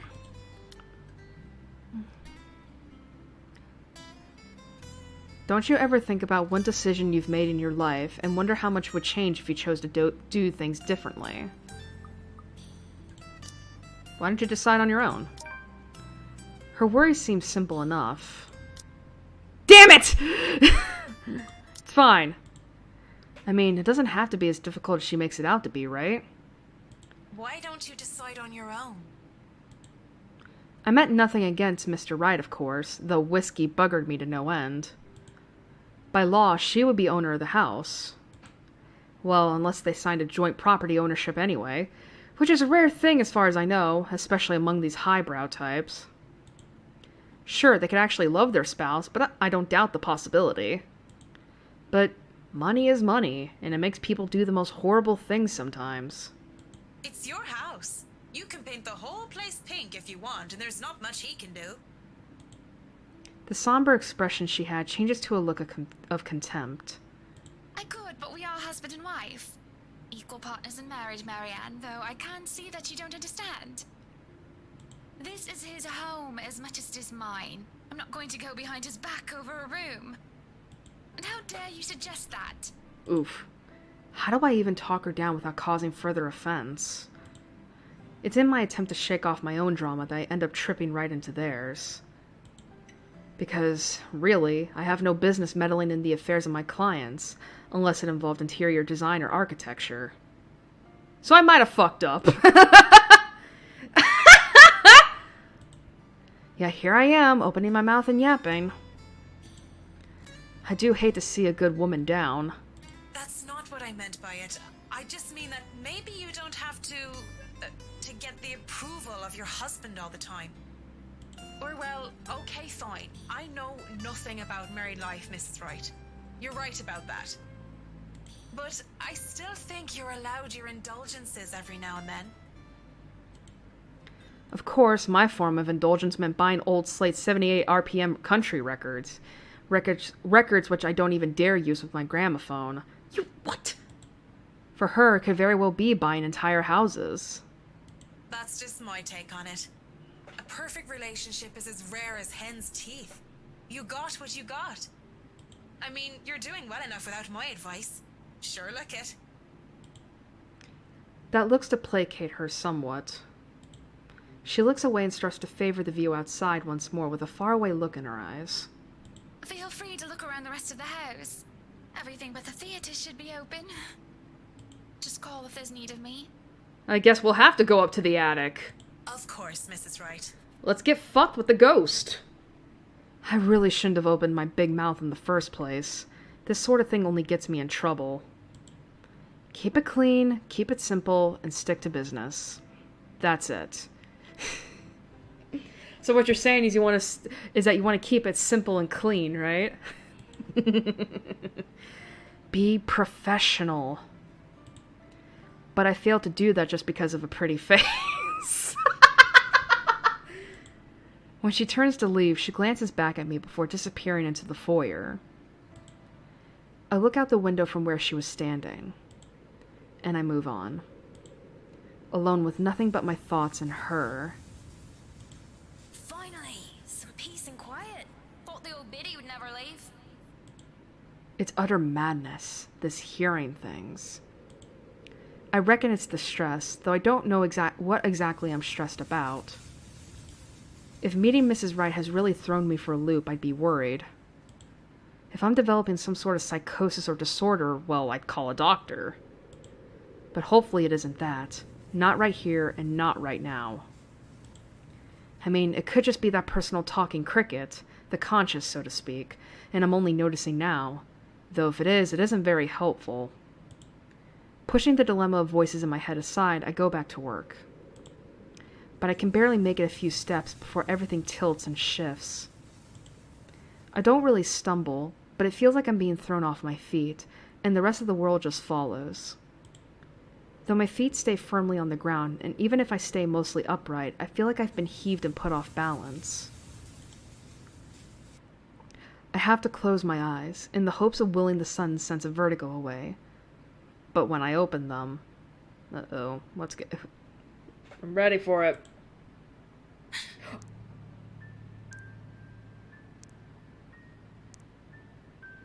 Oh. I was like ready for the ghost girl to jump scare me. Not this! Oh, there's blood dripping. That's great. That's a lot of blood. Well, I don't feel any less sick because of the sight that greets me. Blood dripped from the walls and the ceiling, pulling downwards and seeping into the curtains and the carpet. A wave of nausea, stronger than the last, hits me along with the overpowering stench of blood and gore. I want to bolt. The rational part of my head is telling me to flee. And I would have gladly done as I asked, if only I didn't hear her. In here, Marianne. Come on. I have something to show you. I could have ignored it, would have ignored it, if I only heard it in my head. But I swear that this time, it's coming from one of the rooms. Much further into the study. And I feel compelled to pay attention. I can't just turn around and leave. Not when it's her. I don't even think as I follow the sound of her voice.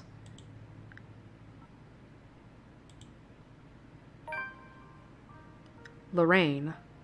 Thick as thieves. Oh!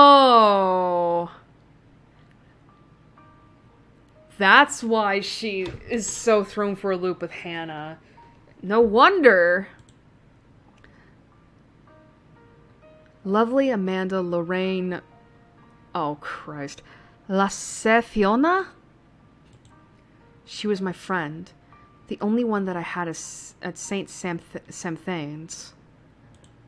I was a scholar, the charity case, in a school for privileged and prestigious young girls. They all looked down at me, if they cared to look at me or acknowledge my presence at all. All except her.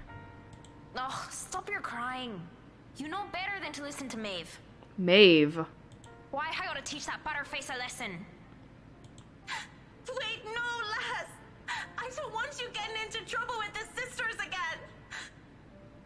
Relax. It's not like I'm going to stomp her and her lackey's arses flat like last time. Come on, let's just go back to our dorm room. I don't want to be on my Tobler while you go get yourself punished. What is a toddler? You'll be fine. Gip's there with you. Lorraine was there when I needed her, through my highs and lows. Having her as a friend made being in a strange school, away from my father, all the more tolerable. She saw this poor, helpless girl who was kept down and shunned by everyone else, and being the kind soul that she was, she rescued me. So brave, so beautiful. She was something else. I'll eat all the chocolates stashed away in your closet if you go. I can get more. Just don't go complaining to me if you get a tummy ache because of that. Well, you don't want to get detention on a weekend, do you? It's a Friday. We can go to town and have some karaoke. And we can have a go at druids and demons again. You're not going to miss that just because of Maeve, are you? Sometimes I question what I did to deserve a friend like her. In the darkest corners of my mind, where traitorous thoughts lurked, I thought that she only felt sorry for me. Maybe she was just being a good Samaritan, offering a helping hand. And perhaps I had been too selfish to return the favor. You have a point. I'll just kick her arse on Monday then. That's not what I mean! I know what you mean, Em. Wait, where are you going? You just told me you wouldn't cause trouble. I still have something to do. Don't worry, it's not like I'm going to burn down her dorm room or something criminal like that. I'm just going to talk to her. Maybe I'll make it so that her room smells like a dog's air biscuit. That'll make it an excellent weekend. I'll see you in a bit, Marianne. Lots of tumblers. Because when she told me that she loved me, I couldn't admit that I felt the same way. Not to her, and not even to myself. It was wrong. Oh. I was fucking right. I was right. She has some of that. It was wrong. I was taught that way. Husband and wife. One man and woman. Unclean. Impure. I prayed for her and I, for our sins and for salvation. I wanted to apologize for disregarding her feelings so callously. It must have been like a slap to the face for her. But life had gotten in the way. Exams, which were trivial in hindsight now, took top priority. I had to keep my grades up to keep my scholarship, from my father. I told myself I would apologize to her when those were over, that I needed to focus first and not let anything distract me. It had been easy when she avoided me like the plague. She was upset, I get that.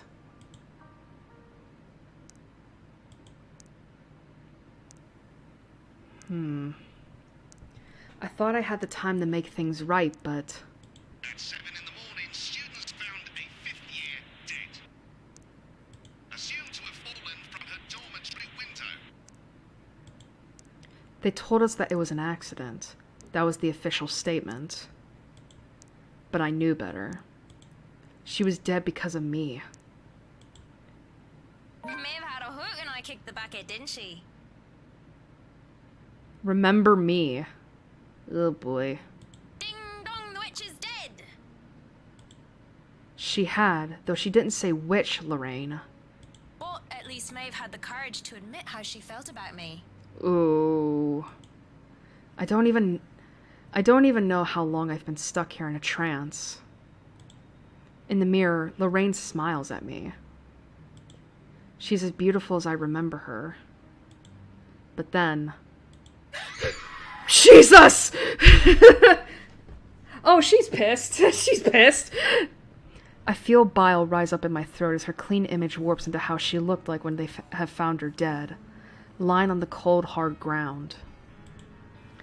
Good Saint Difna, great wonder worker in every affliction of mind and body, help me! I don't know why I just went into the accent there! I'm seeing things, hearing things. Am I going completely insane? Is that a gun? I'm looking at, like, Marianne's hand there.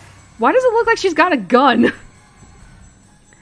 Looking everywhere but at her, I hope and pray that it's enough to will whatever this is to go away. It doesn't even immediately register in my head that I can just leave. You, on the other hand, can't even look me in the eye. This isn't real. You're not. You're dead! I'm dead. Because of you. And you won't even look at me. Look at me.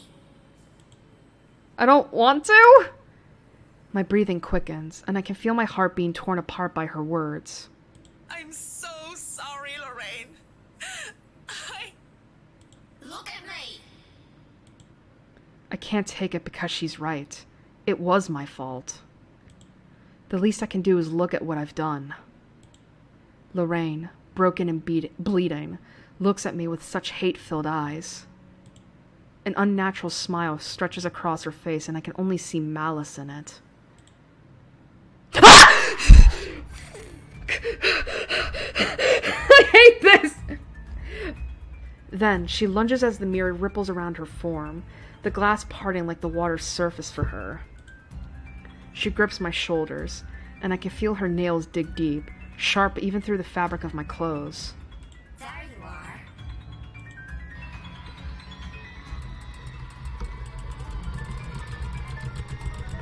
You love me.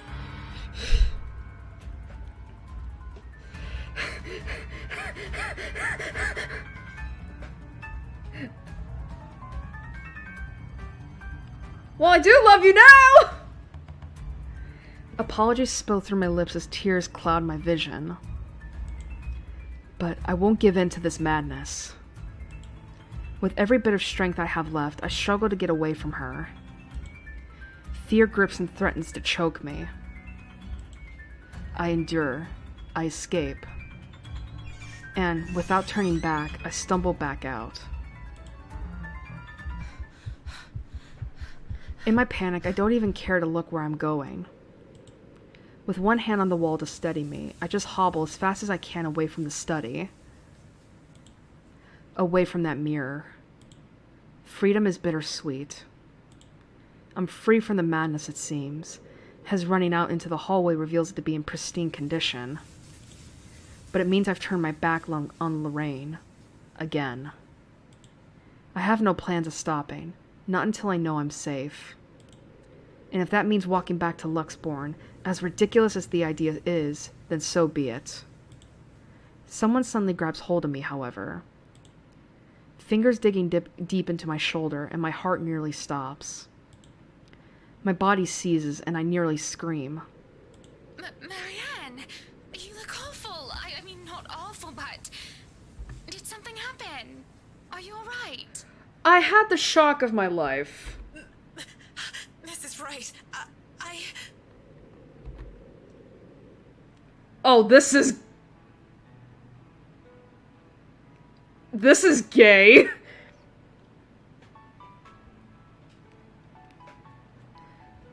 Let me check something real quick. I guess that can work. Without thinking, I sought comfort, seeing that it wasn't her. It's a sudden impulsive thing to do, and had I been in a better condition, I wouldn't even dare of doing such a thing. But I didn't know what else to do. Though I know I shouldn't, her warmth, her scent, they grounded me. She's intoxicating. Marianne, what's going on? Oh, you're shaking like a leaf. Tremors run through my body as soon as my mind realized I'm no longer in danger. I wanted to cry, scream about what I've seen, but like a scared child, I couldn't control myself. My mind couldn't reconcile with what I had seen. I should just write it off as a figment of my imagination, yet I can still feel her nails cutting into my skin. Are you sick? Should I call for a doctor? I'm sorry, Mrs. Wright. Just feeling a little woozy and lightheaded is all. Let's get you somewhere to sit down then. Come on, don't worry, I have you. A lie. But a whole lot less complicated than telling her I was attacked by a dead girl. When the feeling of fear eases off, I feel nothing but shame for my actions. I quickly back away as I clear my throat and nod my thanks. Nod your... I love that. Dump your husband. I think I've had enough looking around. If it's all right with you and Mr. Wright, I'll meet you outside. If you're sure, I'll have the car started. Do you need assistance heading downstairs? I'm all right, ma'am. Just go on ahead and I'll be right there. It seems to placate her worries, though only for a brief second. Before she heads down, I don't miss the concerned glance she shoots my way, hidden quickly under another smile.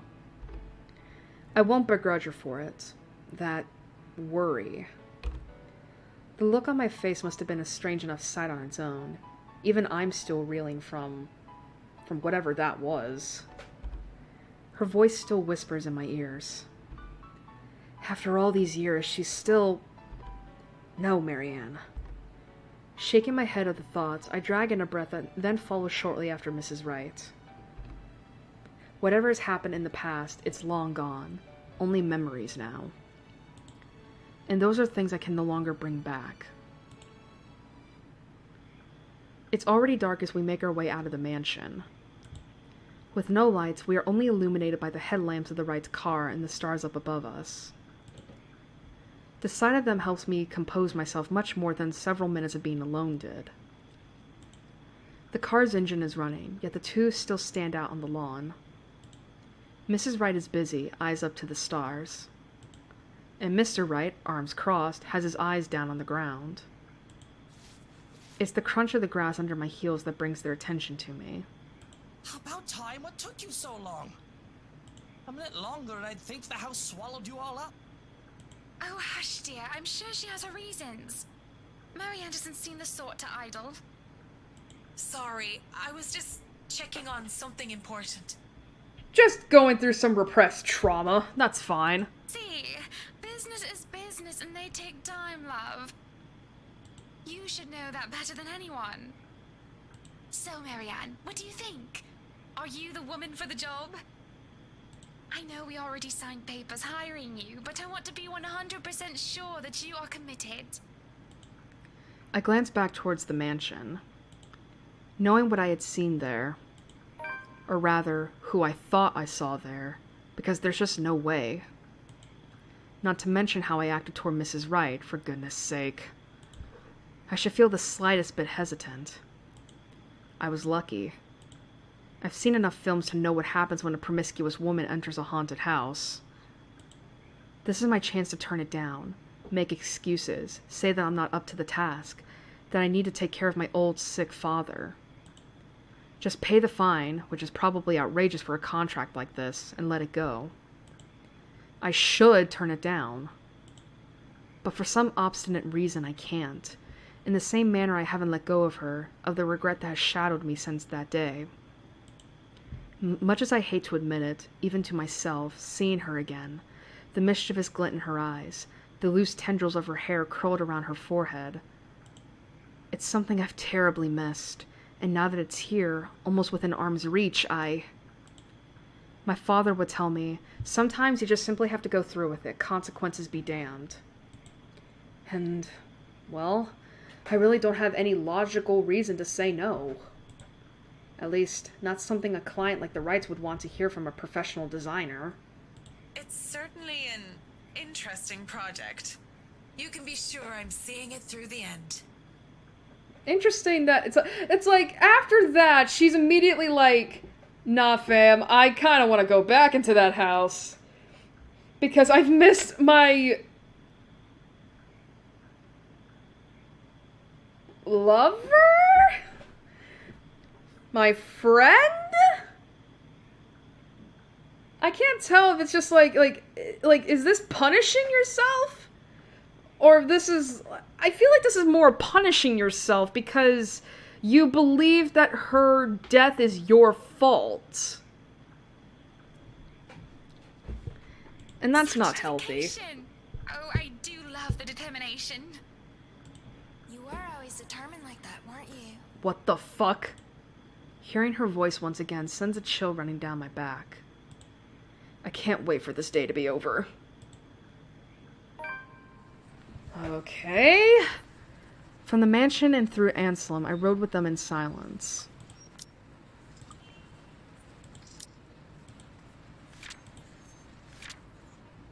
Okay. Marianne examined the first floor upon arrival at the mansion. After a small talk with Hannah Wright, Marianne headed for the study. There she saw a ghost from her past reflected in the mirror. Despite that, she gave her word that she would see through the project until the end. It's probably going to get her killed. But as soon as we hit city proper, I asked to be dropped off and bid them goodnight. I thought it best if I didn't stay too long in confined spaces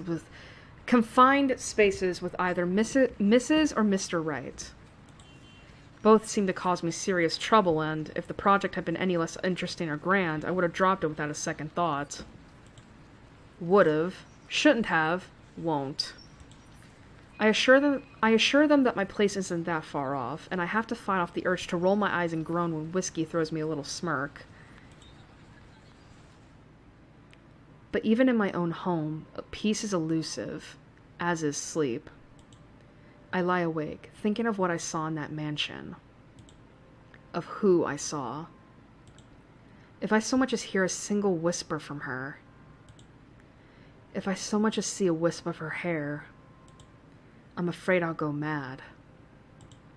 But none of that happens. And it makes me feel hollow. For 2 nights I've had trouble sleeping. But it's only one morning, when fatigue has already let me rest, that I'm reminded of what terrifies me so. October 26th. Oh boy. Man, we're still gonna go for a little longer.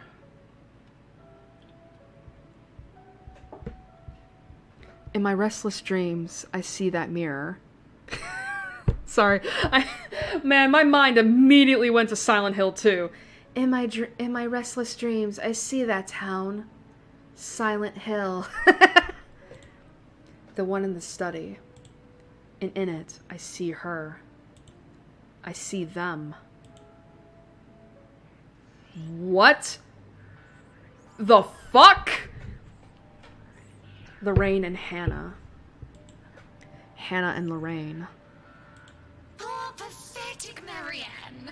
Work, work, work. Oh, Christ. She'll work herself to death. See, she doesn't listen.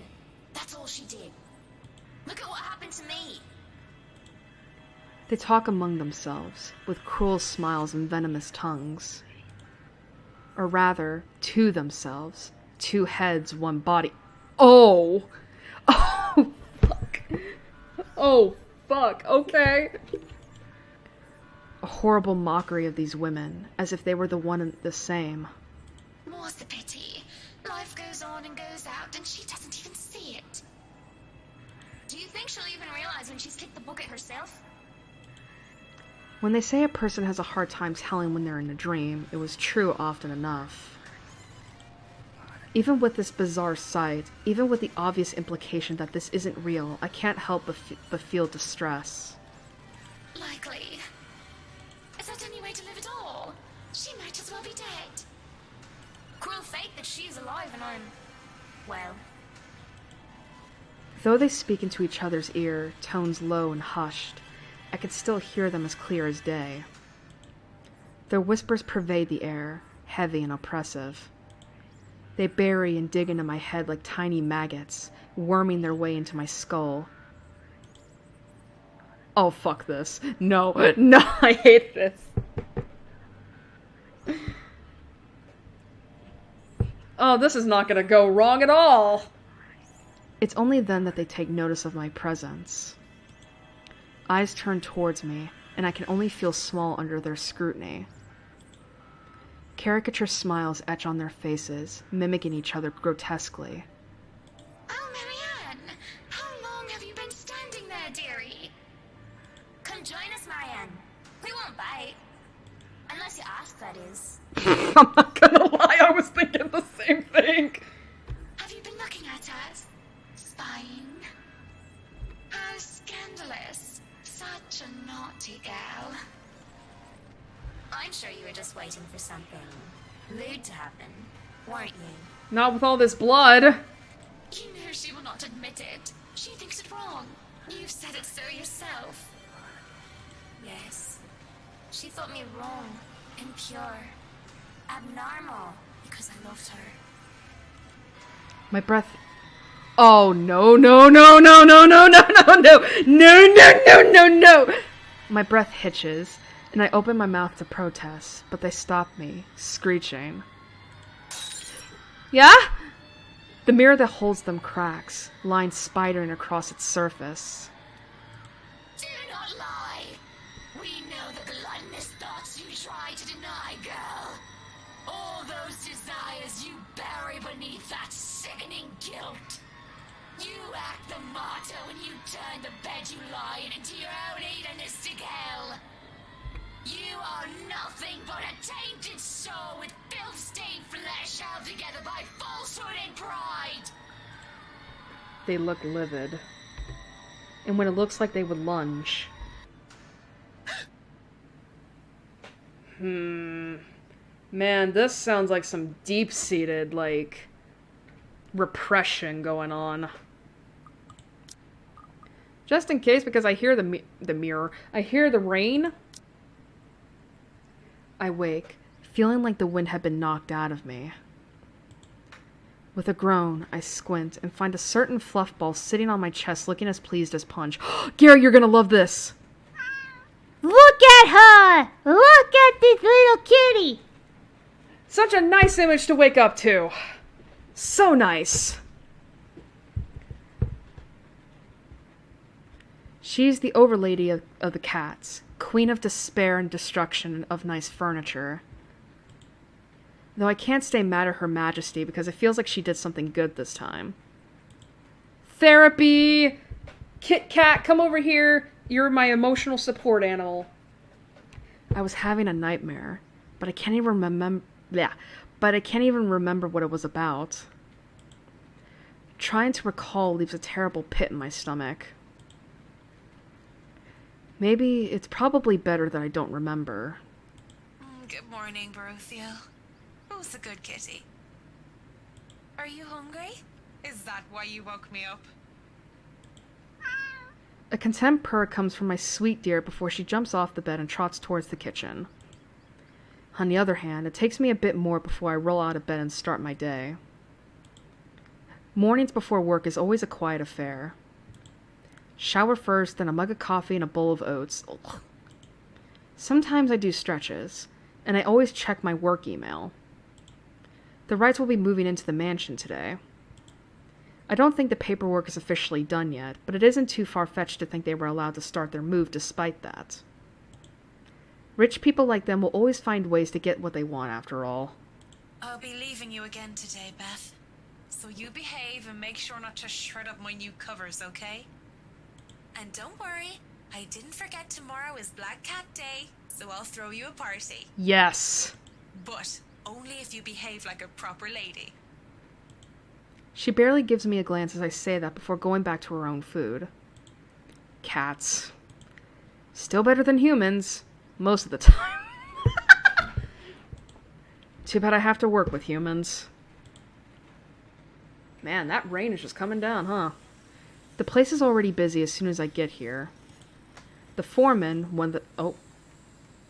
Uh-oh.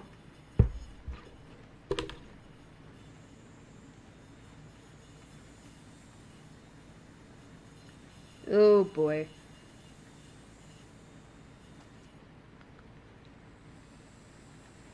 Sorry about that, there was a little bit of buffering.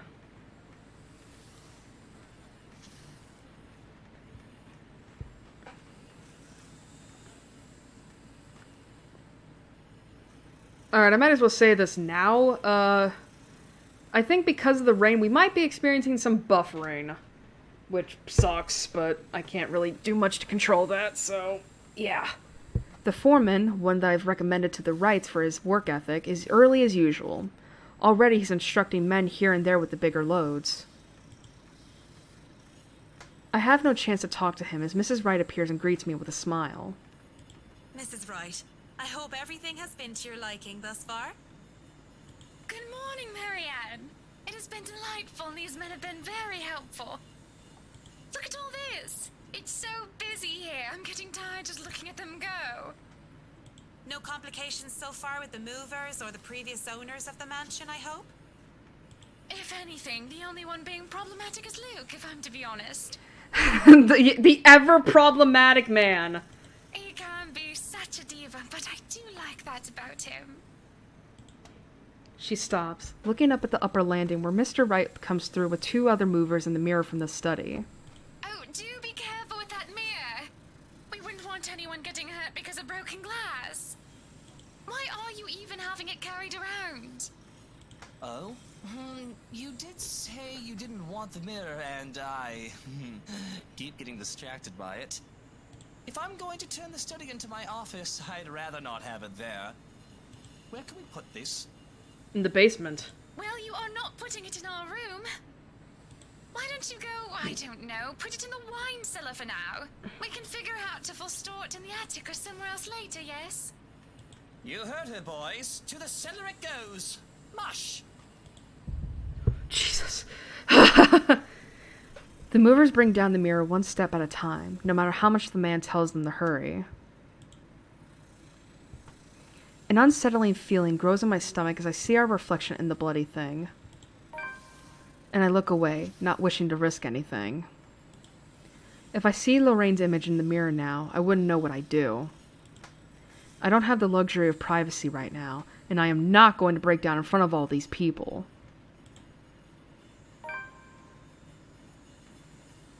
Yeah, it's raining right now.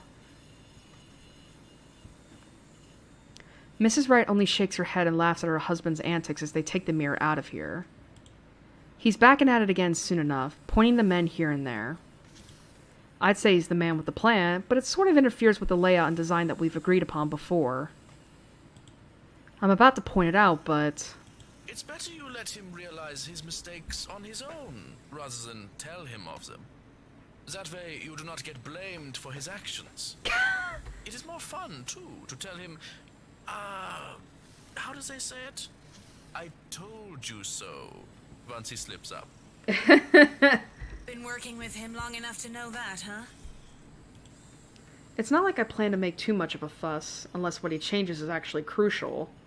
It happens often enough, when one is made to accompany him nearly all hours of the day. Up, higher! Come on now! Still, he could at least be less pushy about things. Careful now. I know your pictures are framed by cheap plastic, but those are framed by African blackwood and are one-of-a-kind commissioned paintings. Each one is easily worth a lifetime of what you lot make. It's surprising how hands-on he is compared to my usual clientele. Well, the both of them are, actually. It's refreshing to have them participate, despite their initial reluctance. Luke, do the dishwashers go into the kitchen or the butler's pantry? Pantry, Buttercup. Careful, that's Emma.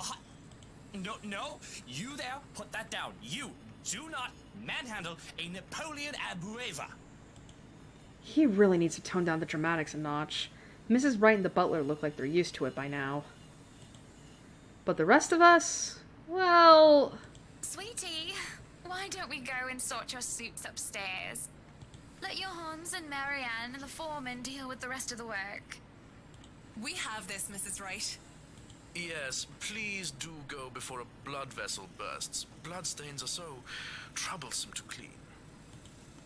There's an obvious sense of relief as Mr. Wright is dragged out of the room, leaving the movers to do their work in peace.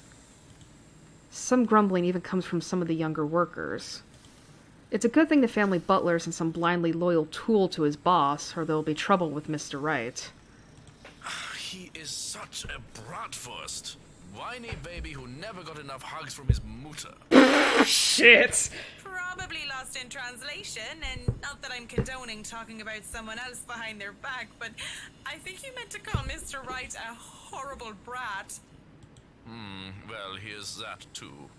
There are a lot of things I can call him, but I mean to say that he is a big weenie. A childish name for a childish person.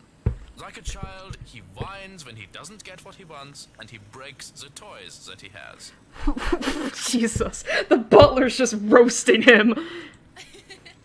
That gets a laugh from me, as well as a few of the movers who linger near. He and I carry boxes, instructing the movers where they should be, and generally taking over Mr. Wright's work. It goes off without a hitch, and the man is helpful, efficient, and capable with physical labor, despite his clean-cut appearance. A gentleman to boot, taking boxes from me when he sees me struggling with them.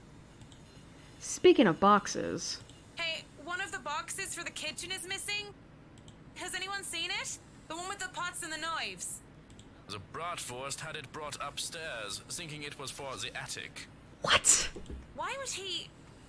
Oh, never mind. I'll go get it. Oh, more fuckery with the ghost. Why even bring a box of pots and knives to the attic? That man is ridiculous. There's probably no point in making sense of what he does if he does them just because he can. At least it turns out that I don't have to make it all the way up to the attic. The mover, probably on Mr. Wright's orders, left the box on the stairs. At least it's not that heavy. I managed to hoist it up without too much effort. But the time it takes for me to do that is long enough for me to overhear an odd conversation I could never in my life imagine coming from a couple like the Wrights.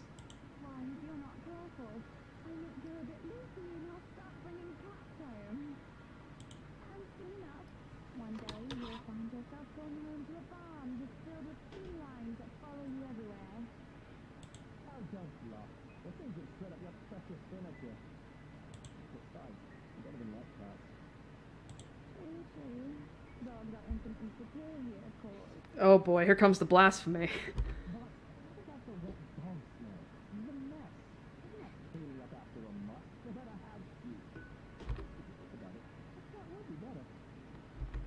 For once, I'll have to agree with Whiskey on this one, though I can live with Mrs. Wright being a dog person.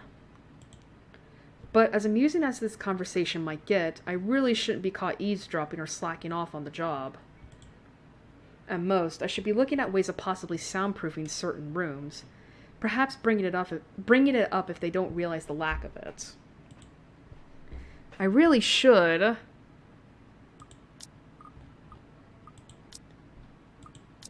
It is not my place to say here, so I'm just gonna go. No matter how bizarre their conversation might get, I really must go.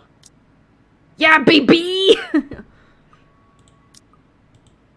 Not to mention, just standing here when I have no more reason to loiter just feels wrong.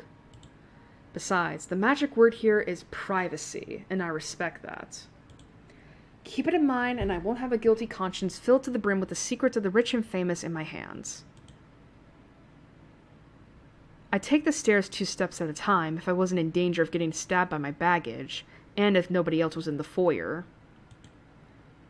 But as Johannes takes the box from me, I only give him a small smile.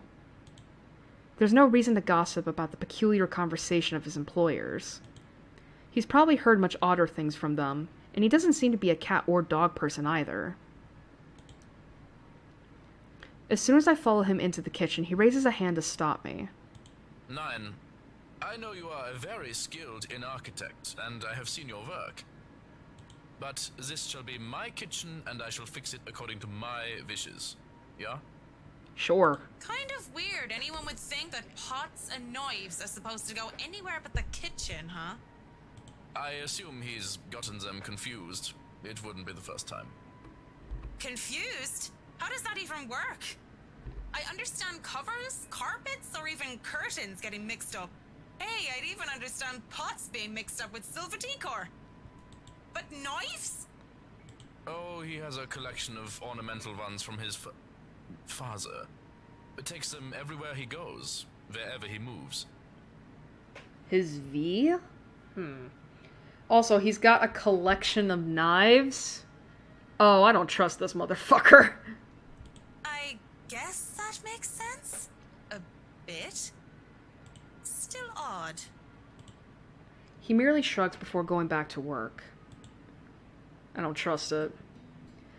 The movers work efficiently even when they're left alone, and they do quick work at their responsibilities. The head foreman comes, standing in the doorway, to consult me on this or that, and I have to go help out every now and then. But they pretty much have everything up to standards. They skip lunch entirely, not even realizing when they do so. Nevertheless, all is well as the butler gets to heating up the leftover bubble and squeak from All is well as the butler gets to heating up the leftover bubble and squeak from breakfast, and makes a generous batch of fish and chips for them. What the Bubble and squeak? What the hell is that?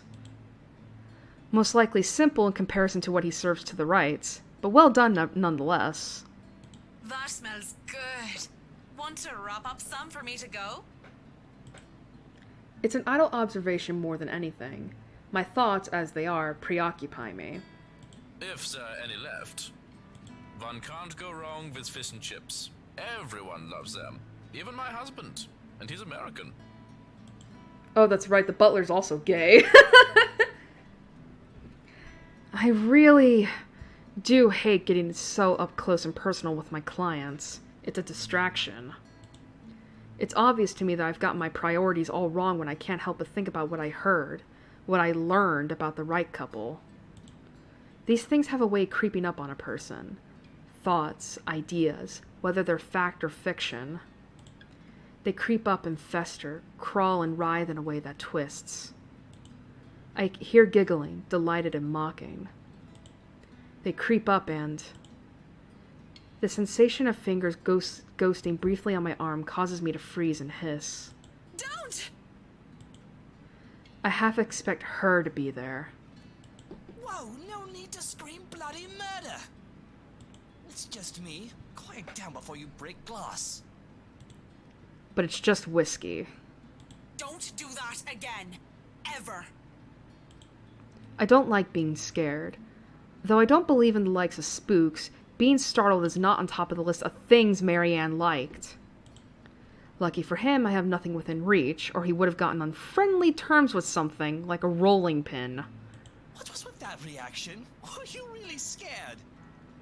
Has Johann's been telling you ghost stories? He just loves to scare people. Isn't that right, Brother Graham? The butler's expression is unreadable. Eggs and bacon? I'm American, alright? I don't know shit. Bubbles and squeak. I've never heard of eggs and bacon being referred to that. That is so weird. Really goes to show, like, how stupid Americans are and all that. I hardly see any emotion on his face to begin with since I started working for the Wrights, aside from vague amusement. There must have been something there, though, judging from Mr. Wright's own content look. The expression on Mr. Wright's face is almost cruel. But neither of them spoke, even as Johannes leaves the room to serve the workers their late lunch. So, now that we're alone, Marianne, what are you so jumpy for? Trauma. I was just thinking about all the urban legends the movers have been telling me about this place. Except for Luke, he's just straight. He's so straight. Don't tell me you believe in that tosh. They're nothing but tales made up to scare children. Timmy, Billy, don't you dare go up to that big mansion and get in trouble there. The ghosts are going to get you. That's a boring way to look at it, but that's usually what it is anyway, no? Like I said, I was just thinking. It would be a relief, actually, if those rumors of this place being haunted is true. That just means I'm not going bonkers. Hearing, let alone seeing, a dead person isn't exactly the symptoms of a healthy mind. Sure, it means there will be such things as Sure, it means there would be such things such as ghouls and goblins, but at least I'd be sane. On the other hand, there would actually be a dead girl walking around. If you could excuse the inane question, Mr. Wright, you haven't noticed anything weird here? A simple enough question on the surface, yet I notice the man stiffen as the question leaves my mouth. I wouldn't have noticed it if I wasn't watching his reaction intently, but in his eyes I see something dangerous. It depends on your definition of the word weird. Are we still on the topic of this place being haunted? Because no, things have not started to fly around and we have yet to require an exorcism. I don't think my head would like to do the whole 180-degree turn thing. Well, maybe that, but no strange people? Aside from my usually weird butler and all the weird men traipsing around touching my things? No, not really. Why do you ask? Have you noticed anyone strange while you were here? Because you must report it to Johans and he'll have security handle it. But these reports better not be about ghosts and things that go bump in the night. I don't want to waste manpower on the boogeyman or senseless witch hunts. I'll keep that in mind, Mr. Wright. But no, it's nothing like that. I guess the mansion is just strange for me. It's a unique project. No strange men or women lurking about then? A dead teenager would technically qualify as strange. But, yeah, the whole I see dead people thing isn't going to go over well. None that I know of. But I'll inform Johans immediately if something comes up. I'm serious, Mint. You see anything, anyone suspicious, and you report it. Immediately. I think that goes without saying. The concern he has on the talk of security is quickly gone. His arrogant, smug smirk returns, if a bit subdued. Whatever smarmy remark or innuendo he has at the ready never comes though, as voices from the dining hall ring out.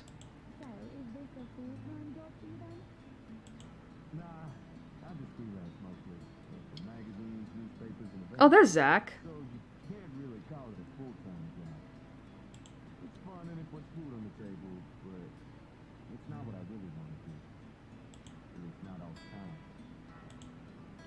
That would be the magazine photographer, I presume. As always, Mrs. Wright talks in such a kind and cheery fashion, no matter who she's talking with. It certainly puts people at ease around her. It sounds like it's working on the photographer, too. Hearing them, though, seems to put Mr. Wright in a sour mood. At least if his small scowl is anything to go by. Is he jealous?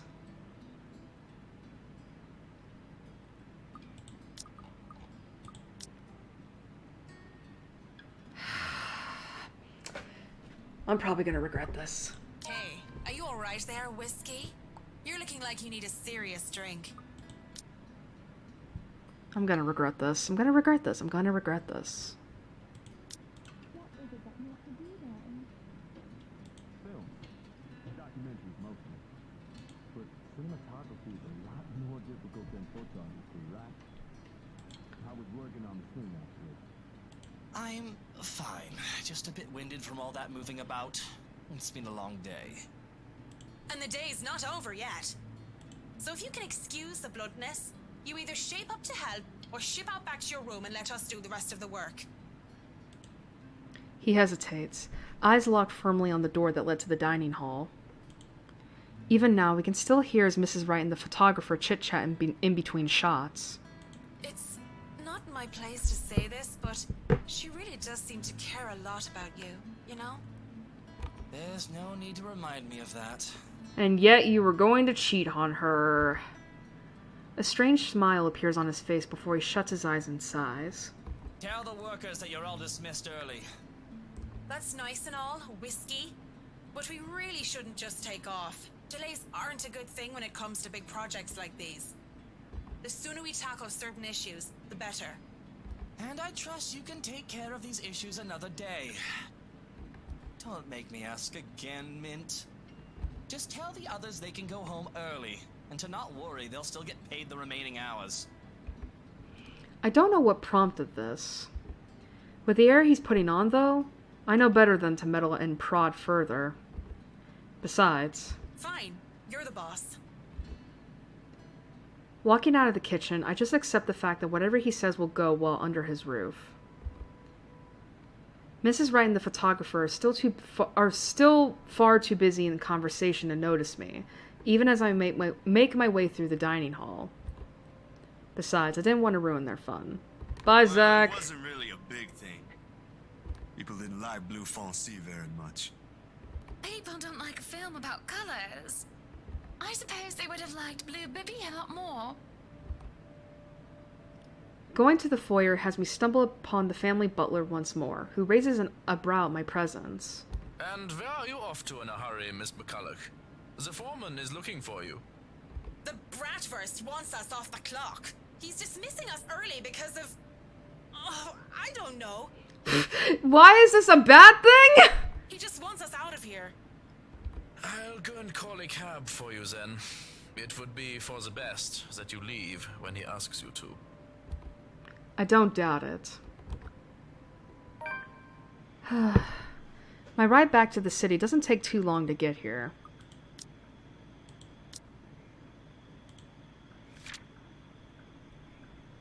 Alright. To keep her mind off of things that haunted her, Mary Ann McCullough focused on assisting the Wrights during their move-in. Later that afternoon, she was seen chatting with Luke Wright, who then demanded she and the rest of her crew take an early leave. Granted, there were some difficulties at first, because the driver didn't know where the Ermengarde mansion is. He tried to have us hand over GPS coordinates from our smartphones or some other technobabble I didn't care about, and the butler didn't understand. But as soon as we told him that it's that haunted mansion over in Anselm Village, he knew just the place. And finally headed over, albeit with some hesitation. All the way back to the city, the driver keeps complaining about that place giving him the willies. He gives me willies too. I would have loved to snap at him. But as soon as the thought occurs to me, another blossoms in the forefront of my mind. One that has somehow bothered me greatly, more than my exasperation over whiskey in this project, or wanting all of it to stop. There has been no Lorraine whispering over my ears today. Worse, I find myself searching for it. Searching for her. Oh, Christ, I don't know how to pronounce... Oh, boy. Oh, God. Damnu Rithi. Loose ends. Fucking bloody loose ends everywhere. He's so buff. He's a big guy. Yeah, Zach's a big guy. I thought I've already moved past this years ago. And it does nothing to help me curb my frustration. If anything, it only ensures that I want a stiff drink. And where else do I go to drink? Tuesdays are for karaoke, and Wednesdays, improv. Usually it's these four guys who did hilarious games. The one with Irish drinking songs are always a crowd favorite. Though I love a good laugh, stand-up comedy isn't my thing, and without Cam or Haruna or any other distractions, I end up drinking a lot more this time. And when there's several bottles of beer in me, I get really, really embarrassing. Hey! G! Psst! G! Come over here! I need you for something! It's a good thing that the bartender is a nice fellow. I'd probably been kicked out of other places by now, or worse. If push comes to shove, all he would do is give me an easy smile and a shake of his head, even when he's attending to other customers. Just like now. Give me a moment, will ya? I gotta go check on her. He's some Asian guy. And I'm pretty sure I've seen him here before a couple of times, although he never talks to anyone else except G. Oh, is this Ashton? The girls used to be all over him too, but he always turned them away. I'll be here. I'm gonna go do that before she falls over. First off, I was right. Secondly, Asian Joe? What the fuck? All right. What is it? What the Police chief? Do you need someone to help you get home? Bartender, pour the wine! I think that's enough alcohol for you, little missy. I'm cutting you off. A whine comes from the back of my throat as he pulls my bottle away. I have no hope of getting them back once they're behind the counter. Even in my drunken mind, I don't dare hop over it for them. Because what little sense I have left knows I'd sooner take a floor dive than succeed in wresting a bottle from a sober man. But that doesn't stop me from trying to reach out with my arms like a stupid idiot anyway. He smiles and shakes his head, just like I know he would, before going back to the other guy. Right now, where were we? How you holding up, boy? With no drink and no one to really chat with, I would have gone home, or gone to sleep on the bar right there and then. But I'm not ready to stand up and try to trek back home just yet. Same old, same old. I'm still on the Luxborn firm case. Those blokes they talk about being in dark suits, whisking people into the night or some shit and all that. Wait, what? Didn't the media call it some ridiculous name in the morning news? What is it this time? Wait, don't answer that. They've called it a lot of things. As long as people don't start running around claiming they're the Illuminati. So, what have you got for me this time, G? Anything good? Slow down there. You haven't even told me what sort of dealing dosh we got. Who are you looking into this time? Their talk would have interested me, would have kept my attention, if I gave a damn. But in my current state, I can barely give two fucks about the things going on around me. All these words are just buzzing, barely surfacing from the sea of sounds that is the pub. Bartender Gary! And it would have stayed that way, perhaps even drowned, if I didn't hear his name. Luke Wright. You know the guy. Oh? And don't pretend like you don't, G. It takes a special kind of ignorant not to know who he is. That smug blonde who likes throwing round his money. He was just here a few days ago, as a matter of fact. Great tipper, if you think him just dumping a water cash on the counter after having too much whiskey counts as tipping. Why are you asking? He dirty? You have no idea, G. He's probably the worst sort you can imagine. Luke fucking Wright. Fucking whiskey. Even without him around, I'm still hearing about the guy. What the absolute fuck? Despite this, I find myself getting up and sauntering over to join them before I pipe up. Is this smart talk about Luke fucking Wright I'm hearing, eh? Private conversation here, lady. It's like, please get away. There's only amusement on G's face. The Asian guy, he starts to look ticked off as hell. Don't worry, Holmes, she's clean. And she might be able to help you with your, predicament. Course. A drunk's just stumbled through here with what I need. Get real, G. No offense, lady, but you're smashed. I know, right? Nothing beats being drunk after a hard day's work. Especially when you're working for Mr. Luke Wright. So, she works for the guy? Yup! Doesn't that make her, I don't know, suspect? See, have a little faith in me, why don't ya? I don't have much, and you might as well have something to go off. You're the one who was so desperate to come running to me for business. Yoo-hoo! Still right here, fellas. 5 feet 11. Can't miss me. I like Shorty over here. What's it that mad look? You want to dance, boy? You don't look like you can bust a groove. Maybe a leg, but with that fancy coat of yours. To add insult to injury, I move directly behind him and use the top of his head as an armrest. Oh my god! But when he shakes me off, I plop into the seat right next to him. Don't try me. You can hardly stay on your feet. So are you gonna beat a woman? We don't want to ruin your fancy coat, do we? Hey, don't ruin the coat. Ah, children, the both of ya. But you're still standing after all that, are ya?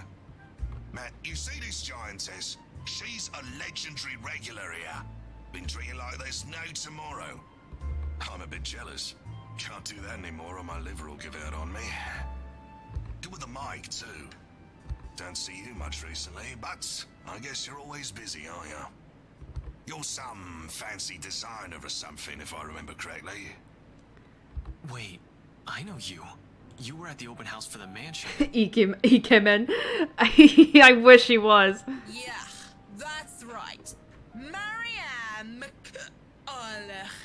I'm a famous interior designer extraordinaire. Ooh, that rhymes. Anyway, talking about that weenie Luke Wright, right? God. Or something. Can't really talk about it. I don't even know if I can trust you, even if G said you're clean. But anything would be of help. Well, I don't gossip about my clients, if that's all there is to this. You wanted to gossip about him a few minutes ago, Marianne. And that was the beer talking, not Marianne. Oh my god. You won't mind if we ask the beer a few questions then? Maybe. Depends on who's asking and what they're asking. This is the best. But seriously, that guy is abso-fucking-lutely frustrating. One moment, he's an absolute dickhead. And then he's acting like an actual decent human being the next. I just can't figure him out. This is the best scene. I can't imagine how that pretty wife of his can put up with him. If I were her, I'd dump his flat arse straight up. And I'm not just saying that because I think Hannah's pretty or anything. Luke is a catch too. They both are. The bisexual panic has begun. But I really cannot, for the love of all things holy, see how they even work out together. So, Luke Wright, have you noticed anything strange about him while you were working with him? Anything peculiar? Of note? You're the one being peachy right about now, Holmes. But nah, nothing that comes to mind off the top of my head. He's just like most rich, smarmy arseholes and then some. A giggle bubbles up and I press my cheek against the cool countertop with my eyes shut tight. Just because! Eventually cracking one eye open. Just in case they thought I fell asleep, I grin at Holmes. So, Holmes, I'm guessing you're some private detective or something. Is it Hannah? Did she pay you to look if he's been cheating or some such? Hannah's the wife, right? What about her? How's she? Oh, she's fucking great. How is she or how is she? Well and good. Definitely the nicer of the two and sexiest sin to boot. Not a private detective then. Are you from one of them tabloids wanting to know if the Luke Wright doesn't know how to put his pants on right? Pants. I take the pants off. Ah, here we go. Slipping. I haven't been this drunk in such a long time. It's a miracle I've been coherent for as long as I have been right now. I'm asking you if you've noticed any odd behavior from her. Odd behavior? What? I wonder how she'd be drunk. I can just imagine her like the giggly sort. Christ. What do you think? These are serious questions, Marianne. Lives might just be at stake here. Well, then tell me. What do you expect? She's smashed. Yeah, that's a good point. Why am I even doing this? This is getting me nowhere, G. She's not a reliable source. The chief, let alone the courts, aren't going to take the word of a drunk. This will be dismissed, and I might be in trouble if they try to argue that I coerced a testimony out of her. This is a fucking train wreck. Yeah. You're a fucking train wreck. Maybe it's about time you apply the brakes and stop for a bit. The wave of despair that comes over the both of them is palpable. If feelings had a taste, it'd be bitterer than the beer I'm full of. My god. And it gets me thinking. Though thinking doesn't get me far with too much shite in my system. You know that's not an option. Thanks for being patient, McCullough. Good luck with your work on that mansion. Speaking of that mansion, It's so fucking haunted. there's something going on in that place. Something. As day. No wonder Mr. Wright likes it so much. It's as fishy as he is. Rotten bloke. Maybe that Santos girl is really onto something, eh? Suspicious shite, I'm telling ya. Explains why she's so reluctant. What do you mean that Santos girl is onto something? Before I get another word out, there's hands on my shoulders and everything starts to spin. I quickly slap his hands away, the best I can, and send him the foulest look I can muster. Take your hands off me, pipsqueak. I'm not a lady who's shaken or stirred unless you want me up-chucking on your pretty hair. But it's just like I said. Are you sure you aren't brain damaged or deaf? Santos girl from BRC showed us this creepy letter. You know, just like those spam stuff you get in your emails. And we thought it was some joke, or that the girl was just a bit too green to handle a big sale like that. You should have seen the look on their faces when they saw it. Whiskey? That's Luke fucking right, you get me? And the missus didn't look too happy either. I should have taken a picture and posted it everywhere. When rich snobs give you that face, no wonder the Santos girl went all mental on us. Working with them does that, you know? I think I'm about to. I'm not mental yet, am I? Anyway, just like I said, in that man... Hey, you okay? Holmes? You're looking a bit shaky yourself there. And he really is pale. Paler than before, at least. I could see the gears turning in his head on overtime. Suddenly, he shoves a card in my hand. Oh, we finally get some fucking things here. On it, his name, Ashton Frey, and his number. But he has second thoughts as he grabs it from me and slips it into my pocket. Whoops. You're cute, pretty boy. But I prefer blondies. Oh my god. Well, you're not exactly my type either, lady. But listen to me. If something comes up, don't do anything rash. This is great. If you think you're in danger or if you see anything suspicious, call me and the authorities as soon as possible. You understand me? That's 99... I know what the damn emergency number is. Right, 999. Good. Anyway, I have to run. See you, G. This was the best scene so far. The guy is quick on his feet, already up and at him, as soon as the numbers leave his lips. Here we go. The interior designer once again drank her frustrations away at the crawl bar. Albeit heavily intoxicated, she was seen chatting with Ashton Frey, a detective inspector working for the LPD. I was gonna say the LAPD! LPD about Luke Wright. Before abruptly leaving, the detective left her his calling card. Watching him as he maneuvers through the crowd of other pub goers is enough to tire me out. Fast as he can, he's at the door and throws us a smile, and that's all we get before he's gone. Just like that. Oi, what about your drink, boy? I'll go put it on your tab then. Holmes boy always like that, G? Pretty much. But what about you? I suppose I'll put your drinks on your tab too. Don't want you to spill your wallets when you look like you're close to spilling yourself.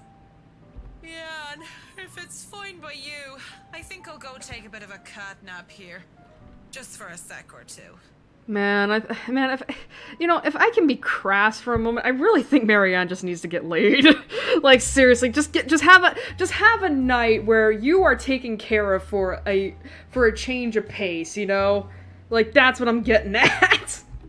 Go right ahead. I'll wake you when I close up shop. Just get the repression work done, you'll be great. Swimming in cocktails.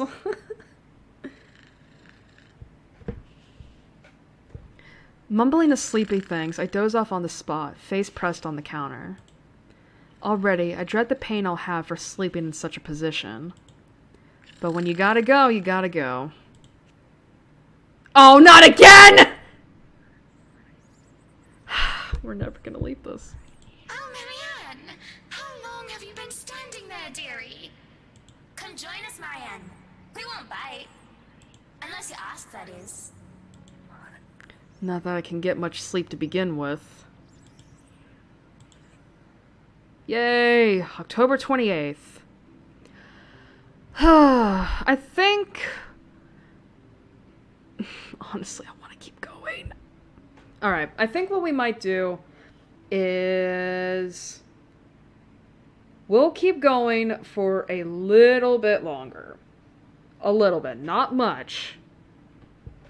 So either we get through the rest of this day in-game, or we wait until 2:30 maybe?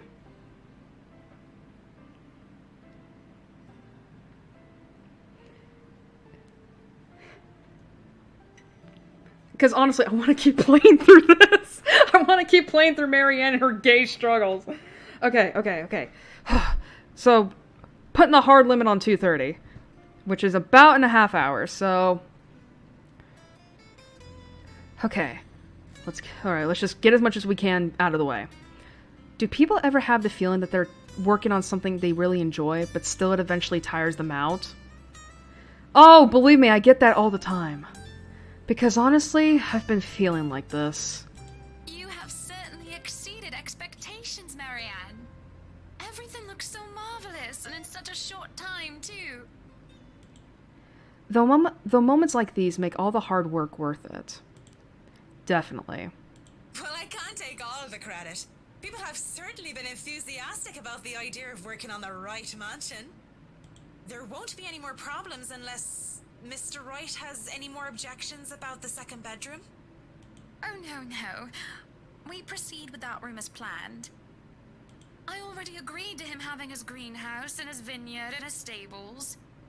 He may as well let me have this one thing. We're only about halfway done, but the honest satisfaction on a client's face is enough for me to push through. Volunteer hardcore. Man, I would too, though.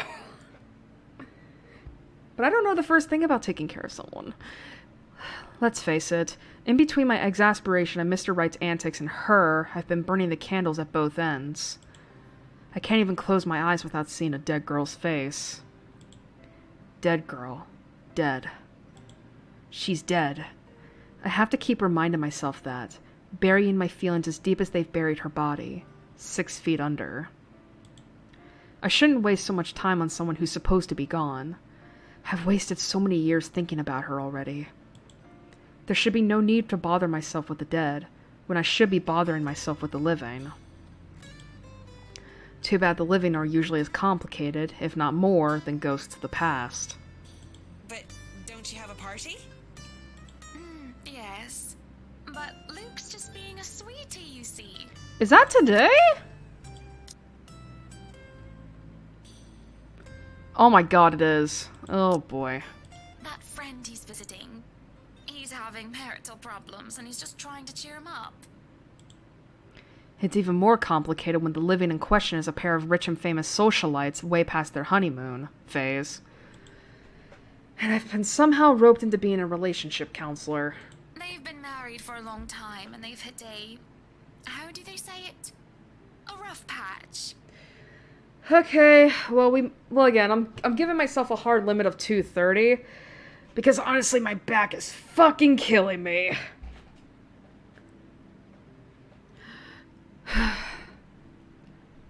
So I do want to give. So I'm gonna be stopping soon anyway. But we're just gonna get through as much as we can. Oh boy. Okay. That's gonna be fun. His wife has a drinking problem and can be very neglectful. The poor thing really does his best to be a good husband. But it's never enough for her. Sometimes I think it's the years. Maybe it's been so long that they've lost that romantic spark. I will have fun. What do you think? If I'm going to be completely honest, I need to ask. This is about you and Mr. Wright, isn't it? Suppose it is. What would you tell me? Then, I tell you it's none of my business. I tell you that I don't want to meddle. But, if the troubled husband with the neglectful wife asked me for my honest opinion, I'd say that he shouldn't base his happiness and his self-worth on someone else. Maybe he should try being independent for a while. See what it's like when he isn't trying to please someone else and doing things for himself. Everyone's supposed to be their own man or woman, right? A bit of breathing room never hurt anyone. We shouldn't let our fear control our lives. Why she thinks a single woman like me would be the best source of relationship advice is beyond me. Still, I talk and answer to the best of my abilities. Without realizing it, I'm already pouring out a part of me that I had thought were long gone. I like to believe my words will be of some help to Mrs. Wright. If I'm honest, though, they are of some help to me, like some weight has been taken off my shoulders. Lorraine. I really should handle what's left of the work. You won't be attending the party. Oh, you really must, Marianne. The weight of what happened to her hasn't left me yet, did it? Has it? Maybe... I'll try to stay and chat. Maybe grab a few bites and a drink, but I can't be around for the entirety of the event. My apologies. Busy, busy, busy. You must stay a while. I'd love for you to meet some of my friends, and they're ever so excited to meet you. You need to say hello to the Lees, at least. If it wasn't for them, I'd never even heard of you. Maybe it's about time I changed that. We'll see. So, if I can be excused? Certainly. You'll have to excuse me as well. I must attend to the party before any early birds arrive. Because, believe me, they will throw a fuss if things aren't ready, even when they're not supposed to be here until an hour later. Though I shouldn't dwell on the dead, I shouldn't just callously forget about them, too. Saying that I have work left to do is an easy enough excuse to make. I know how other people see me. They see someone so obsessed with her craft that she would so easily miss things like a party for it. Outside the parlor, people hurry about here and there in preparation for the bride's grand housewarming party. None spare me a glance as I slip past them, each working on their appointed roles and not daring to slack off while they work for what is probably the most powerful couple in Luxbourne.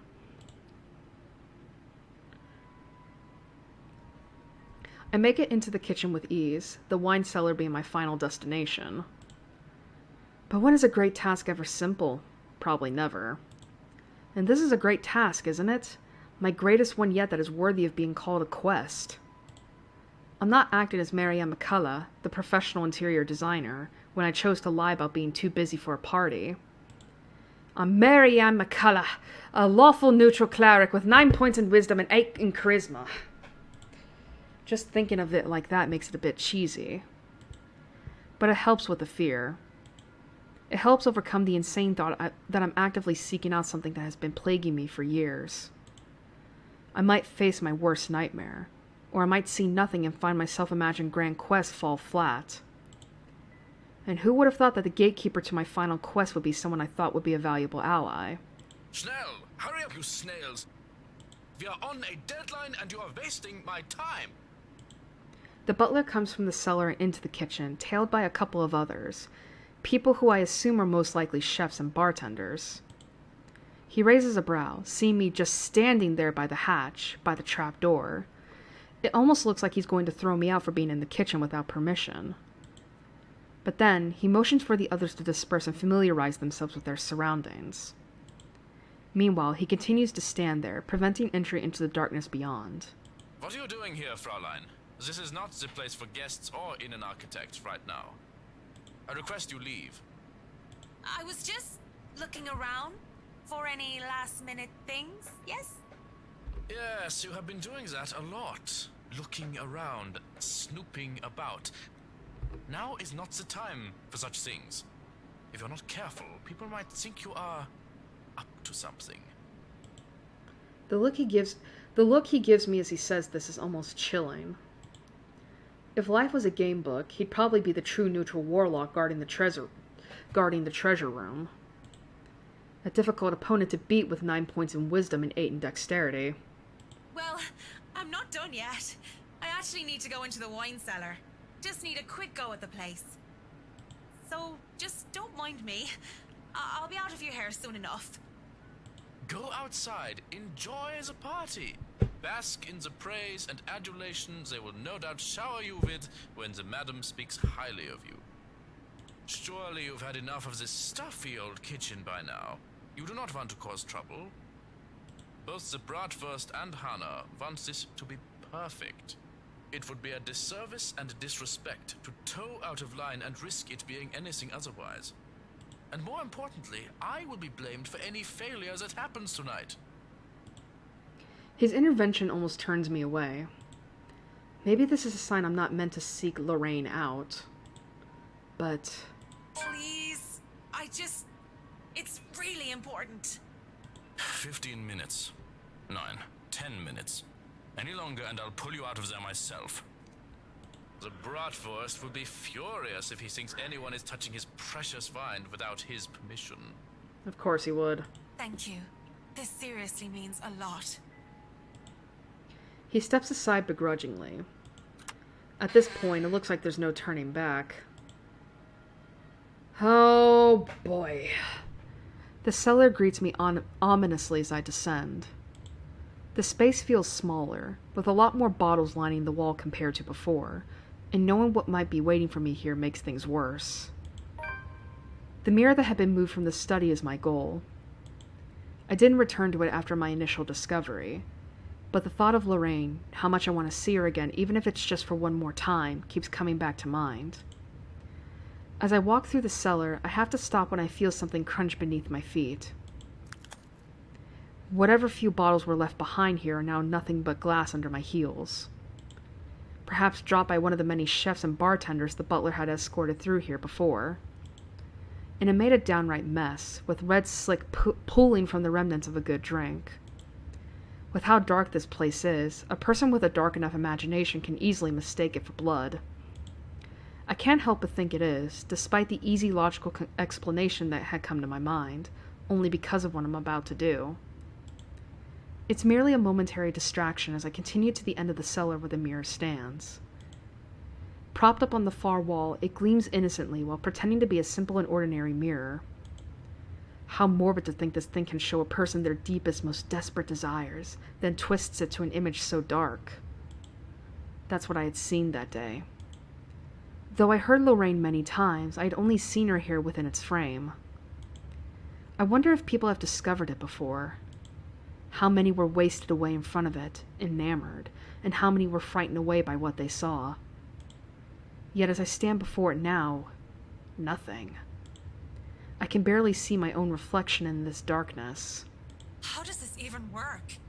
Mirror, mirror on the wall? Something? Anything? Nothing. Touching its surface doesn't make it magically activate or anything like that. There is no sudden surge of power, and I'm suddenly not granted sight. It stays what it is. A mirror. Was Lorraine's appearance in the mirror all some sort of fever dream?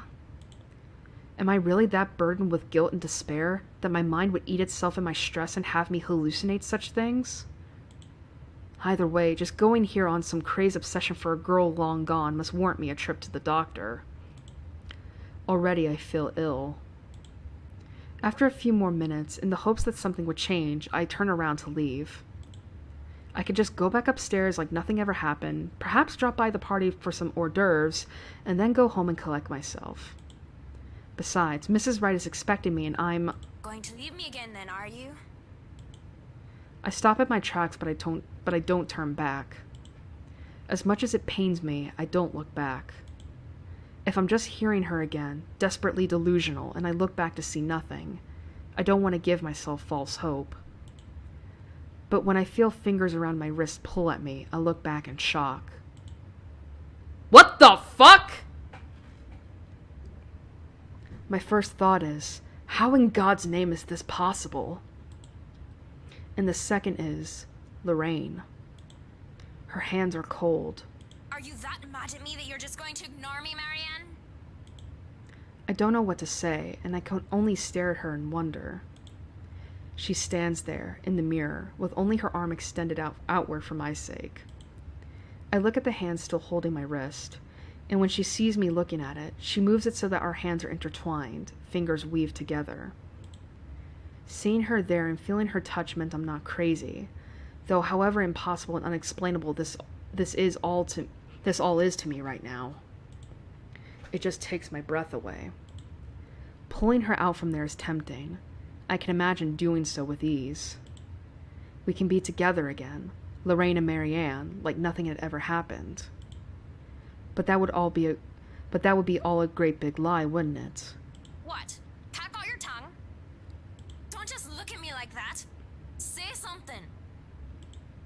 Even if this thing were some magic portal that could bring back the dead, that doesn't erase anything. Just looking at her, still a young teenager while I'm already a grown woman, it serves no other reason than to break the illusion that blinds me. I've seen her twice now, always behind the mirror. If this is real, if this isn't some delusion, then why can she only exist behind the glass?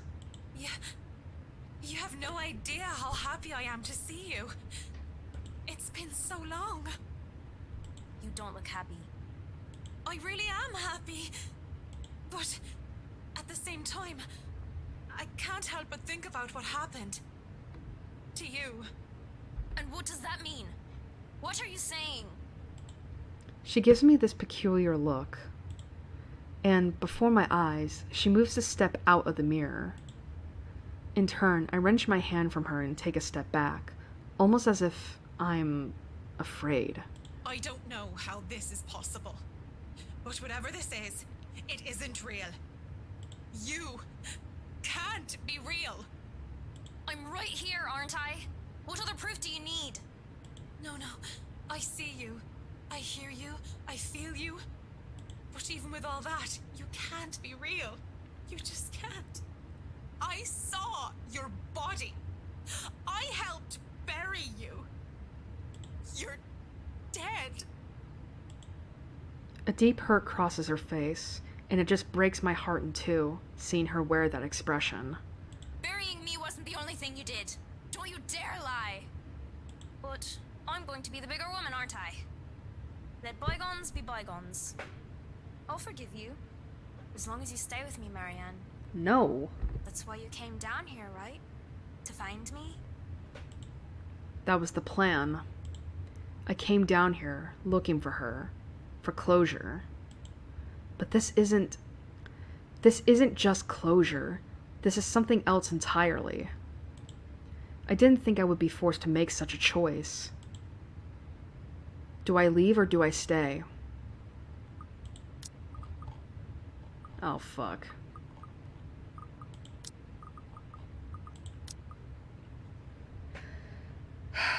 Obviously,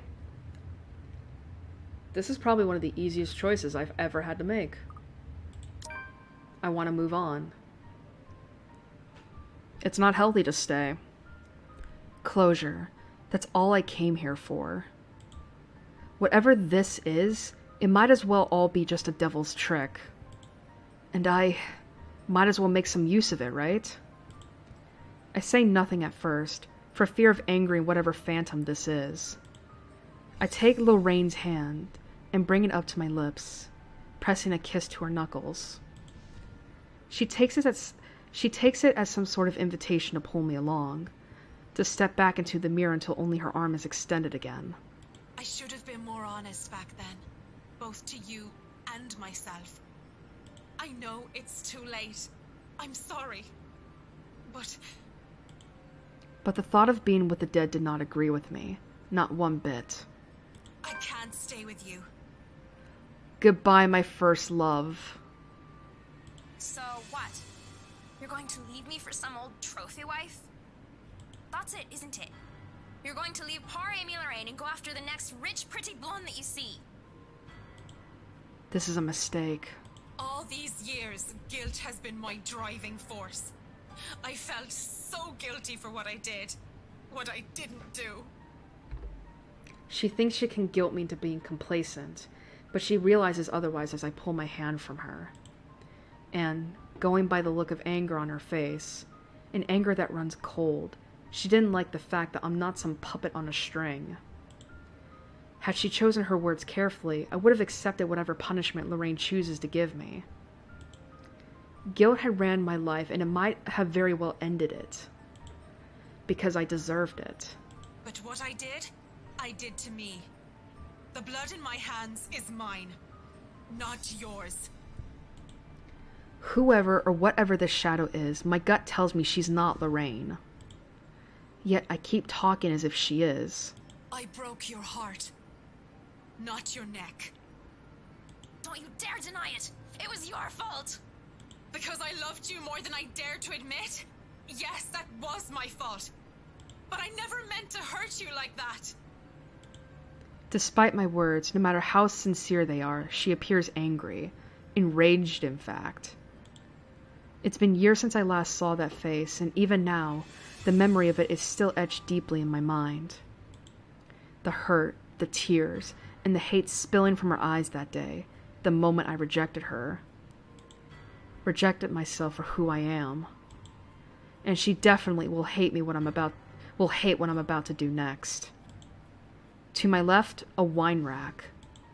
And from there, I take a bottle and pray to all the saints I can remember. For all my sins.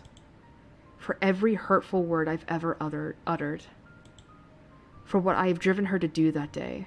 What I forced her into. What are you doing? I do it without thinking twice. Quickly, before I can hesitate, I grab a bottle and send it straight towards the mirror. Shards of the bottle and the mirror are sent flying everywhere as Lorraine's screams echo in the cellar. Bitter. Searing. Like every wounding accusation she hurled at me. They've never left me. I doubt they ever will. But with this, I can move away from them. From her. Live my life as I should. Free from the burden. Her burden. Because the Lorraine I know, the real one, the person I loved, will never want me carrying this to my death. Yes! Yes! As the screaming dies down, I can't help but mutter weakly. It's done. It's done. Mirror, mirror on the wall. Oh, Lorraine. Forgive me, Lorraine. I take some time to compose myself, breathing in and out, stamping down on the tremor still racking my hands, straightening out my jacket and fixing my hair. All a weak attempt at returning myself to someone resembling my normal self. This would probably be easier to do so with a mirror, but I likely won't be able to stand looking at one for a long time. Well now, I should probably go back up there. Party to attend, rich socialites to do business with, and food to eat. Mrs. Wright will be happy if I make some time for it anyway. Yet, one last time, to the shattered glass beneath my feet. I'm sorry, Lorraine. May you see God's light on the path.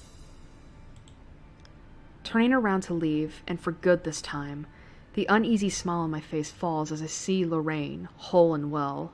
Come on, Mac. You really didn't think it would be that easy, did you? Uh-oh. You get bonus points for trying. But you should know innate charisma is not enough to turn undead. She advances towards me, backs me against the wall. I can't even reach for another wine bottle without putting myself within her reach. Despite my earlier bravado, I didn't think she'd be able to exist at all without the mirror. Can you blame me, though? It's not like I'm an expert on the supernatural. That's not... You shouldn't be... What? After the mirror? Did you think just moving on will erase what you did to me? You're nothing but a murderer, Marianne. A murderer! Stay back. You're not real. Leave me alone. Stop. I'm trying to move on with my life, so why won't you let me? Please. Just get out of my head and leave me be. I try to find an exit when there's a click. The next thing I know, I'm falling back into darkness. What? Behind closed doors. Where the fuck are we now? I fall on my back and a door slams shut behind me. Oh, that's creepy.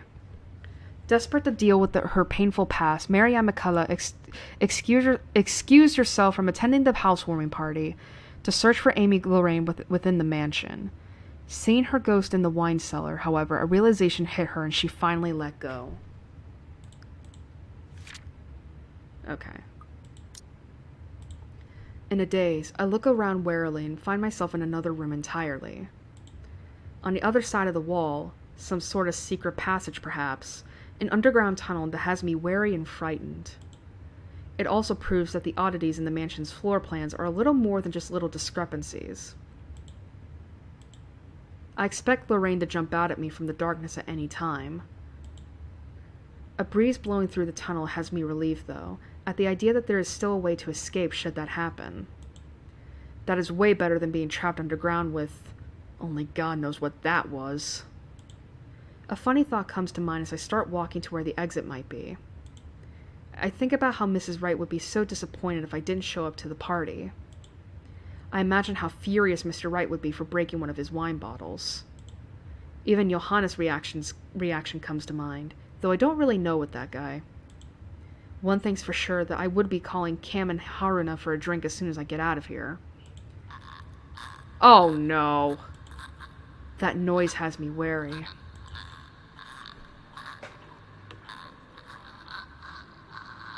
A ghastly thing, a corpse of a woman, leans on the wall.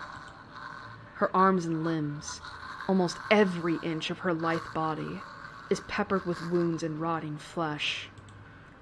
And it is then that the putrid smell of blood and gore hits me, making it so that I don't even question how I missed it in the first place.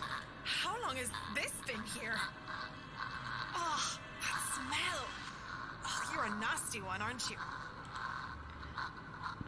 I flinch as the thing twitches. Oh, fuck. And as soon as it opens its eyes and looks at me with a smile, there's nothing on my mind but horror. I break into a run. I try to keep on running, no matter how much my legs and feet scream at me to stop. I keep going, even when I look back and see nothing of her anymore, because I can still hear her. The scampering of her feet, the words she tries to form with her bloodied mouth, and the painful sounds of bones grinding against each other as she moves closer and closer to me. How long are these damn tunnels? There's a split second where I know that thing is right behind me, a strange sensation creeping over my limbs when her presence looms over me. And then, suddenly... Jesus! I can't even do anything before I'm yanked by the hair and pulled back. Still, I struggle, up until I'm thrown to the side like some rag doll. I hit the ground on my side, and the musty smell of old hay that reaches me is my only indication that I'm still alive. Please don't hurt me. My body hurts, and I keep my eyes shut tight, afraid of what might happen next.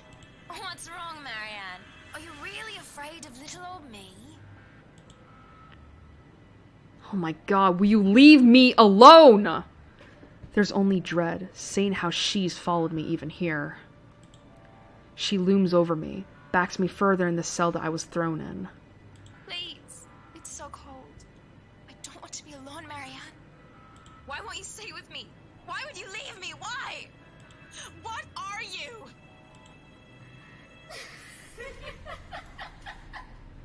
The rain turns and shifts into that thing from before. And, with that same gruesome grin, it takes a step forward towards the cell. Is that a camera? Towards me. I barely scramble to my knees when the door to the cell slams shut and it just stands there, staring. Shouts for help ring out in the tunnels. But none of them are coming from me. I'm more paralyzed and shocked by what is happening. My throat tightens at being fooled by the image of Lorraine, at the thought of being trapped down here. So then, where?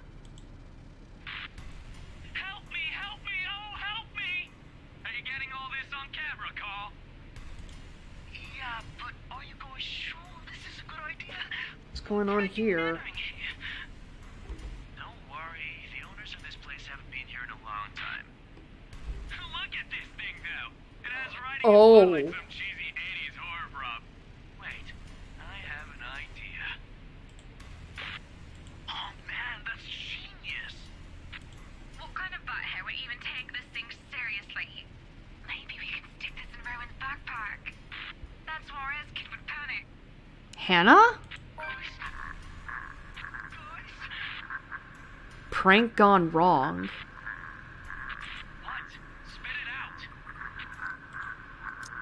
Suarez Kid Rowan.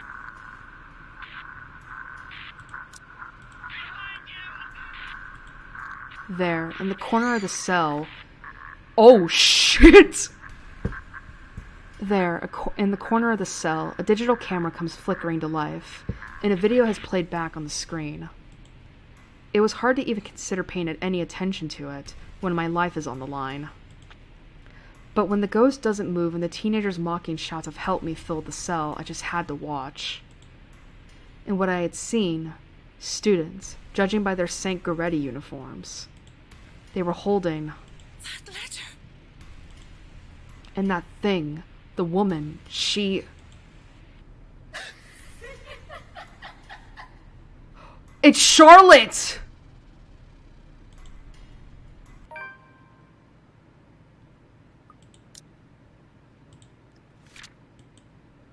Oh, whoops. While trying to escape the Phantom disguising as her friend, Marianne discovered an underground prison hidden in the deepest corners of the mansion. Now trapped in one of its cells, she found a recording left behind by some of the mansion's victims. Rebecca!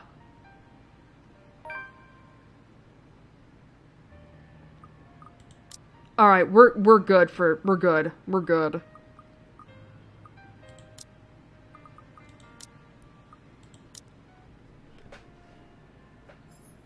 Oh, shit.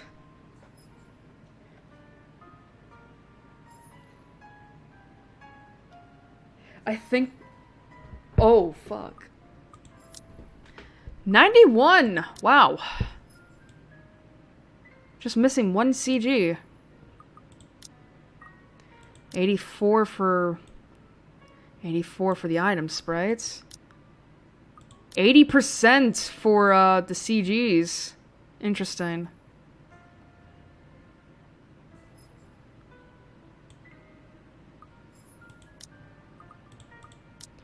$18. What's this? What is forbidden is the most tempting. Meet the ghost from your past. Destroy the thing that's reminding you of your regrets. Meet a fellow nerd. Give a piece of advice to the younger you. Make peace with the past and move on. Explore the deepest corners of the mansion. In alcohol, there is truth in drunken ramblings.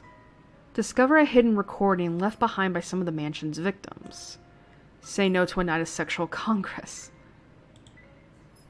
The ghost of guilt and sorrow remembers who I am. Keep looking for Ashton. When nightmares just won't leave you alone. Meet Kylie as Zachary. Huh. Oh, Jesus.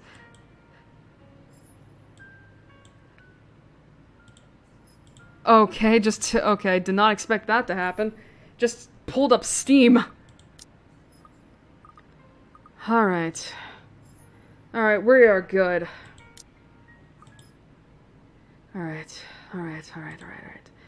let's get this up. Damn! We were almost done with Marianne's chapter. Good thing I decided to keep going.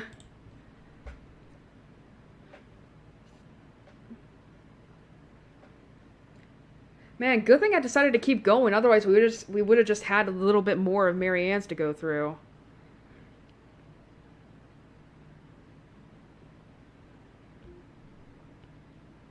Alright, let me get the music up real quick. Oh my god, I'm legit serious. My back is aching.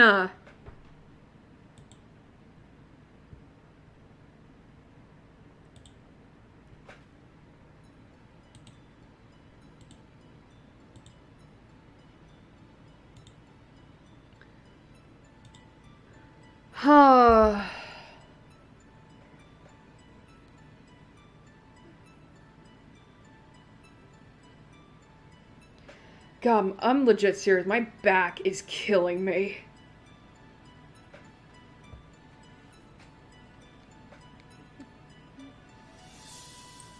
Oh, I didn't even retweet the thing. Whoops. I think I was just so excited to get into it.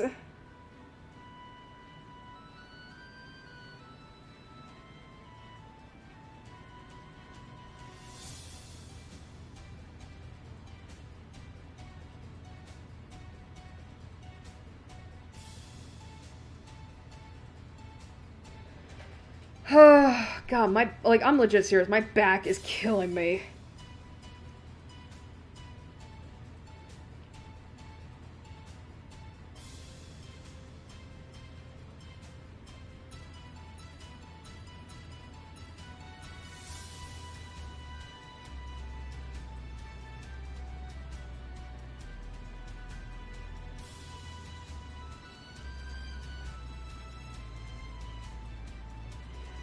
Sorry, I'm just checking stuff right now.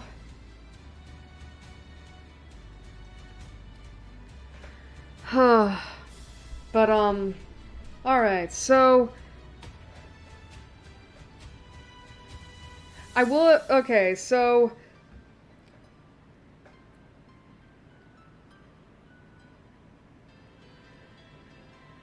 Alright, so now I gotta think.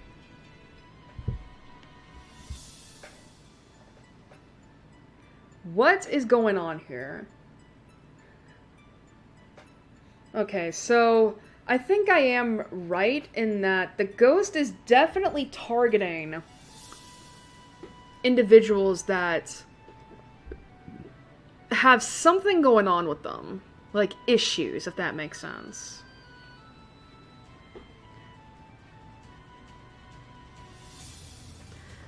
Because Isabella, probably sensitivity to the paranormal, but also because of her whole situation. Hannah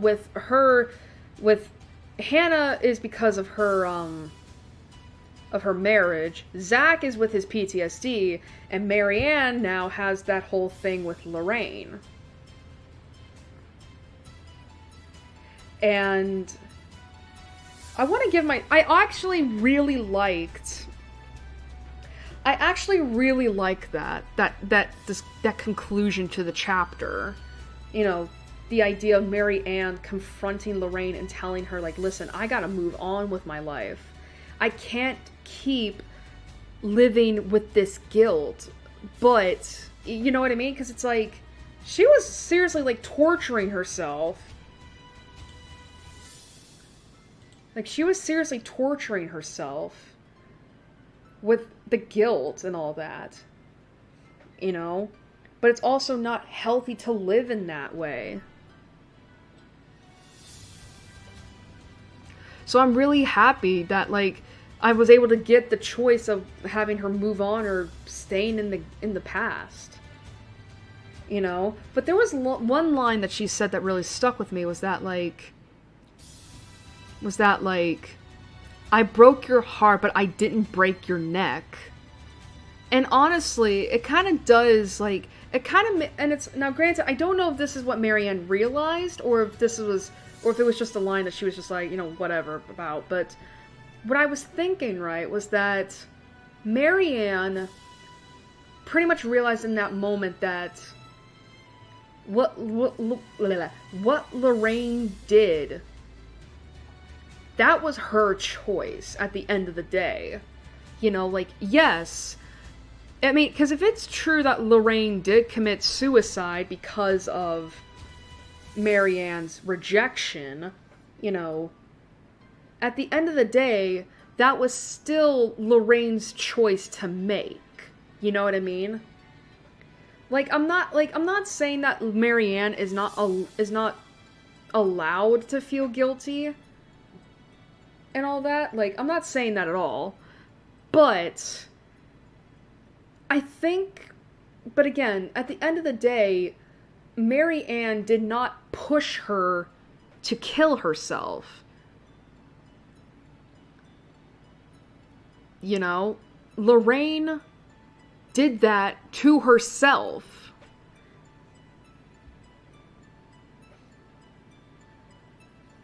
I mean, I feel like that's really cruel of me to say and all that, but, you know, but suicide is always a choice. Granted, a very hard choice, you know, regardless of whether or not you choose to do it or you choose not to. But it's still a choice at the end of the day. You know, and you get what I mean?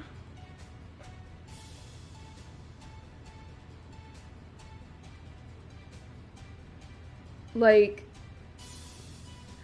Lorraine made the choice to end her life.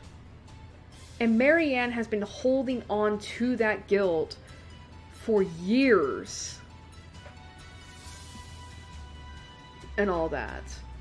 And Marianne was right when she said that the real Lorraine would not want her to carry that guilt from her, would not want her to carry that guilt anymore.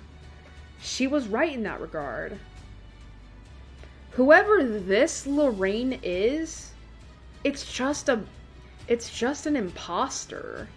It's a husk of the real Lorraine that she loved. You know, and of course Marianne is not absolving herself of the fault she has. Like, she fully acknowledges that, yeah, I probably shouldn't have been a coward. I probably should have told you that I loved you too, instead of rejecting you.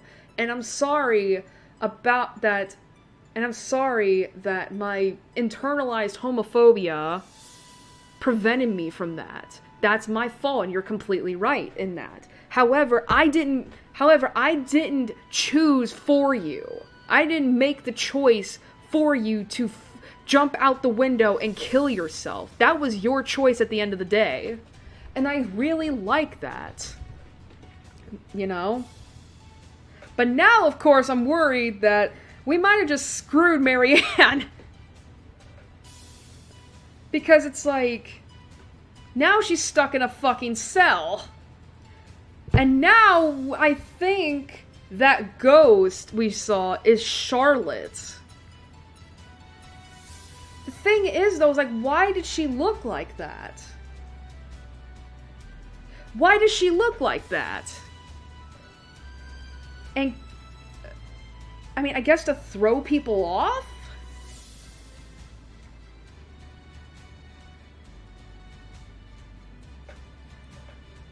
I don't get it. But now, of course, we're in Rebecca's point of chapter now. So now I think we're about halfway through the story.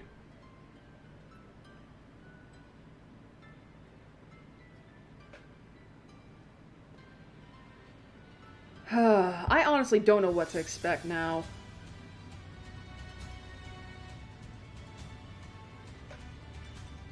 I honestly do not know what to expect now.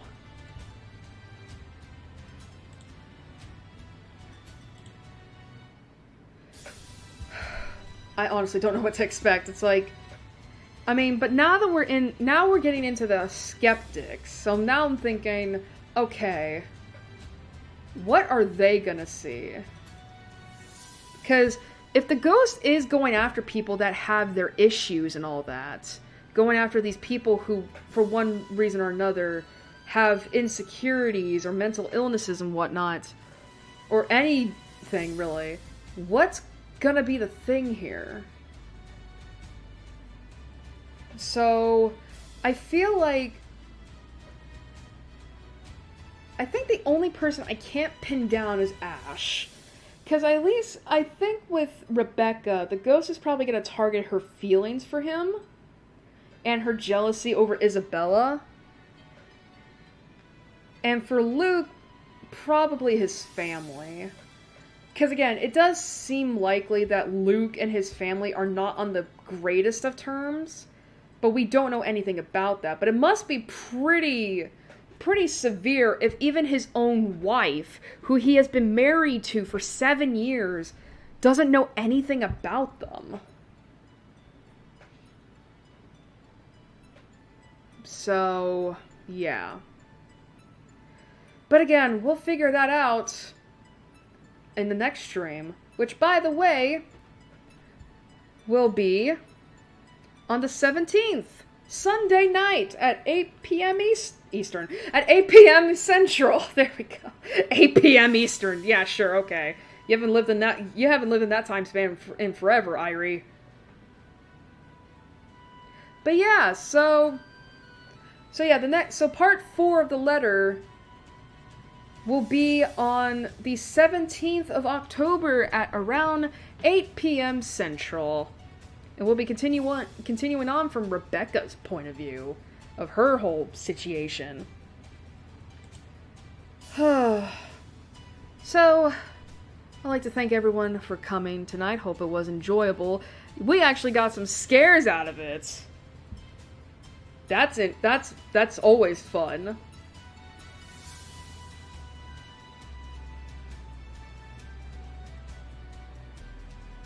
But yeah, so thank you all for coming.